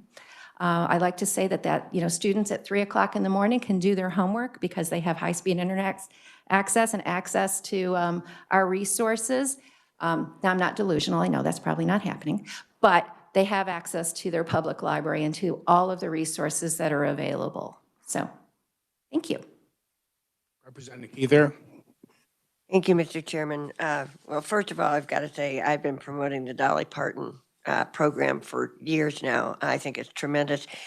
You said it's going to expand statewide. Is that in process, or how do we put that word out to people we may know? That was shared in the summer with the Children's Cabinet Group. That was legislation that had followed through, and so they were promoting it out to some of the other communities. Of course, Topeka would love to get some of that, but we're starting the other communities that don't currently have that program. And the other deal with there are billions of dollars coming to the state of Kansas for broadband. Yeah. It's coming in different silos. So I would talk to anybody within infrastructure. Do you have somebody on Sparks Committee? I do not. If you have a contact person, I would reach out to them. The committees have been put together already, but I might suggest that you get a schedule. I don't have it, I'm sorry, but I'm sure it's online. Broadband. But find out when the meetings are going to be, perhaps, and get you or somebody there to pitch the need, because I'm sure that it's going through the infrastructure, it's coming through, oh gosh, I just lost the word I wanted, but there's several different silos. Education, they're coming down different silos. So I'd get in touch with some people in there and see what kind of impact you can make, maybe in front of some of those people, whether it's written or verbal. Excellent. I don't know, but it would be my suggestion. I am really hopeful this is going to sound a little political. I'm really hopeful that the bill that was not written with a whole lot of strings that make it so that it's difficult for us to actually effectively use. The Emergency Connectivity Fund that was part of ARPA, loved it. I was getting ready to write all kinds of grants to be able to bring that in for not just our students, but it was so locked down to just be our students that it didn't actually reach our job hunters, our job seekers, our parents that are not connected. And it asked you to attest to things that no student was going to be able to attest to. So I'm hopeful that it's not as locked down as it was, but you know, sometimes that happens. I'm not on the Sparks Committee, but I would get in touch with somebody Okay. just to see, you know, what the parameters are, and they maybe can direct you to the best place to go. But there's a lot of money coming to the update for broadband. So I tried to figure out how to get it. And I want to be sitting at that table to help our citizens. It's not just about the library, it's about our citizens. So thank you. Question I have, if we would take this and we would put this on social media, all we have to do is see it and just go to that website. Yep. Just click on that QR code and you're there. Any other questions? Senator? If you just Google Spark Committee members, you'll see the list, and you just have to dig a little bit, but you'll see the different committees and who's on there. I'm sure you know some people. I probably do. I'm a good researcher. I'm a librarian, so thank you. Okay. Thank you very much for coming. Thank you very much.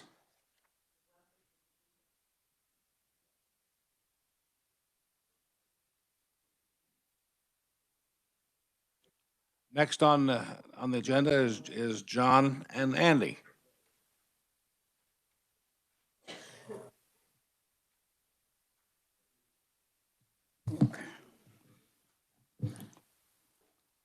Well, as Andy is passing out the information from us, and I want to say thank you to all of you for taking the time out to hearing some words of encouragement and some words of hope, and that we will be able to have some good dialogue in this new session and as we move forward into the new year.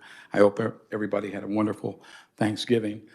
And Thanksgiving means we'll roll that over into the new year as well. So, but what Andy's, as he hands out our legislative agenda and what our hope is to talk about, and I know I got very limited on time, so I'm going to keep my timer going here in the right direction. So there's no.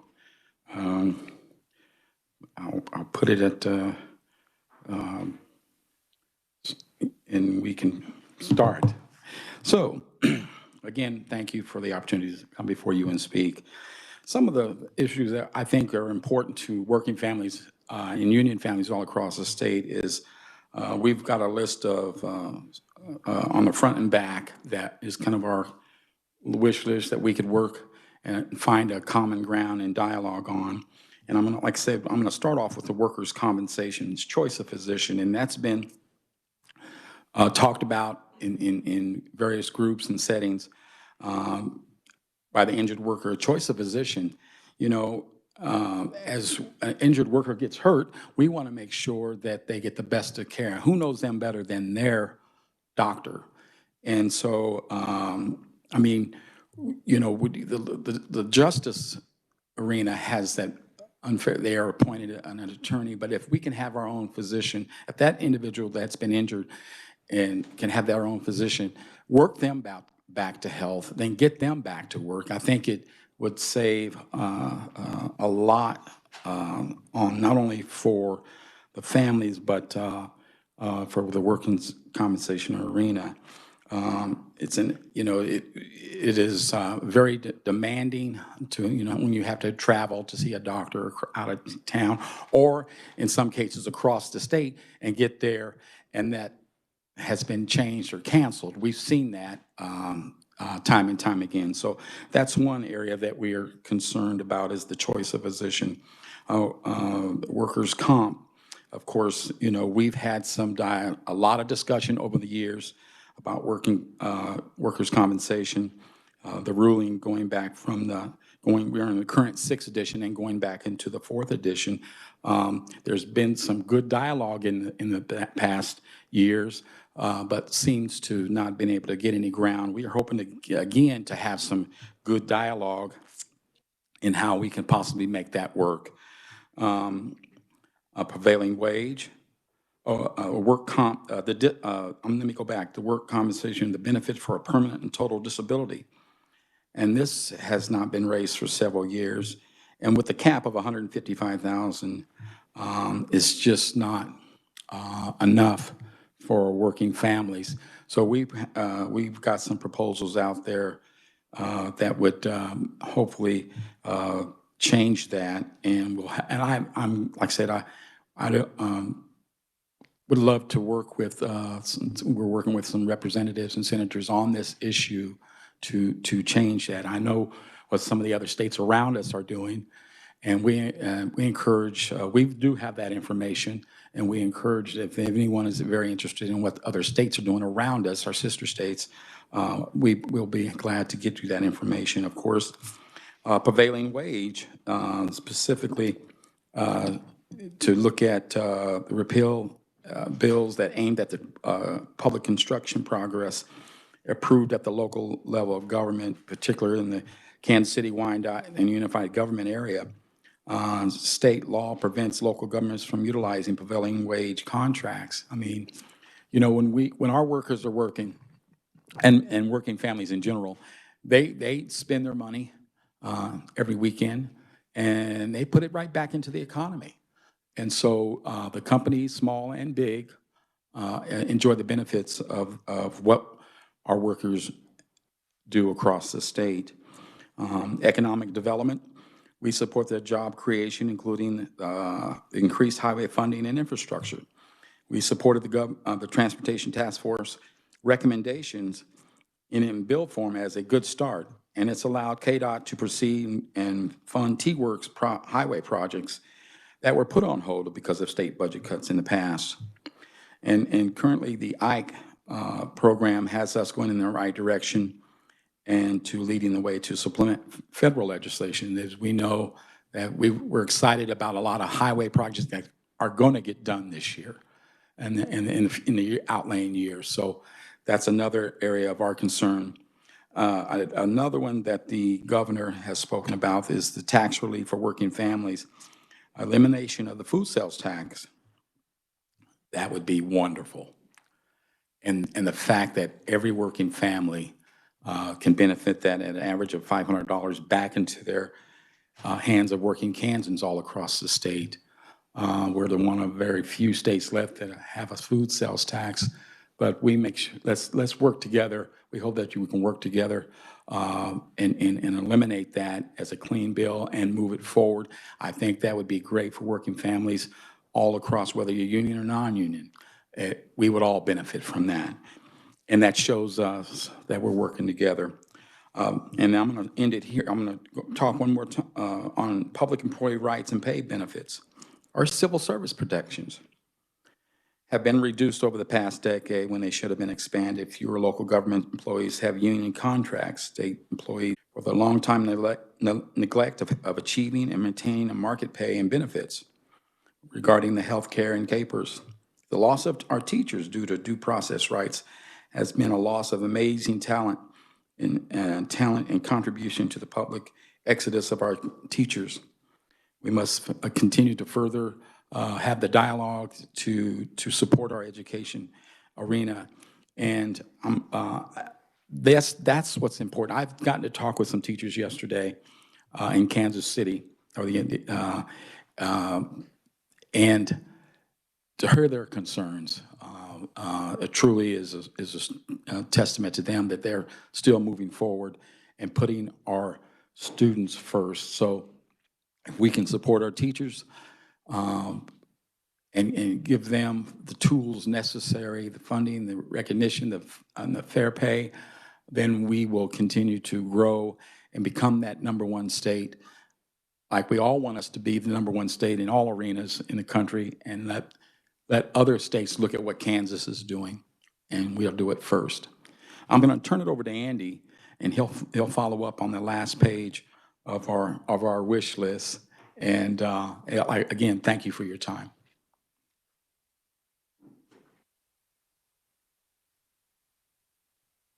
Hey, good afternoon, everybody. It's a pleasure to be here. Thank you, Mr. Chairman, members of the committee.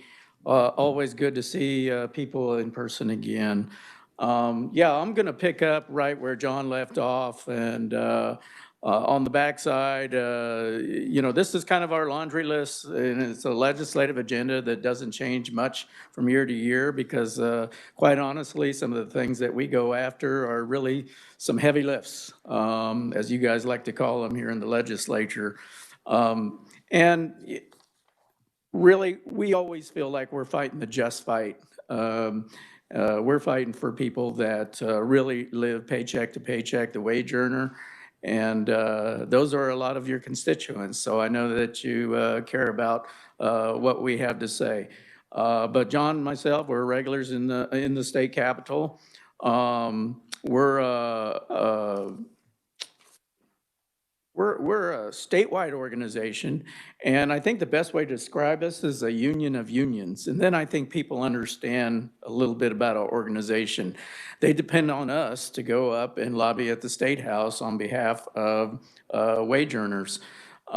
We have 3 central labor councils, and certain counties are assigned to them. So the Wichita-Hutch Labor Federation is one, the Tri-County Labor Council is another in the Kansas City area, and then the Topeka Federation of Labor. And then when it comes to the political work, John and myself just kind of take everything else, like Western Kansas out there. So that kind of gives you an idea of our structure. It's kind of complicated, and I think people don't all the time understand it or understand that the Kansas AFL-CIO is kind of the political arm for our union affiliates. And not all unions are affiliated with the state AFL-CIO. But we coalition with them, other unions, whenever we can. Teamsters, carpenters are a couple of examples, and there are a few others. But by far, we represent more across the state than any other labor organization. But yeah, I'll pick up where John left off. Of course, we support public education funding, and since the teachers are the workers, naturally, we're going to get behind many of the things that they support. And hopefully these aren't controversial subjects. I see charter schools here. But Medicaid expansion, this is huge for us. It's been talked about year after year, and it's something we'd really like to see get done. I think when you talk about the Kansas AFL-CIO, you know we're about job creation, and that's a big part of Medicaid expansion. So naturally, that fits right into our mission of what the Kansas AFL-CIO is about. Fair share, this is one of those big, heavy lifts because a lot of our unions, you might think they're strong and huge and big and powerful, but some of them are very small. And they're under obligation to represent folks once they get them to pay union dues and represent them, bargain a union contract. All this takes a great deal of time. Imagine driving out to Western Kansas to represent a small unit of deputy sheriffs or something like that. Maybe they got their local government to approve that they can have a union. And obviously, it takes a great deal of resources to represent someone, for some of them very small units. But again, we fight the just fight, and we think workers deserve a due process.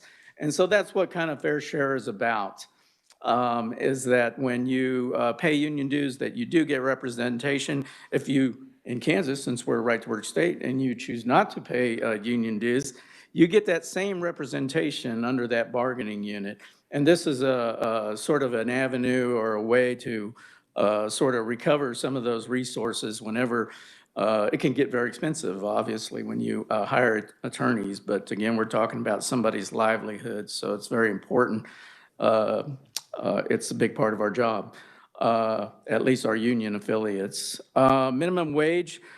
This is something you see year after year in various forms. Jim Ward, I know, was a big, Representative Jim Ward was a big advocate for us there. There were always different ways of getting to that federal minimum wage, and you can do that in phases. But we're obviously going to get behind any legislation like that, and anything that gets legs under it, of course, we're going to be there to testify.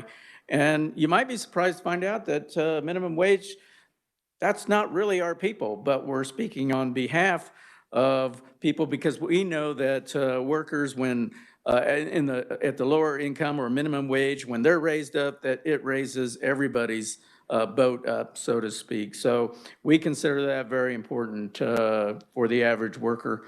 Workers' rights, we feel it's very important that they be able to belong to a union whenever they can. And that having that freedom and choice to belong to an organization, that's kind of what that issue is about.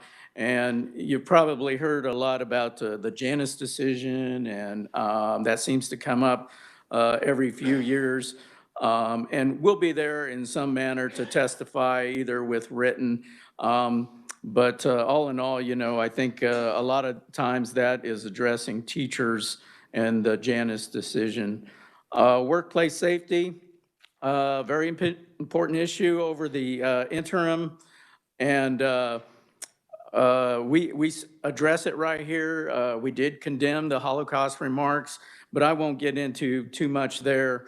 Payday loan reform, important issue.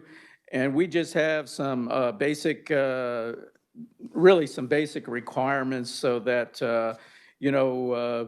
this industry, it doesn't look like something that's like loan sharking, and we call it predatory lending. And that usually goes through the financial institution committees, but we're going to get behind the faith groups and support that issue for reform in payday loan lending. Last thing I think John hit on already was workers' compensation and the unemployment nominating committee. You might be surprised to know, well, actually, John is actually chairman. He chairs that committee for the nominating committee. And this allows labor to at least have a voice in the selection of judges that decide appeals on work comp and unemployment benefits. So it's a very important committee. But labor is underrepresented on that committee, and I think it's a little business heavy in that committee. But I think we also addressed the 26 weeks there. That is something, of course, for unemployment. That safety net for people is, we'd like to see that go to a permanent status. I will speak very briefly to the My Reemployment Program. And I'll just simply say what we say right here, when union members are dispatched to jobs in a referral union hall, they build up certain benefits, and those are going to be health care and retirement benefits. And if they go outside and work outside that union hall, all that stuff goes out the window. So it's very hard for them to sort of jump out through all the hoops that's been created with unemployment benefits.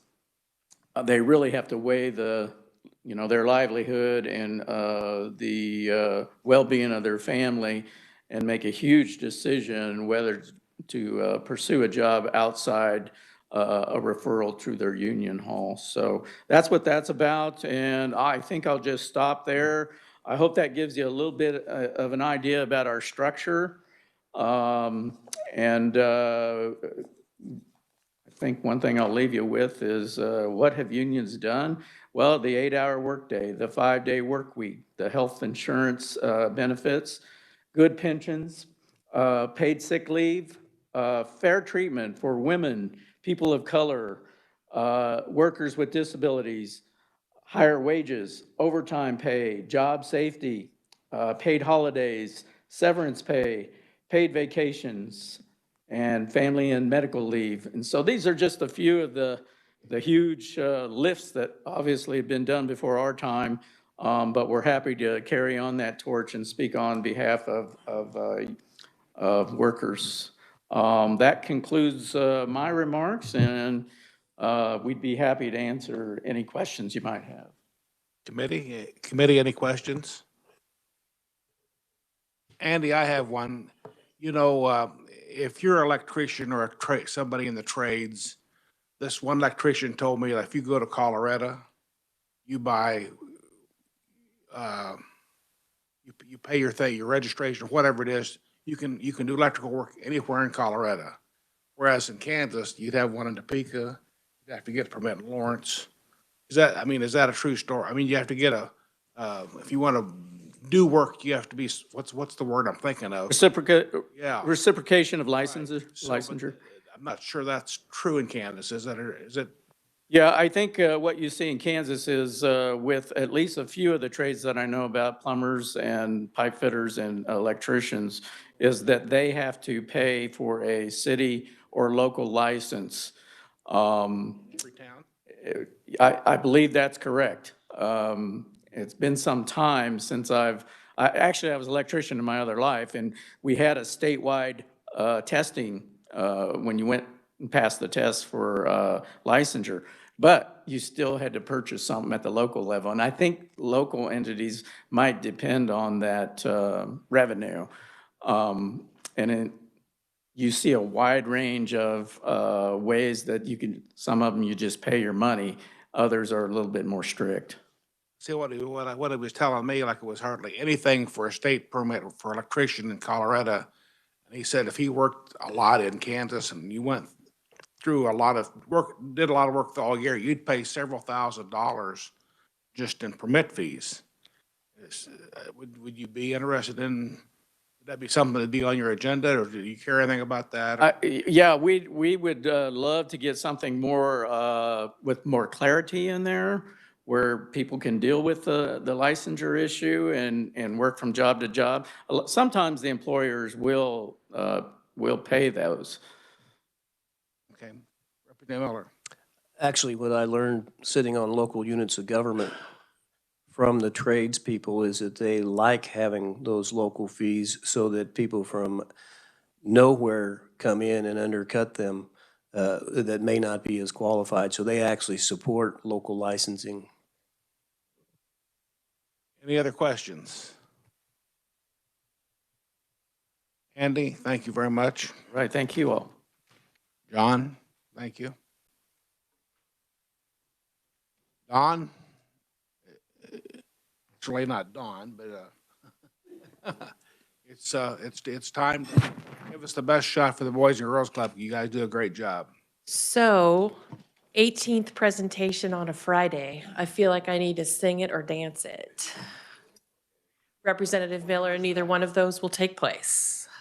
Sure you. I am Dawn McWilliams. Thank you very much, sir, for the compliment. I'm the Executive Director of Boys and Girls Club. I have stood before you for almost 9 consecutive years, and I think some of you could probably do this presentation for me. I'm honored and grateful for this time. I've talked to a number of my colleagues across the state, and they don't have this opportunity to speak to their elected officials in this format. So I greatly appreciate the time that you carve out to allow the opportunity to learn and hear more about your community. Currently, as of today, Boys and Girls Clubs of Topeka serves 1,207 children each day. 2 years ago, that's a 50% reduction than 2 years ago. COVID has had a lot of implications on the number of kids we reach, in our ability and capacity currently right now. We serve kids in kindergarten, age 5 to 18 years old, in 14 clubhouses throughout Topeka and Shawnee County. 11 of those are school-based. We partner with every school district in Topeka and Shawnee County. And we have 3 traditional club sites, which are separate buildings that serve kids in clubhouse environments. One of those is in the Montera community, specifically focused on serving kids in Pauline South and Pauline Central. We have our Adams Club, which has been in existence for over 52 years. And we have a teen center that's located at 1112 Southeast 10th. I'd like to make note that the building that the teen center is in and that the building that our Montera club is in are repurposed community centers that were closed and shuttered for lack of participation. We fill those buildings every day with kids. Out of school time is our area of expertise. 80% of a child's time is out of school. Out of school providers are essential. We have learned the importance of out of school time providers when remote learning was in session. We have a lot more appreciation for what schools do every single day when we became remote learning centers for children. So thank you. Quality, impactful out-of-school time is an economic, moral imperative, not only for our state, but for our nation. It increases our youth's learning potential. It improves our youth's performance in school, and it reduces crime and juvenile delinquency. 1 in 5 kids are alone, unsupervised, between the hours of 3 o'clock and 6 o'clock. Out-of-school time for Boys and Girls Club is a safe place where kids are supported by caring mentors. We provide before school, we provide after school, school day out, and a 9-week summer enrichment program. And then during the national health crisis, we operated 5 remote learning centers for kids in every single school district. National statistics show on average when kids don't have a place to go, parents lose 8 days of work and businesses lose up to $300 billion per year nationally. I stood before you 6 years ago focused on our operations that consisted of 3 club sites, and as again wanted to emphasize that we've expanded that based upon interest from superintendents in different districts. The sheriff had a very big role in our opening a club site in the Montero community due to juvenile crime, and we stand at 14 club sites today. The common denominator for those requests and expanded club sites were for high quality, safe, out-of-school partners to meet the diverse needs of youth and teens in our community who need us most. Kids who need us most look a lot different than it did 66 years ago when the Boys Club was created. We pride ourselves on providing an optimal club experience for youth that live in poverty. 46% of all of our club members live at or below poverty level. If you pull out just our teen center makeup, 93% of all teens live at or below poverty level at our teen center. Who our kids who need us most look like today. 49% of youth and teens reside in a single parent household. Kids in foster care or in state custody. We're seeing an increase in enrollment for kids that are in state custody that are living in group home environments. 87% of our teens are in state custody. Youth with disabilities, we currently are serving 37 children on the autism spectrum. Youth with mental health issues has increased since last year. 77% of our club membership is diagnosed with a mental health issue. And youth in the LGBT community and gender identity. Boys and Girls Club is not only good for kids, but it's good for our community. Our teen center was established 5 years ago, and the Topeka Police Department reports juvenile crime around the teen center, which is located at 1112 Southeast 10th Ave, which is 3 blocks east of 10th and Branner, has decreased by 40%. Our Montero unit, which is the old Velma K. Paris Community Center, which was established 4 years ago, Shawnee County Sheriff's Office reports a 73.7 reduction in juvenile crime in the Montero community. Why is Boys and Girls Club good for youth and teens? In addition to being a safe place for kids who are influenced by positive role models, important basic needs are met. New shoes, winter apparel, back-to-school supplies, clothing, accessories necessary for successful job interviews, internships, college visits, healthy lifestyle programs like intramural sports, yoga, healthy snacks, and meal service are vital, including our organized programs which really address the needs of youth that are at risk in the risky behaviors that prevent further economic challenges to our city and our state. This year will present you with many challenges, and we appreciate the work that you do every day. We have a few priority areas this session that are important to us. You will hear about TANF funding, I think, on a regular basis. We receive TANF funding and ESSER funding through the Department of Children and Families to focus on providing a space for kids during out-of-school time with comprehensive programs that address those high-risk areas. That program is essential to us operating those sites, especially those sites that have the highest need of youth at risk.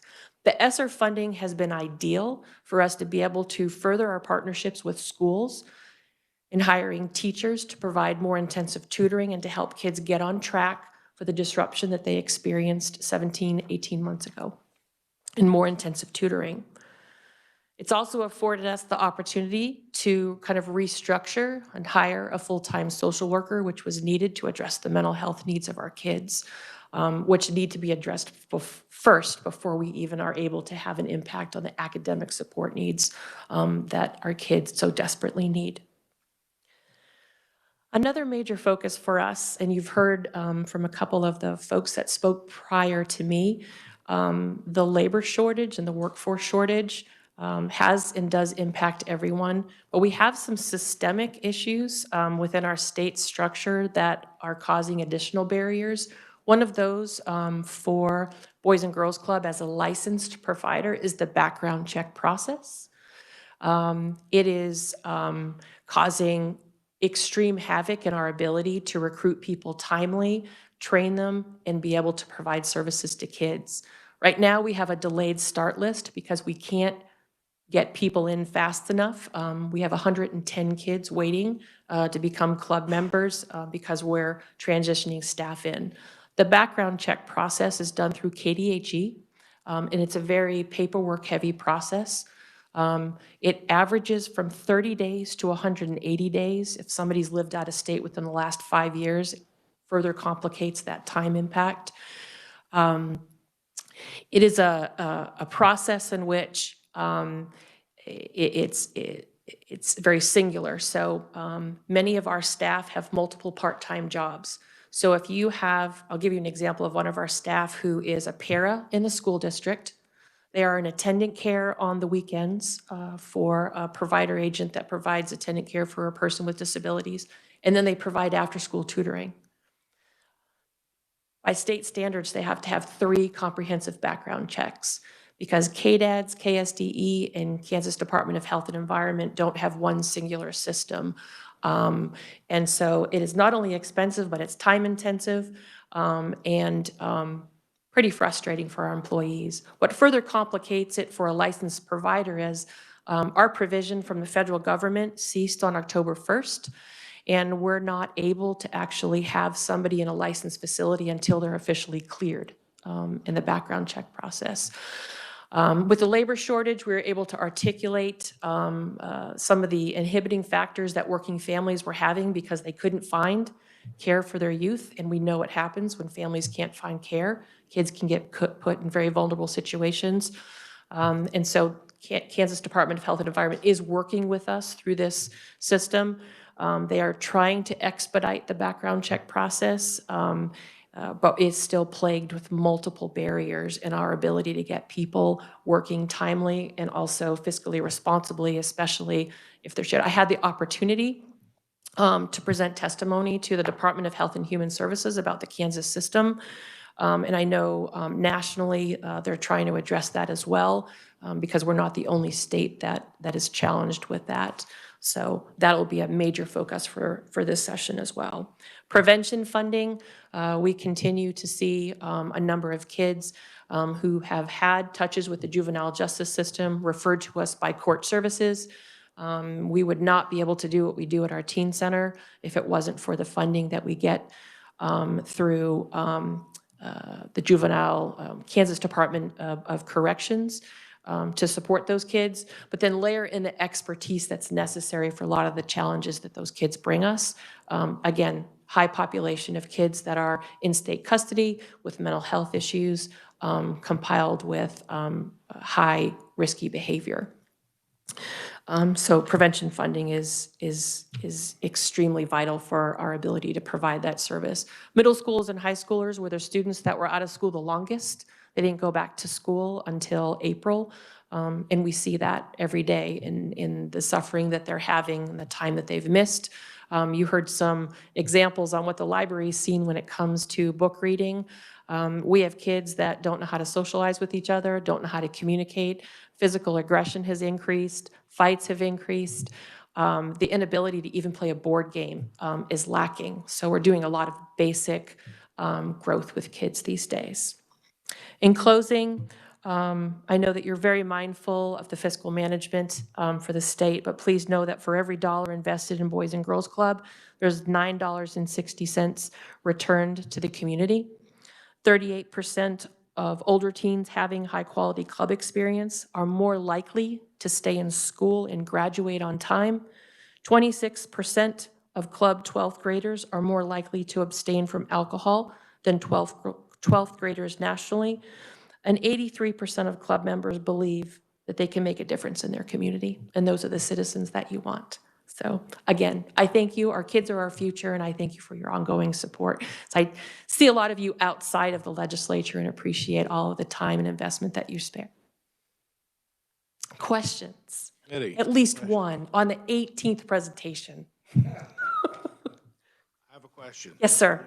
So earlier, we had a presentation about the 211, the yes, whatever. Would that be something that you could work with someone there to? You think that's something that should be introduced to the Boys and Girls Club, or do you think that just not be there? You know what I'm saying? the resource. Yeah, or the information about it, or you know what I'm saying? Yeah, and I'll be really transparent with you. For a lot of our families, their needs are immediate. They are in crisis and they operate in crisis mode every day. When we have a family that comes to us and we see all of those layers, it works best for us when we are tending to those immediate needs right there, which is why we have that social worker who oversees our social services. So it's almost kind of like having an internal 2, it could be a 911, but 211 phone call that we're connecting them with all of the resources at that time. We participate on Impact Avenues, so we also have a high population of homeless youth and families that are also homeless.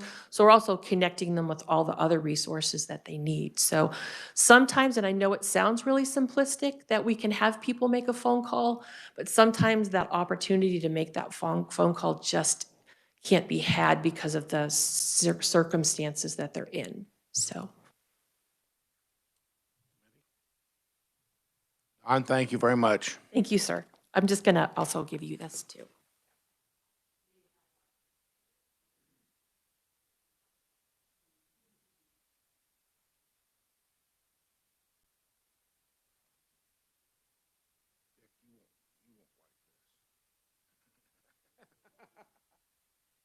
Oh, yeah.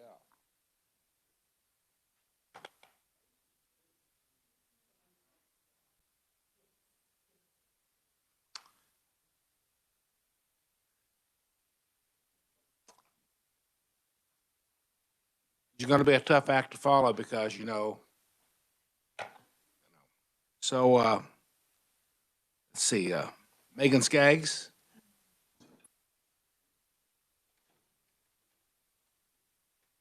The last guy knows how to sing and dance. Hello. Do have some handouts for you too. Thank you.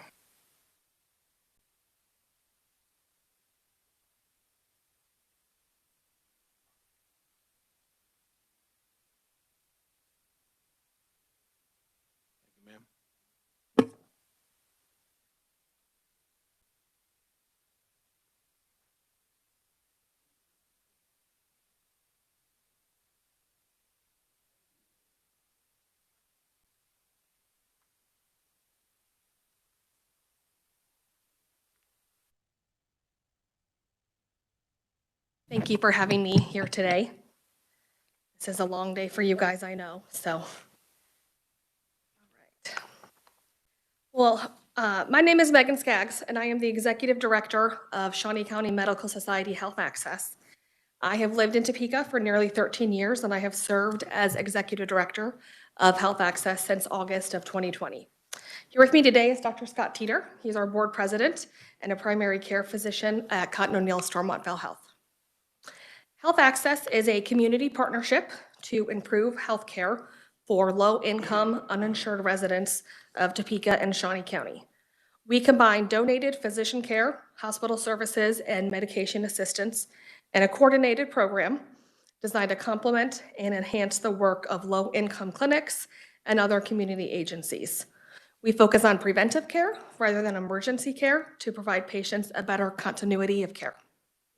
To qualify for health access, patients must be a current resident of Shawnee County and have an income of less than 150% of the federal poverty guidelines. If they do not have a primary care provider already, we do assist them with establishing care. Our program fills the gap in health coverage for Shawnee County residents who don't qualify for Medicare or Medicaid services, have private health insurance on their own, or are able to afford to purchase health insurance. Although the Affordable Care Act has assisted some Shawnee County residents in accessing health care, 2020 health rankings found that 9% of Shawnee County adults do not have health insurance. Those at risk for lacking health insurance are young adults, ethnic minorities, lower income, and those employed by small businesses. They do not make enough money to qualify or to receive a federal marketplace subsidy, and they're not eligible for state medical cards since Kansas has not yet expanded Medicaid. Their basic health needs are unmet, and they are falling through the cracks in our health care delivery system. The recently completed Shawnee County Health Needs Assessment found that 50% of respondents found affordable health care insurance as the #1 issue affecting the health of our community. The top 4 issues in the assessment were food insecurity, substance abuse, mental health access, and health equity. The gap in health services available to Shawnee County residents impacts length of life, quality of life, and overall health outcomes. Health Access is here to fill this gap, as Kansas is not currently meeting the needs of its residents. Health Access assists this low-income population with access to prescriptions and healthcare donated by both local hospitals. We have over 300 volunteer physicians, and most of the 1,571 Shawnee County residents currently enrolled in Health Access are from homes with at least one member employed, yet 75% of our patients make less than the federal poverty guideline. They are the working poor. Nearly half of all Health Access patients are Hispanic. Many are single mothers facing decisions about providing for their own children or taking care of their health. Most Health Access patients live near Avondale East, in central Topeka, or North Topeka, and also at the Topeka Rescue Mission. Prior to enrollment in the Health Access program, patients often postpone care, which commonly results in expensive emergency room visits, hospitalizations, or emergent surgeries. When patients receive quality health care, these situations are often averted with access to primary care and prescription assistance. Once enrolled in Health Access, 91% of patients reported on surveys in 2020 that they had not been to the emergency room in the previous 6 months. Access to quality health care and prescriptions is critical, and the return on investment is high. The Shawnee County residents we assist utilize the emergency room less. They accumulate less medical debt, decreasing their chances of bankruptcy. They're healthier, and they're able to take care of their families and property. They're able to work, contribute to the society, and reduce their need for public assistance. Health Access is funded by United Way, Topeka Community Foundation, the City of Topeka, Shawnee County Commission, Kansas Health Foundation, and through donations from individuals, organizations, and other fundraising efforts. Through the years, these funds have slowly been chipped away from our funders, reducing our grants and our donations. Fundraising has been especially difficult in the last 2 years due to the COVID-19 pandemic. Project Access in Wichita and WIJO Cares in Wyandotte and Johnson counties are very similar organizations to Health Access, and they have each seen similar cuts in funding through the years. Recently, the funding has been cut for each organization, totaling more than 25% of our budgets. Earlier this year, we met to discuss ways we could face these challenges together, and we are working with Jason Watkins. We met the Governor Kelly's Chief of Staff, and we are requesting funding from the state in the amount of $750,000, split evenly between the three agencies. This funding will allow us to continue to meet the gap in health coverage that exists in Kansas.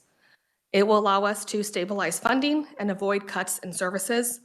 We can adequately fund prescription programs for patients living with diabetes, high blood pressure, depression, and other chronic conditions. We can provide patients access to durable medical equipment, such as CPAP machines, wheelchairs, crutches, and testing supplies. Project Access in Wichita and Wyjo Cares are both meeting with their state representatives seeking support for our funding request. I'm here today in hopes I can give you a better understanding of the Health Access Program so you can support this process moving forward. We are hoping to have our funding request included from the governor when she presents her budget in January. Kansas is not currently meeting the need of its low-income uninsured residents. Programs like ours are here to fill that gap, but funding is critical to continue so services are not cut to residents in need. In closing, I'd like to read you a letter that was recently written to us from a patient who was enrolled in our program. This service is assisting me to get back on my feet, and I am eternally grateful. My state of mind has improved drastically, and I'm steadily working to achieve my goals for my mental health and independence with the help of this service.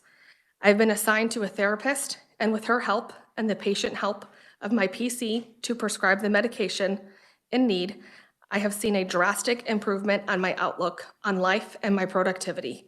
With your continued help, I look forward to being a productive member of society once again. I cannot adequately express how grateful I am. I was at my lowest low when I reached out for help, and to be met with this much support and love was more than I ever felt I deserved. Thank you. If you have questions about our program or ask for support, I welcome them. Senator? Thank you so much for being here. I honestly didn't know that much about this program, so I appreciate that. You quickly went through where you're currently receiving your funding. Can you just say that Yep. one more time? Yep. So we receive grants from United Way. Our prescription program is funded by the City of Topeka and Shawnee County Commission. We also receive funding from the Topeka Community Foundation, and this year we received a grant from Kansas Health Foundation for the first time. May I continue with a couple? So what is your budget? Our annual budget is around $320,000 a year.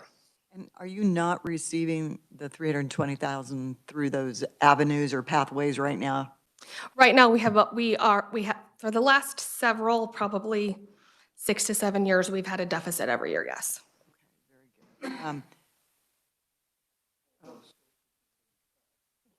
Yeah, collectively over the years, our funding from those sources has been cut. From United Way specifically, we received a 25% cut in our budget, and that's a 2-year grant. So for the next 2 years, we're facing that. One last question, if I may. And how do people find you? If they're not on Medicaid or CanCare, and so how do they find you? So Stormontville Health actually donates office space and HR services to Health Access. So I am in the hospital every day. And so we work with social workers, with care managers, with clinical staff there to identify patients who are in emergency situations. We receive probably around 60 to 65 emergency applications a month. Those patients are commonly inpatient, have emergency surgeries, need extensive follow-up care, and we work with them to get them enrolled so that care is then donated. We also have an office at Grace Med Family Clinic, and we have about 71% of our patients have primary care services at Grace Med. Good, thank you. Thank you very much. Oh, doctors refer patients as well. Yeah, Patient in my office who had lost their coverage, I could say, hey, you need to call that get a stopgap coverage so we can prevent a medical bankruptcy. Works well on that short-term interim gap between jobs. And we do work with the care manager and clinical staff at KU St. Francis as well. We have a very good working relationship with that hospital. Thank you. Representative Miller? Thank you, Mr. Chairman. one of the greatest things that ever happened to me in local elected office was I was fortunate enough to be on the original board of Health Access. So without bragging, I understand it a little bit more than the average policymaker, but I did want to augment Senator Dietrich's, the answer to Senator Dietrich's question, in that the young lady talked about quote-unquote funding. She's talking about the out-of-pocket cost of the organization. Most of the funding is donated, and the number in 2020, as the handout indicates, over $17 million from, believe it or not, doctors. It's an overwhelmingly touching organization in terms of what, and as a lawyer, I feel their pain too in terms of public castigation, but they donate this care for this cause. And the budget that she talked about is a very small piece of the operation and the benefit that people get. But one small complaint is the board met at 7 in the morning, and that was very taxing. I guess that's what doctors do, right, doctor? Doctors are hard to get a hold of during the day, yes. Yeah, but lawyers we don't go to work at 7. Thank you. Committee, any more questions? Thank you very much for coming. Thank you very much for your time.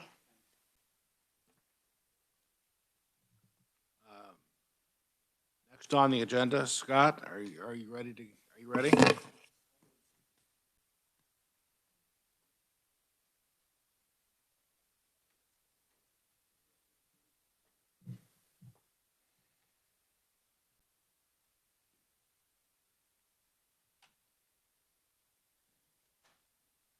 Yes, sir. Mr. Chairman, thank you. My name is Scott Gales. I am an architect, and I am the owner of Architect One in Topeka, Kansas. I've had the good fortune of living here almost 30 years, so longer than I've ever lived anywhere else in my life. And if you'd asked me 31 years ago if I'd be in Topeka, I would have said where. But I'm grateful I am here, and unfortunately, my wife and I, we've sunk pretty deep roots here and raised 3 beautiful kids that I hope to continue to entice to come back and sink their own roots here. In my efforts of making Topeka the place that I've always wanted to live, work, and play, built a pretty good business and have had the opportunity to be part of some pretty exciting things that are happening in this town. One of those is the Jayhawk Theater. About 10 years ago, I was asked to join some pretty cool people that were trying to make the Jayhawk Theater one of those places that you could walk back through the doors again, because it wasn't quite in that condition. And I was aware of it, but I had never seen the space. And so I agreed to walk through it, and there's about 3 inches of dust and debris and broken stuff all over the floor, and about, a big section of the ceiling had fallen down from apparently where a crane had inadvertently hit the roof during a repair of an adjacent building roof, and it hadn't been repaired, so a whole bunch of ceiling damage had been done. But fortunately for us, the owner of the Jayhawk Hotel had made an agreement to allow the ownership of the theater to fall into the hands of a foundation. And so the foundation was putting some sea legs under itself and starting to move ahead, and myself and several others, including Jeff Carson and some pretty amazing people in town, agreed to jump on board. In those 10 years, we've come a long ways. We've cleaned up the theater, and right before COVID, we were starting to host some pretty fun events there and starting to fill it up. Working with Fire Marshal, they'd allowed us to put as many as 300 people in there without them calling the cops on us or the firemen. So, and that place is a pretty cool place to be when you've got somebody on the stage and there's 300 people in there. So, and we did a little bit of everything. If it was movies or a Rocky Horror Picture Show or live music or acoustical music or opera or ballet, you name it. We were using the stage in all of its disrepair and the condition it was in, and the blessings of everyone that would come there in its dysfunctional condition, and turning the Jayhawk Theater into a pretty cool experience. COVID came along and kind of kicked everybody in the teeth, including the theater, because we did not have folks there that we did not have an operating budget that we paid people to do things. So theater sat tight and quiet for about 16 months, right as we were getting ahead of steam. So this summer, as people were coming out of COVID, around June, we were able to start opening doors again with the conditions that everybody else was. We had no idea what we were up for. Here we were basically as a non-for-profit through the sales tickets. We were making it work, paying the light bill and paying for the heating and cooling. But we were on our way. We'd hired an architect at the time, and we had a general contractor at the time, and we had determined a particular budget that we needed in order to move ahead with renovation and the preservation of the theater, because in its majestic state back in the 20s and 30s and 40s, it was the destination. It was the place to go. And in fact, we've been shocked at the people we've talked to in the last 6 months who, being originally from Topeka in their youth, remember riding the bus from somewhere in East Topeka or somewhere in South Topeka up to the downtown with their mom or their dad to shop, and then their parents would let them go watch a matinee at the Jayhawk Theater or see a show or something. And so they had these nostalgic memories of back when the theater was running and it was functional, it was being used. And they were asking, what can we do to make it happen? And so starting in June, we allowed people back in. We've since hosted about 13 events. Those 13 events, by the way, have attracted over 2,000 people. And shockingly, with very little advertising, we've had people from 12 different states come to those 13 events, as far away as New York, California, and Florida, of all places. And they bought tickets specifically and came. Some of them originally were from here and decided it was an excuse to come back. Now, I know some of you may have heard that we recently had Billy Bob Thornton there. And it was my hope that I could drag him along today, but we couldn't entice him to come back for this.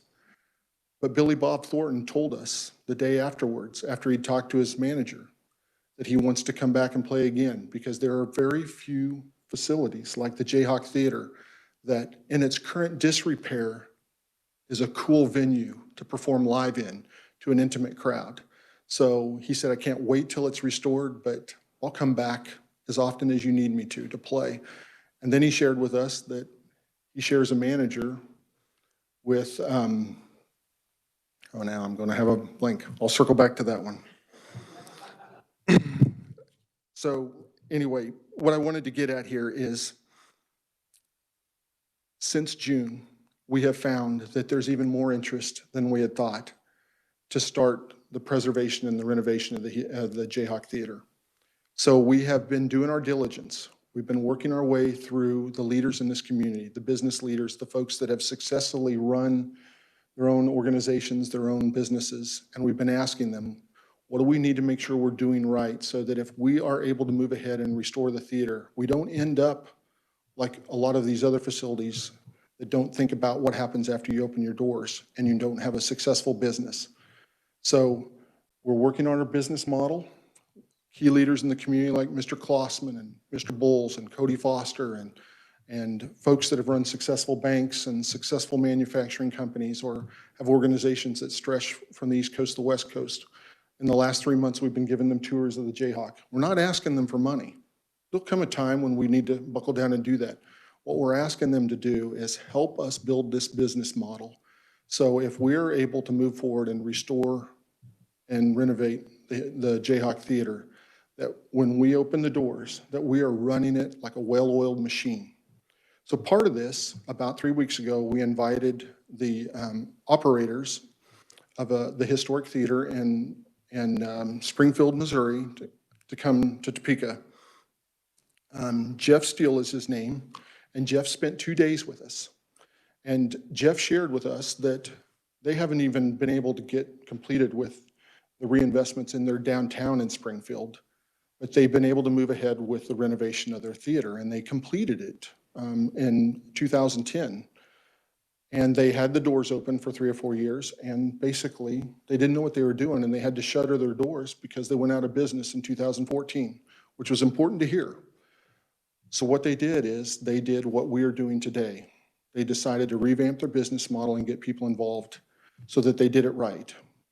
So having Jeff in town for 2 days, he shared with us all the details that they were able to do that. As of this year, they've been able to generate nearly $3 million in ticket sales at their theater that is just a few hundred more seats bigger than our Jayhawk Theater. The impact that they're having on that community is that they're generating nearly $15 million in economic activity in the downtown from all of those events.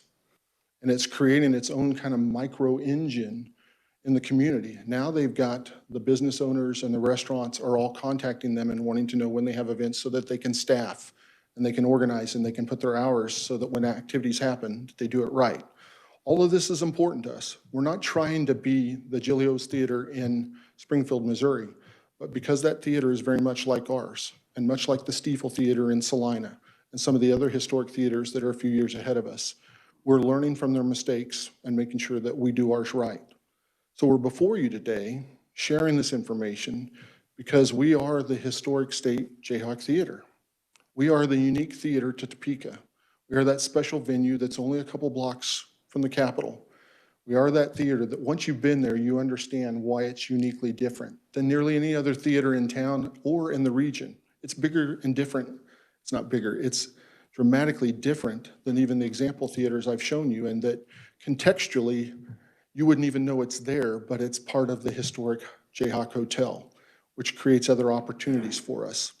So because we are our own entity and because we are moving ahead, we are taking this serious. We've developed a business model and we've run through the numbers and we've put all this together. Now, but for the fact that I think our printer mistakenly got our handouts on a boat and it's off the coast of California right now waiting to be unloaded, we'll be dropping these off here shortly and delivering them to you personally so that you have the information. We want you to be aware that we're taking this very serious and we're grateful to be able to share this with you today. It's our hope in the immediate near future with our business model that we'll be opening the theater and being able to share it to everyone. And I think that's the key thing about it is we are not an entity that's serving a subsector or a small portion. We are an organization that when we are up and running, we are really everybody's Jayhawk Theater. We hope that in another generation, kids will be sharing how they came back downtown and they were able to go spend the afternoon at the Jayhawk Theater watching a show or attending a concert or be part of a 40-kid cello presentation or to be part of a traveling small troupe of theater performers that were able to perform on the Jayhawk Theater stage and to do it in downtown Topeka. So I greatly appreciate a few minutes of your time today to share the update. We will be providing you the documents here shortly so that you can see the details. I think what we'd ask for you to do is keep us in mind as you're thinking through the resources that you have and where they can be best utilized, and keep the Jayhawk Theater.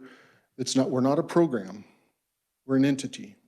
We're something that's going to be around hopefully another 100 years from now, and that folks will look at and say, you know, we're grateful we have something like that that best represents the culture and the community that we have here, that appreciates the investment that it makes and that it takes care of it, much like we did this Capitol.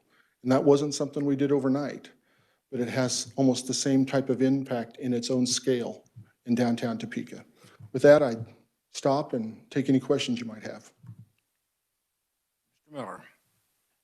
Thank you, Mr. Chairman. My apologies to my colleagues because I know it's late, but I had to add my own story to those that you referenced. We held our senior high school prom in the roof garden of the Jayhawk Tower. Some of us snuck out, went to the movie at the Jayhawk Theater. It was an obscure film starring Dustin Hoffman, Anne Bancroft, and Catherine Ross entitled The Graduate. I grew up a lot that night watching that movie, but I never will forget that one experience. So your group can be added to those rooting for my early demise. Your organization is in my will. You do great things. Thank you. Thank you. And I appreciate your story. I think it indicates the unique nature of that facility and that you're probably one of many that share a very similar story of how there's a moment in their life that they can recall that happened right there at the Jayhawk Theater. Thank you. Any other comments? Thank you very much, Scott. Thank you, Mr. Chairman. Have a great day. Mr. Jim?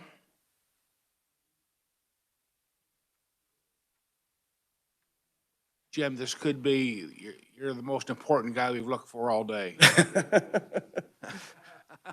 Well, thank you, Mr. Chair and honorable members of the delegation. I am Jim Krause, Shawnee County Councilor, and I do appreciate the opportunity to speak with you this afternoon. Shawnee County doesn't have a formal legislative policy agenda this year. We are members of the Kansas Association of Counties. We generally support its agenda. Its interests align with ours, generally speaking. Not to be a downer, there are wonderful things happening in Shawnee County and the city of Topeka, but I do want to talk about something a little bit that's been a big focus of ours for the last couple of years, and it is really getting more acute. And as I see the list of presenters today, I'm sure this won't be the first time you've heard this. As an employer, and we employ over 1,000 employees permanently, and then we scale up a few hundred more during the summertime for seasonal jobs. We're facing some rising vacancies in critical positions. And just to give you some examples, at this point in time, our Shawnee County Department of Corrections, our jail, we have 66 open positions. And we have a vacancy rate in our operations of 38%. And this follows earlier this year raising wages for most of those positions by 20%. So we didn't fall asleep. We raised wages by 20% earlier this year, and we're still experiencing those vacancy rates. You know, those vacancy rates force overtime. They force a lot of problems on staff, and those are critical positions. Dispatch, which is another critical place. We would love to have 32 positions to be fully staffed. We currently have 18. This is a newer problem. In our Public Works Department, we have generally 32 road and bridge maintenance positions. We currently only have 16 of those filled. Those are employees, if we have a snowstorm, that will be called out to respond to the snowstorm when that happens. We have 6 vacant drivers in our refuse department, so we're closing down routes and doubling work and paying more overtime for that work. I'm sure you've heard similar reports of this. I know this morning the State Spark Committee met and did come up with a recommendation for the Kansas Department of Corrections. We have 2 state correctional facilities in our county, so whatever the state will do, we will likely have to do something similar in response, simply to retain and be able to continue to recruit those positions. This is not the state's fault.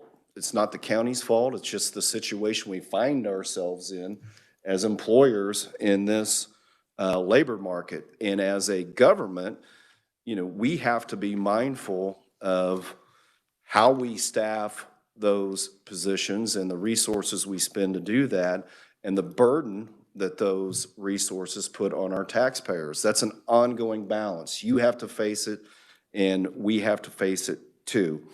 As a county government, our tools are limited. Approximately 75% of our revenues come from property taxes. We cannot levy a sales tax to raise funds for our general fund. One of our commissioners recently called it a one-legged stool. Over half of our budget goes to wages. And so as those wages increase, that puts additional pressure on the budget.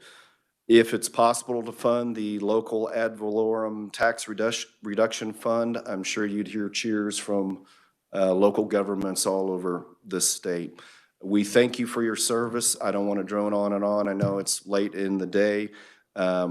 We appreciate the service that you provide to the state, to its citizens. I want to be a resource to any of you if you have any issues that come up that are local, that we may be able to provide some information on with our experience. And please feel free to reach out to me. I'll leave my cards on the table. Thank you for your time. I'll be happy to try to answer any questions you might have. Representative Gardner. Thank you, Mr. Chairman. Thanks, Jim, for being here.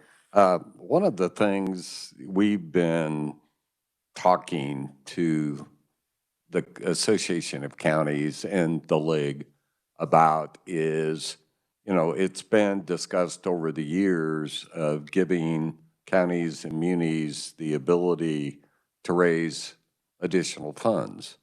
Instead of increasing property taxes, maybe you have the ability via a referendum that the people vote on, i.e. increase liquor taxes, increase, I hate to say this, gasoline tax at this stage, but to give you all the ability to reach out for other resources with the approval of the voters, of course. I was just wondering, do you, from the county's perspective, do you agree with that? Do you not agree, or just? I think we would welcome, I'm sorry to interrupt, I think we would welcome any tools that could be provided to us. And we'd be happy to, you know, discuss with the public the current situation, have a frank discussion, and it'd be our burden to make the case as to why we think using one of those tools to reduce property taxes would be a good idea. I think it would be. So you wouldn't hear objections, I don't think, from Shawnee County, or probably any local governments on that. I knew that that would probably be one of your suggestions. That's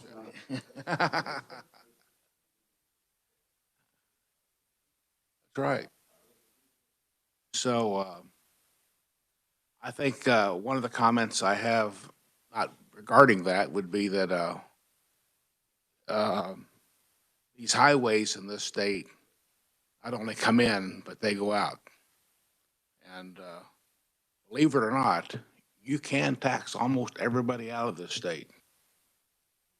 Maybe hard to believe, but it could have, it's working that way. The other thing when you're short of money is maybe you shouldn't, the county shouldn't have a pickleball court or a resort at Lake Shawnee and build cabins and go on and on and on. And it just seems like, I know some people on the committee here are probably big pickleball players, but you know, when the tough get going, they just stop spending. So I hear you're not the only player. Everybody in business has the same problem, and every state has the same problem. But I'm telling you, you got tough shoes to fill. So, any more comments? Thank you very much. Thank you. I appreciate it. For the remaining survivors here today, would you all want to try to get together once session's going for maybe a luncheon or something to see what anything going on for the county or anything? Pardon?